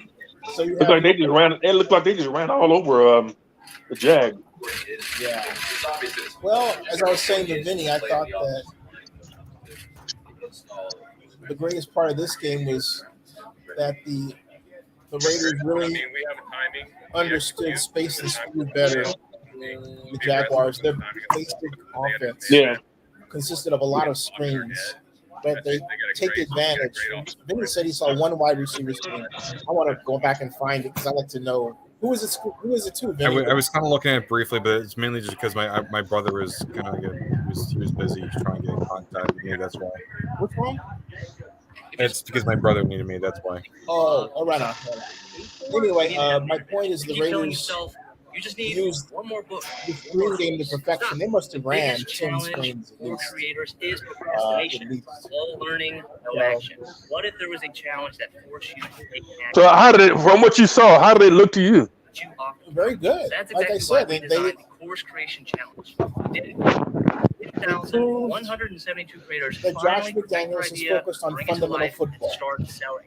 Tackling, here's our blocking, secret to space, and success. speed. The reason Yeah. have been able to Blocking, successfully space, and launch speed. thousands of Tackling, blocking, You have space, 14 and days speed. to launch, and that's You it. get those down, This is the you get challenge that is the P90X. good at football This is like execution having a personal trainer. Who because won't let you quit. you understand Exhilarating, how most rewarding to for create space you'll have this year. to take advantage of players' speed. The Raiders demonstrated that. Take action, and finally turn. They understood that they understood that they You'll be were surrounded using by other creators, plays all that motivated took advantage of the one defense's in speed, procrastination. like screens, to gain yardage. Click the link down below. And on defense, were multiple and they are multiple and effective, though not overly aggressive. Yeah. And again, I really like that Best option. this Raiders squad plays Having options. almost a touchdown. Good fundamental football. Having options. And they're doing what happens in preseason games. When you play that well, you get a big lead and you coast to a win. And that's what we're seeing. This is not a lead that, barring a Jaguar series of plays that spell we intend to come back to win, that they're going to win. And that's not going to happen at all. Who do you think they are? Do they have a tough schedule this year, or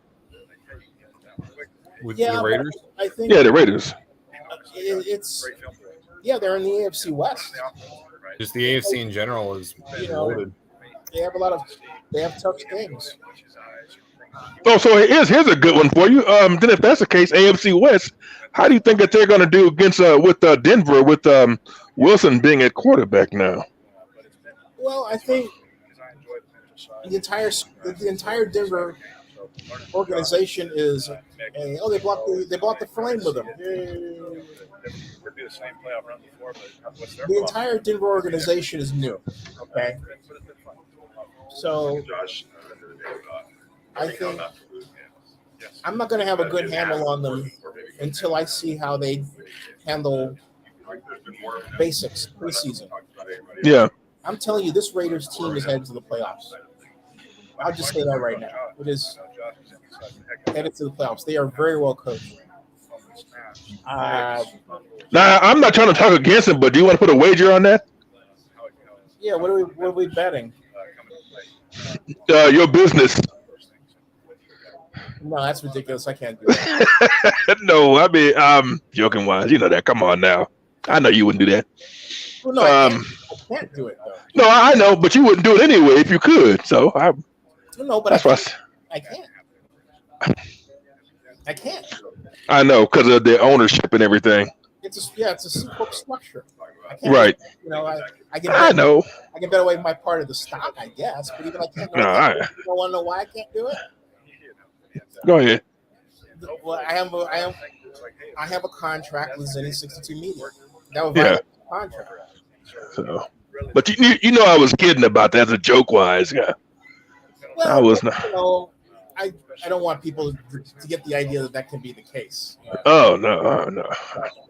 Yeah, but anyway, no. Wager. I'm not sure. Hey. Because the reason why I'm funny like this is, do you realize, Dave, that the Zennie 62 Media corporate structure, as it is, allows us to go public right now? Yeah. Do I have a preference? Oh, no, I don't care. All we need is money. With the way what I've always tried to practice. All we need is money. We're already a Delaware corporation. We already have insurance. We already have necessary contracts. So that Not to get personal or whatever, but outside of the subscribers that come in, you have companies too. I'm assuming. But that's not what I'm talking about, though. What I'm saying is that what we lack is money. Yeah. Is a corporate structure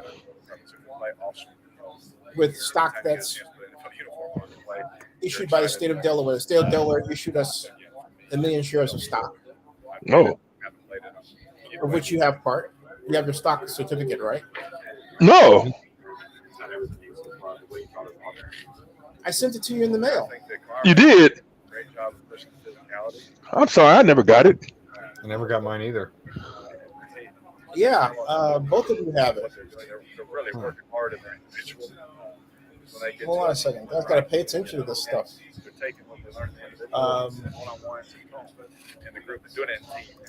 This is the conversation we need to have offline. Okay. Because I don't want to say something. No, I understand. I mean, I'm not trying to stir up anything and so forth, but anything. Okay. I mean, just wanted. The thing is that look, just can it, okay? Because that's okay. All right. I don't want to embarrass anybody. I got you. All right, so you're not stirring up anything on my corporate end. It's the other way I'm talking about. I understand. I will say this: you guys got to pay attention to what I send you. Right. And take it seriously, because if you don't, all right. I mean, the good news is that, frankly, the way we're structured, there's a lot you don't have to worry about, right? Because of that, But yeah. Hold on a second, and I'll do that another time. But I'm checking something.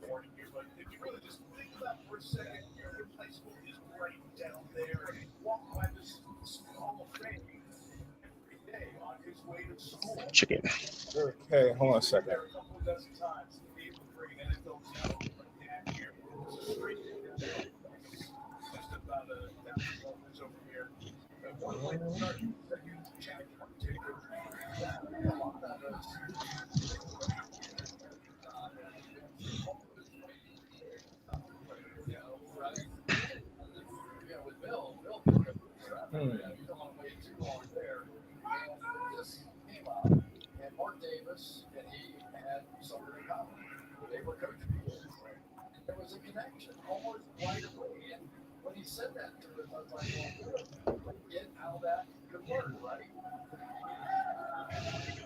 Yeah, Vinny, I sent you a letter dated July 14th, 2021.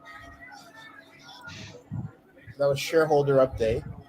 Okay, let me just check.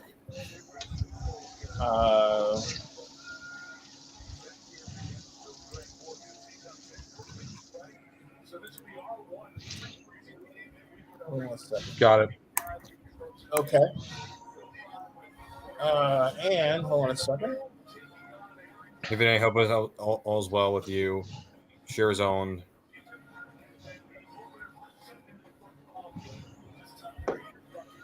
Let's see here. I got it. Got it? Okay. I have it starred and saved. Hold on a second. because I got to make sure that.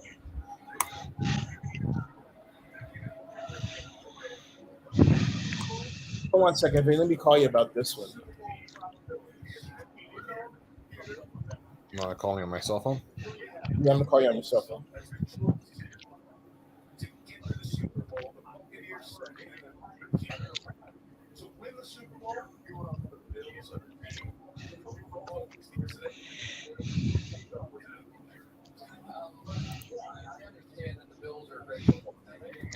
Okay. Let me text you, okay? Okay. All right.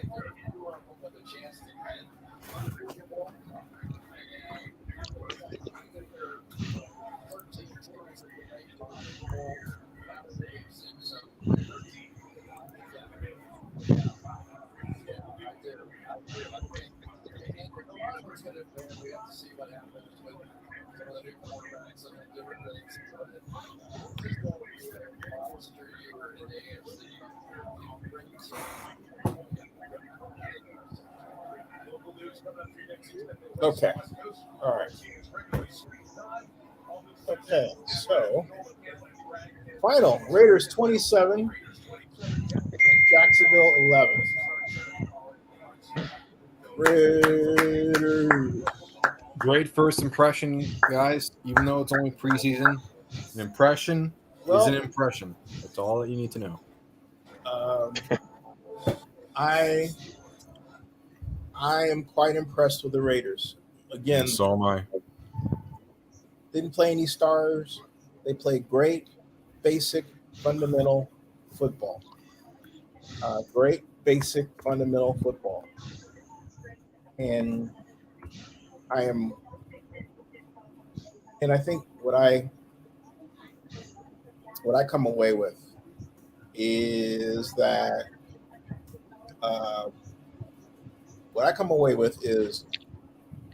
the Raiders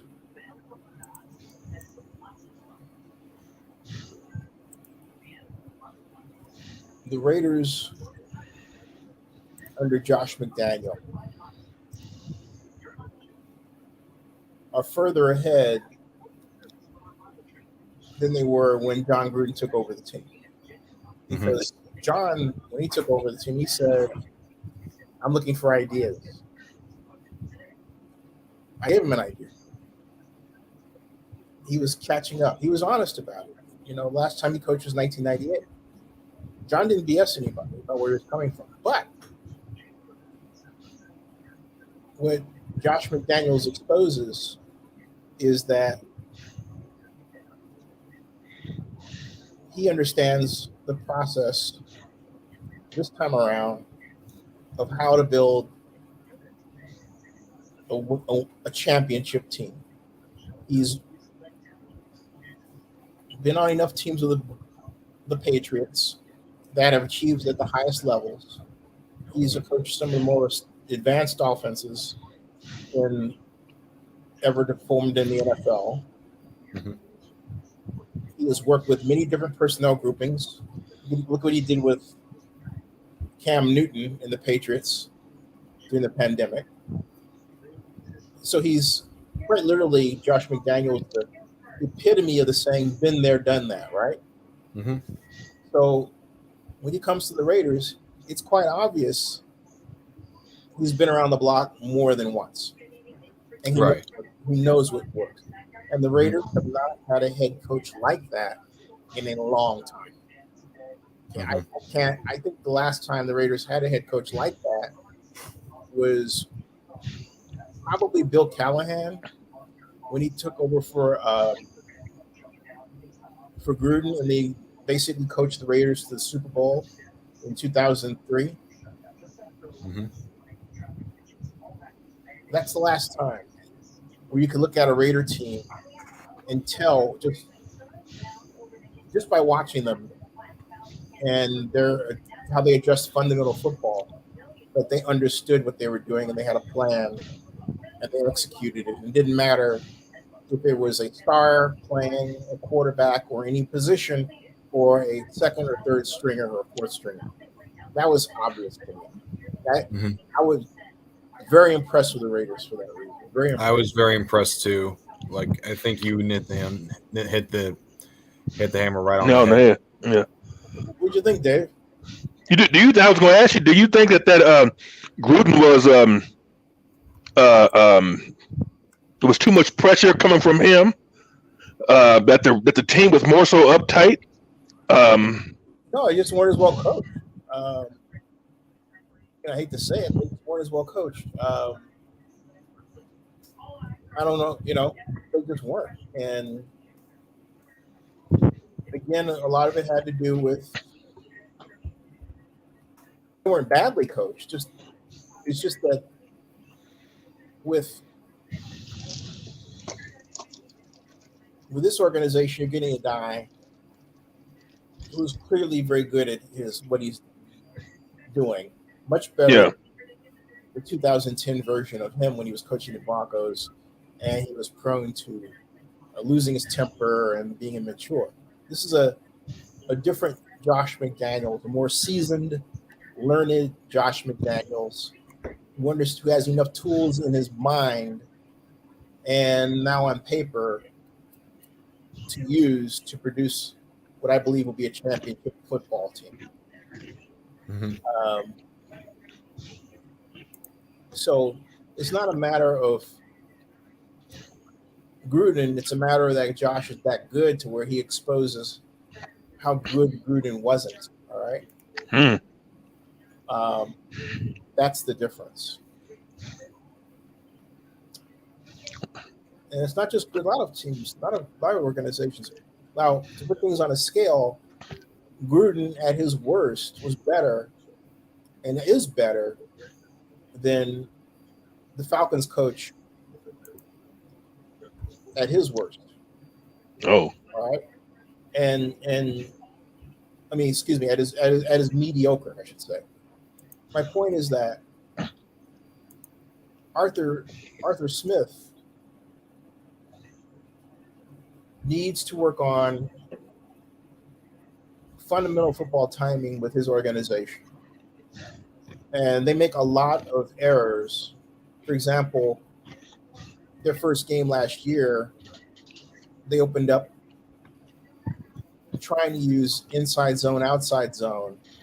They had the outside, they had the offensive tackle blocking outside zone in such a way that he was allowing the defensive end to come inside of his shoulder and basically run the play down for a loss by basically going behind the offensive tackle. And the reason that happened is because they taught him, they were teaching their people, it's almost like you draw it up on the board. You have a hook and you say, okay, so I'm only going to block to the right side. But what you really need to make sure your in people are doing is just simply taking them up hat on hat. You're not giving them a door to go through by the way you're blocking. So that if you're blocking to the outside and to the right, you don't do it in a way that allows the person to go inside to the left. You hit them and get them straight up. And then you turn your shoulder and you emphasize and the play is coming to your side. Yeah. Okay. So just ride him out to that right side, but don't give up anything to where he can turn you around. And that's what Smith was allowing. Smith's people were allowing that to happen to his offense. And the result was they looked bad. And then on passing downs, on moments where they were throwing, not necessarily passing down, could be first down. They would call plays, but it was clear that the offensive line, let's say, it only was able to hold out the defensive line for a second and a half, right? That's it. But they were calling plays where the pass patterns called for a 2-second block time. So what does it mean? It means that the quarterback gets harassed and eventually sacked. And it's obvious. He's got him in your face. By contrast, did you see that with the Raiders? How many times did you see a clean pocket, right? Yeah. Okay. That's not by accident.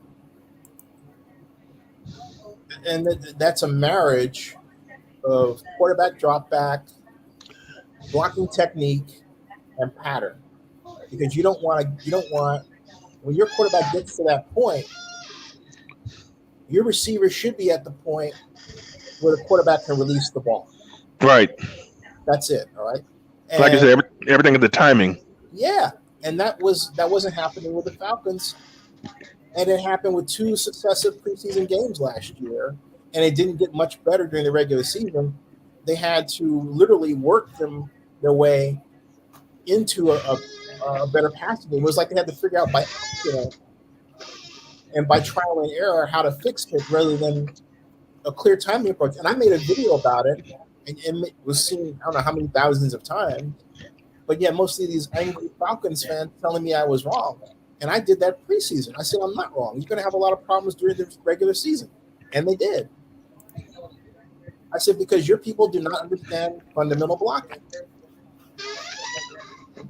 Okay? The Raiders do. How much do you study this stuff? You got to. Nobody speaks like this, not unless they really, really study what's what. Well, Zennie knows his stuff. No, that's what I'm saying. I mean, I admire that. That's a must. If you can explain that in detail, and you can see the stuff, and you can see why, that right there comes from studying things. Mm-hmm. Okay, and then it's about having that your mindset. I apply that. I apply that in some of the things that I do. In terms of what makes sense, what doesn't make sense, okay? What would come out of it if certain things don't happen, okay? And so that's why I said earlier, a while back, that in terms of being a coordinator, that you'd have been a good one. Thank you. Okay, but I know you said that some time ago. You said, because I said, well, why don't you get into coaching? And you said no. You know, that you're fine where you are, less stress and everything. Well, I'm not adverse to being a researcher or designing plays. You know, I'm not adverse to any of that right now, and I don't recall. I have the circumstances in which I said it, but I probably said it because I have a focus on this thing that I'm building. Yeah. You know. So yeah, I probably said that. And that's what it was. You know, you focus on what you're doing itself. But believe me, I mean, you know, I hear you talking. All right, I hear you talking, and I hear how you explain things, and you do that in a number of different things, business wise. And I can go on and on and on. Okay, and so I find it amazing. All right, I find it amazing. Anytime that I can run across somebody who can explain things to the square inch, got to be good. You know, like early football. Anyway, guys, I got to cut it short here. Also, again, nice seeing you again, Dave and Zennie. Happy 60th birthday. Happy thanks, 60th. I appreciate you. Hey, man, thanks for all you've done. And I'm going to continue speaking with Marlo for any other new stuff. Okay, cool. And I'll take care of this other matter to you. Yeah, thank you. Yeah, you got it. All right, Vinny. All right, Vinny. I'll see you. Yeah, you know, I think. Hey, Alberto Sancho, thank you. Alberto, thank you. Yeah, it was. I don't know, something about whatever, but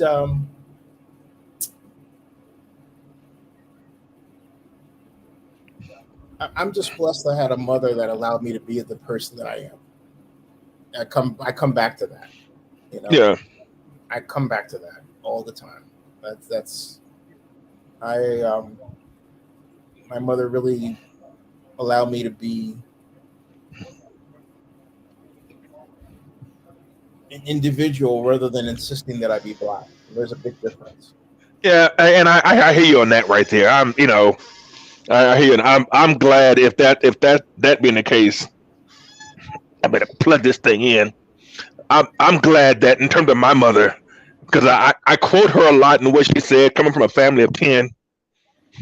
You know, we had our times and so forth, but in her case, she said a number of things to us that to this day I'll go as far as to quote her on everything. But that's a must. But when you speak about your mother, that's what I think about. I think about mines. Mm-hmm. Okay. Like you said, she allowed you just for you to be you without crossing no lines. Okay, which was good. And you're an only one. Yeah. Yeah. So that's good and everything. I can appreciate that. So apparently going to Skyline done you some good. But that I don't know. See, it's kind of hard to say, what's what, especially being online here. I'm not trying to really get off into a number of things and so forth. But nevertheless, like I said, there's an appreciation for the knowledge that you have and what you speak about. And I heard you be speaking with town council, other people who've gone as far as to be on your show and so forth. You don't take any kind of mess. You put people in their place if need be. I've seen that too. Not in a bad way, but you let them know what's what. So the show itself has gone as far as to do you a world of good. Okay. Yeah, thank you. And so this is why that I keep coming back to it, and I'll go as far as to donate to it. My donations say, I'm not rich. I don't have a ton of money, but I give what I can. Yeah. And so that's all it is saying that I appreciate. Mm-hmm. That's all that right there is saying. Yeah. And if others do the same thing, then if that's the case, that's what they're doing it for. They appreciate. So, but yeah, I don't know. Not much more I can say at this point here regarding that. But all I can say, just keep up the good work. Like I said, when I say you the man, I'm not joking. No jokes about that one. Well, I can't be the man without somebody who's allowing me to be the man or allowing me to, do what I do. So that's huge. That's all I can say is that's huge. And when you tell your mother thank you, I hope you do every day. I love my Yeah. Yeah, I can see that in terms of being the backbone and everything. Mm-hmm. And that's good. Yeah. She's all I got. So it's like I try to get more in terms of having a blessing of a wife and that's yeah. Right. But it didn't happen. And yeah. It didn't happen. And I've done the best I could. You've done good. From what I can see, and not like we've gotten together personally, but from what I can see in terms of your business wise and everything, Zennie Media, that you've done a job. Thanks, man. Like I said, not sure what else there to say with it. They just hope that everybody else will go as far as that you have on your show would appreciate in terms of who you are, what you've done, and how you speak to them and everything. Yeah, now I gotta do the book thing and you got a book. You got a book. Raise money. That's raise real money, and so I've got proposals out there and pitch decks out there, and yeah, a lot of it's a lot of work. And it's not necessarily at the best time. Not that I haven't tried before, but I mean, there's got to be that avenue, Yeah. and I think that maybe that avenue is overseas. I'm thinking maybe that avenue is overseas.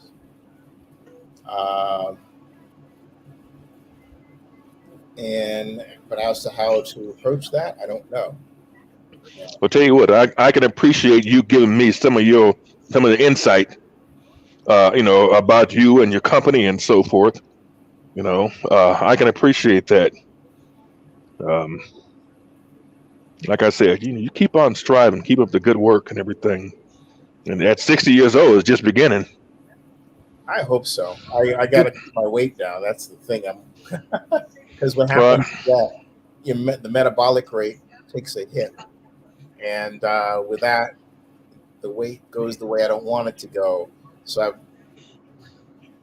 worked to change my diet, of course. Then you've got these sweet interruptions called cakes. Let me ask you something. Are you planning on heading back to Oakland for a visit or something like that anytime soon? Or? If I, why do you ask? Well, because I guess to say that, I'm no more than about 7 hours away. I'd like to be able to say hello to you in person. Yeah. That for me, that would be good. Yeah. I tell everybody about you. Thanks, man. Much appreciated. Yeah. I don't know when I'll be coming back to Oakland. I know I at some point it's a good idea to, but I've got but I'm the only child, and my mom, my job, like my mom is here and she's sleeping. Right. So I keep an eye on her, because as much as she prizes being independent, the simple fact of the matter is anything can happen, and I have to be there to respond to it. Right. That's just the way it goes. I understand. That is, and it's been. I can't say it's been tough. I can't. It's more fun than anything else, because I love my mom, and also I've been through this. I've been to the party. I've seen this. What is it? I've seen the dance and all that stuff, and right. All that things. So, but how's your sculpting coming? I don't know. I kind of geez. Part of me has lost interest. Why? Maybe because of everything that's going on with me. I tell you, I have edema, swelling of the legs. Oh, so you have to keep your feet up? Well, even though they always say keep your feet up and so forth, but what about when you put them down? You gotta have them more down than what you are up. So putting them up may take the swelling down just for a moment, but of course, when you go to stand up, gravity goes ahead and pulls it right back down again. Mm-hmm. And so wearing compressive stockings would be the way to go for me. What about? Have you ever considered just drastic weight loss? Not drastic, but just changing your diet to drop weight. Yeah, that's one of the thing itself. I was thinking the other day, weight loss is a mindset. You really got to go as far as to be determined to do pretty much anything if that's the case, because it almost, once you find yourself so used to doing something, it's kind of hard to break the habit of things. Okay, and you really got to tell yourself that this has to be. Okay, so and I know that right there. But you're right. Somebody else said that. As a matter of fact, somebody made a suggestion. They said take that apple vinegar. And I wouldn't invest in apple cider vinegar at all. I would say, if anything, you need to change your food diet. Like kilo-pound soup cause you to lose 8 to 15 pounds in a week if you eat it daily. What do you call it? Peel, like you're peeling. Peel a pound. That's what it's called. Peel a pound soup, and it does that. Where you get that from? I found it. It's online. Peel a pound. Peel a pound soup. Yep. It is known for weight loss. It's not.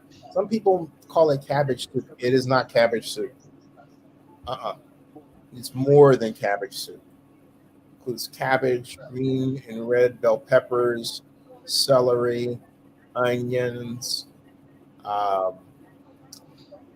and basically it's mixed together. And the whole, you're basically talking about foods that have 0 calories, but it takes calories to eat it. It takes energy. Right. So you wind up burning it. Yeah. And that's what you got to do, because at this stage of our lives, that, I'm happy to look the way that I do at this age, even though I'm not quite exactly where I want to be, but I'm closer to where I want to be than where I don't. And and that makes a difference in breathing. It makes a difference in health. It makes a difference. You feel better. It makes a difference in terms of your love life. It just makes a difference. And but in making a difference, what it does is it keeps you alive. Okay. And that's the main thing. That's what I'm bucking for. That's what I'm aiming for. I am at this point where I am simply trying to stay alive. That's what I'm trying to do. And I'm trying to make my breathing and weight one less problem. Okay. Right. That's what I'm trying to do. That's the idea. Well, I can appreciate the info and everything, and I really got to take that into consideration. Go ahead and follow through, because I don't want to say what I weigh. I'm not round. Okay, I'm 6'3". Yeah. But it's I can still feel the weight and so forth. Yeah. Okay.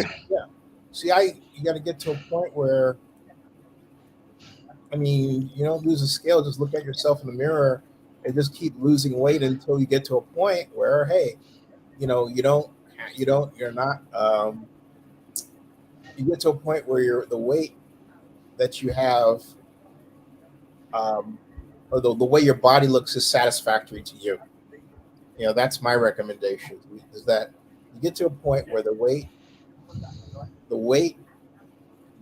your body looks is satisfactory to you. That's the idea.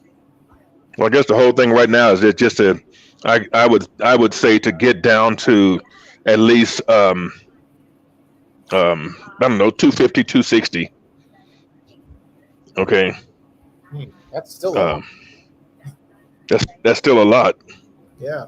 You should, at this point, what I would do is, instead of picking a target like that, I would look at myself in the mirror and say, what do I need to do to lose this?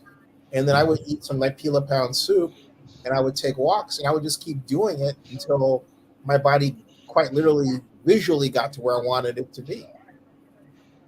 Because, that,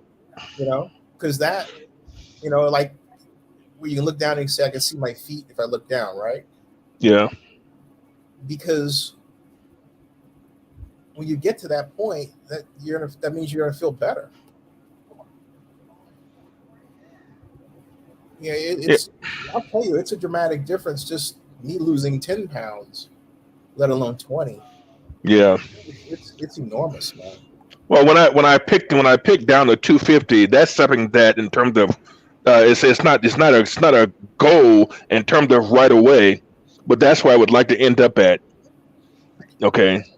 But like you said, if that's the case, just take a piece at a time. Yeah, but over what period of time? Because if you made if your wife made peel a pound soup tomorrow, you ate it a week, you'd shave off 8. You ate every single day over a week. You'd shave off 8 pounds in a week.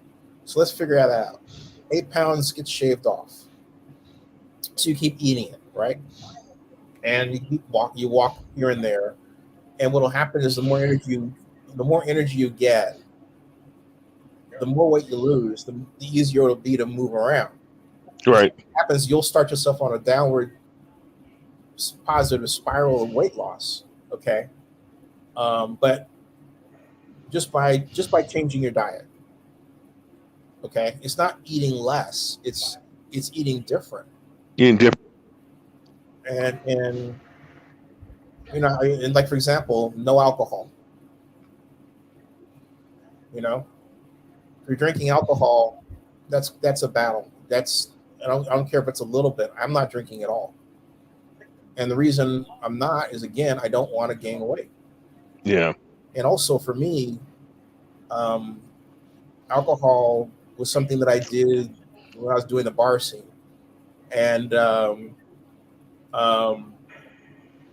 was something I did when I was doing the bar scene. And what I didn't like was I got to a point where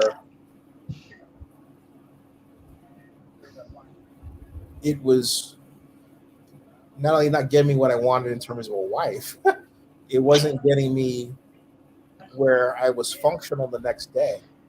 Right. Where now I can work in bed. It might look like I'm sleeping, but I'm getting tons of work done. Right. It's a different world. So basically, I've been doing remote work for a long, long time. But my point is, you get to a point where do you have alcohol? Do I have alcohol? You drink alcohol? Yeah. No, I have it. But for the majority of it, it'll sit around for a year or so. Okay. How often do you have alcohol a week? Say again? How often do you have alcohol in a week? I don't. That's just it. A week can go by. Here's the deal. So I may have something in the refrigerator that I'll take a sip of. When I say a sip, I really mean a sip. Right. Don't even take a sip because I don't have anything. And you got to cut at this stage. I don't know how old you are, but at this stage of your life, 65. You're 65. Okay. Yeah. You gotta. It's time to just pull the switch on alcohol and change your diet, because between 65 and 70, and with edema, what you're experiencing now, you're playing with fire, and you don't need to. No. You know, I had what you're talking about once. It scared the hell out of me. That was a few months ago. I have a tendency to lean on one side of my body in bed and read the computer on the side. And I did that one day in combination with some other complications in my body that have since went away. And I thought, why does my foot feel weird? And I looked down at the end of my bed and my foot was swollen.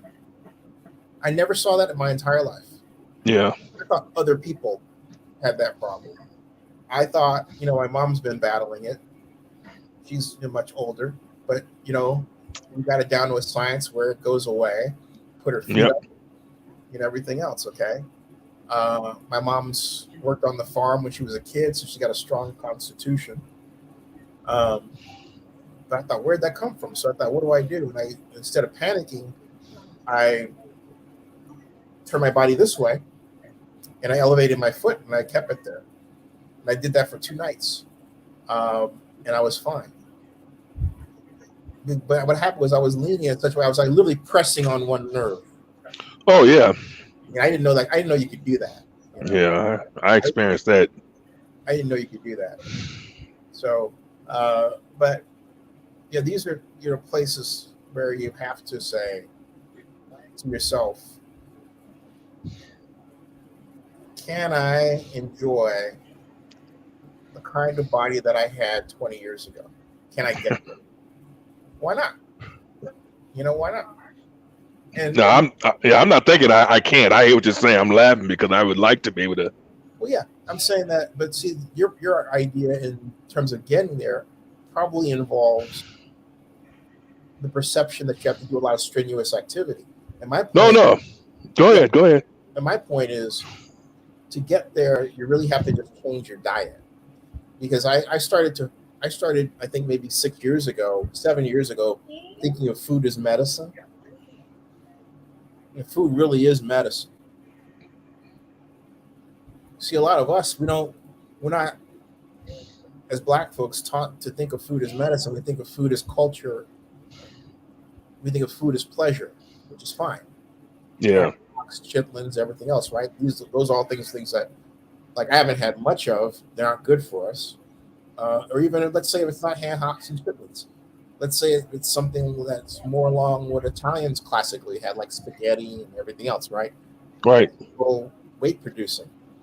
And so what we have to do is get to a point where we have a body where we can say, okay, I'm eating all these other things for maintenance.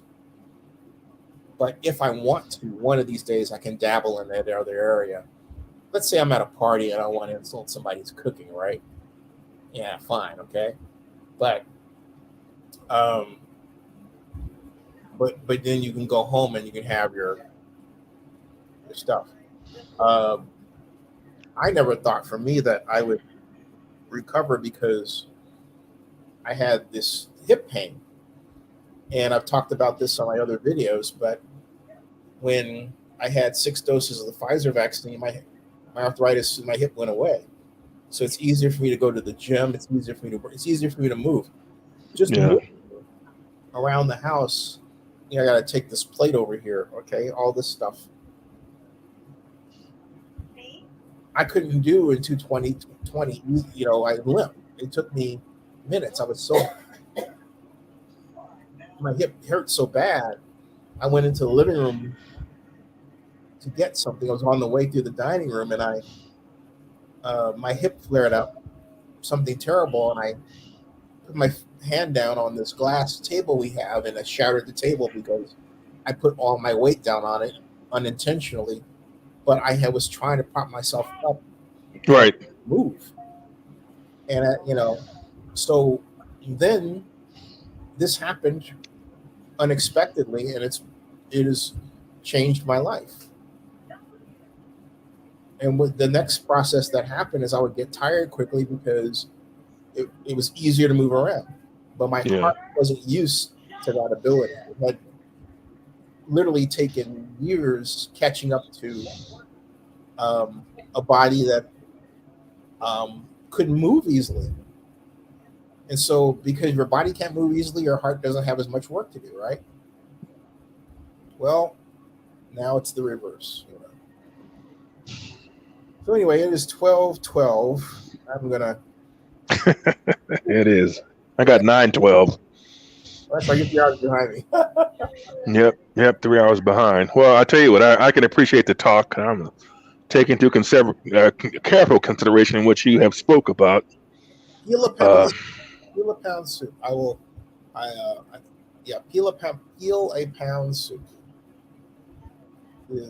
think I've got. I may have this. I know I do. You type peel a pound soup. Zennie 62. There's a recipe there. Okay, great. Yeah. On this channel, there is a recipe. And you say you should eat that every day? You should eat it every day for once, maybe twice a day for, I would say, at least 2 weeks. But, you may find that you enjoy it so much you eat it more often than that. Yeah. Your mom makes a version of it somewhat better than I do. But I have a full playlist there. Trying to find. It says 2 years. These times are wrong here.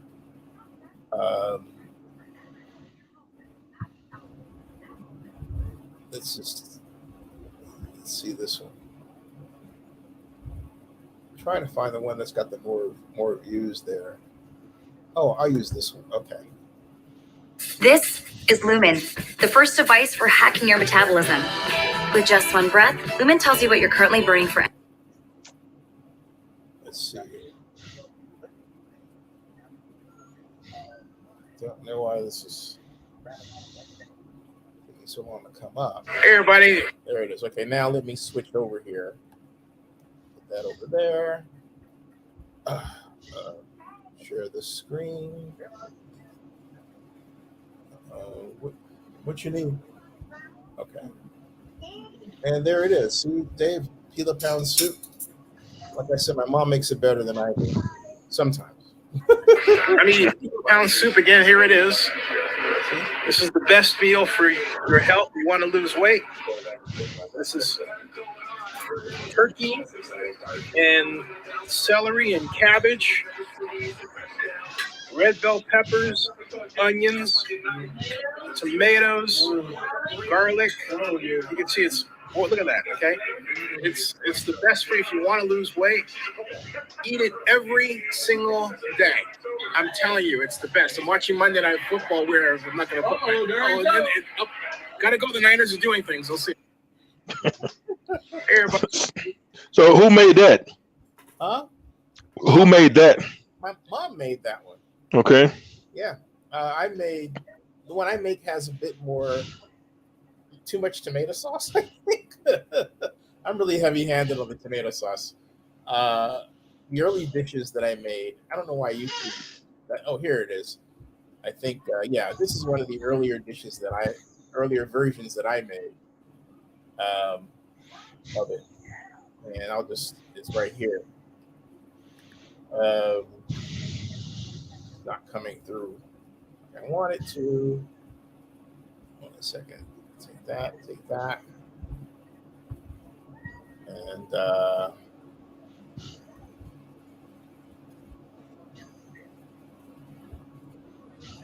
it's not rendering the way that I want it to.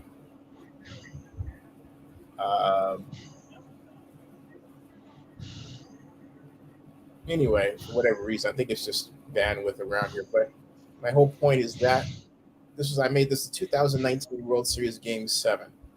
So I started this before the pandemic. What I was trying to do was get my body into better shape. Yeah. That was the idea. Okay. And you can see all the different ones that I have here. All right. Yeah. So you can see how many times I made it. Then he said, see that? Or either I've made it or mom has made it. We've had a lot. Okay. A lot. It's a staple around here. But you and your wife will love it, man. Yeah, actually, I was just. Say again? On YouTube. I was down. Oh, you were down? There were several different people who make the damn. Huh? Say again, please. I said I was looking at it on YouTube. Oh, yeah. Get the recipe. I've got it listed too. But it's 12:18 here, so we're going to sign off. Stick around in the background, Dave. Hey, everybody. Thank you very much for joining me on my 60th birthday live stream. Thank you for watching and sharing what you watched about the Raiders today and listening to me jabber on about aspects of life. Listen to us, I would say, jabber on about aspects of life. Live long and prosper. Stick around in the background, Dave. Alrighty. That ends this broadcast. So, yeah.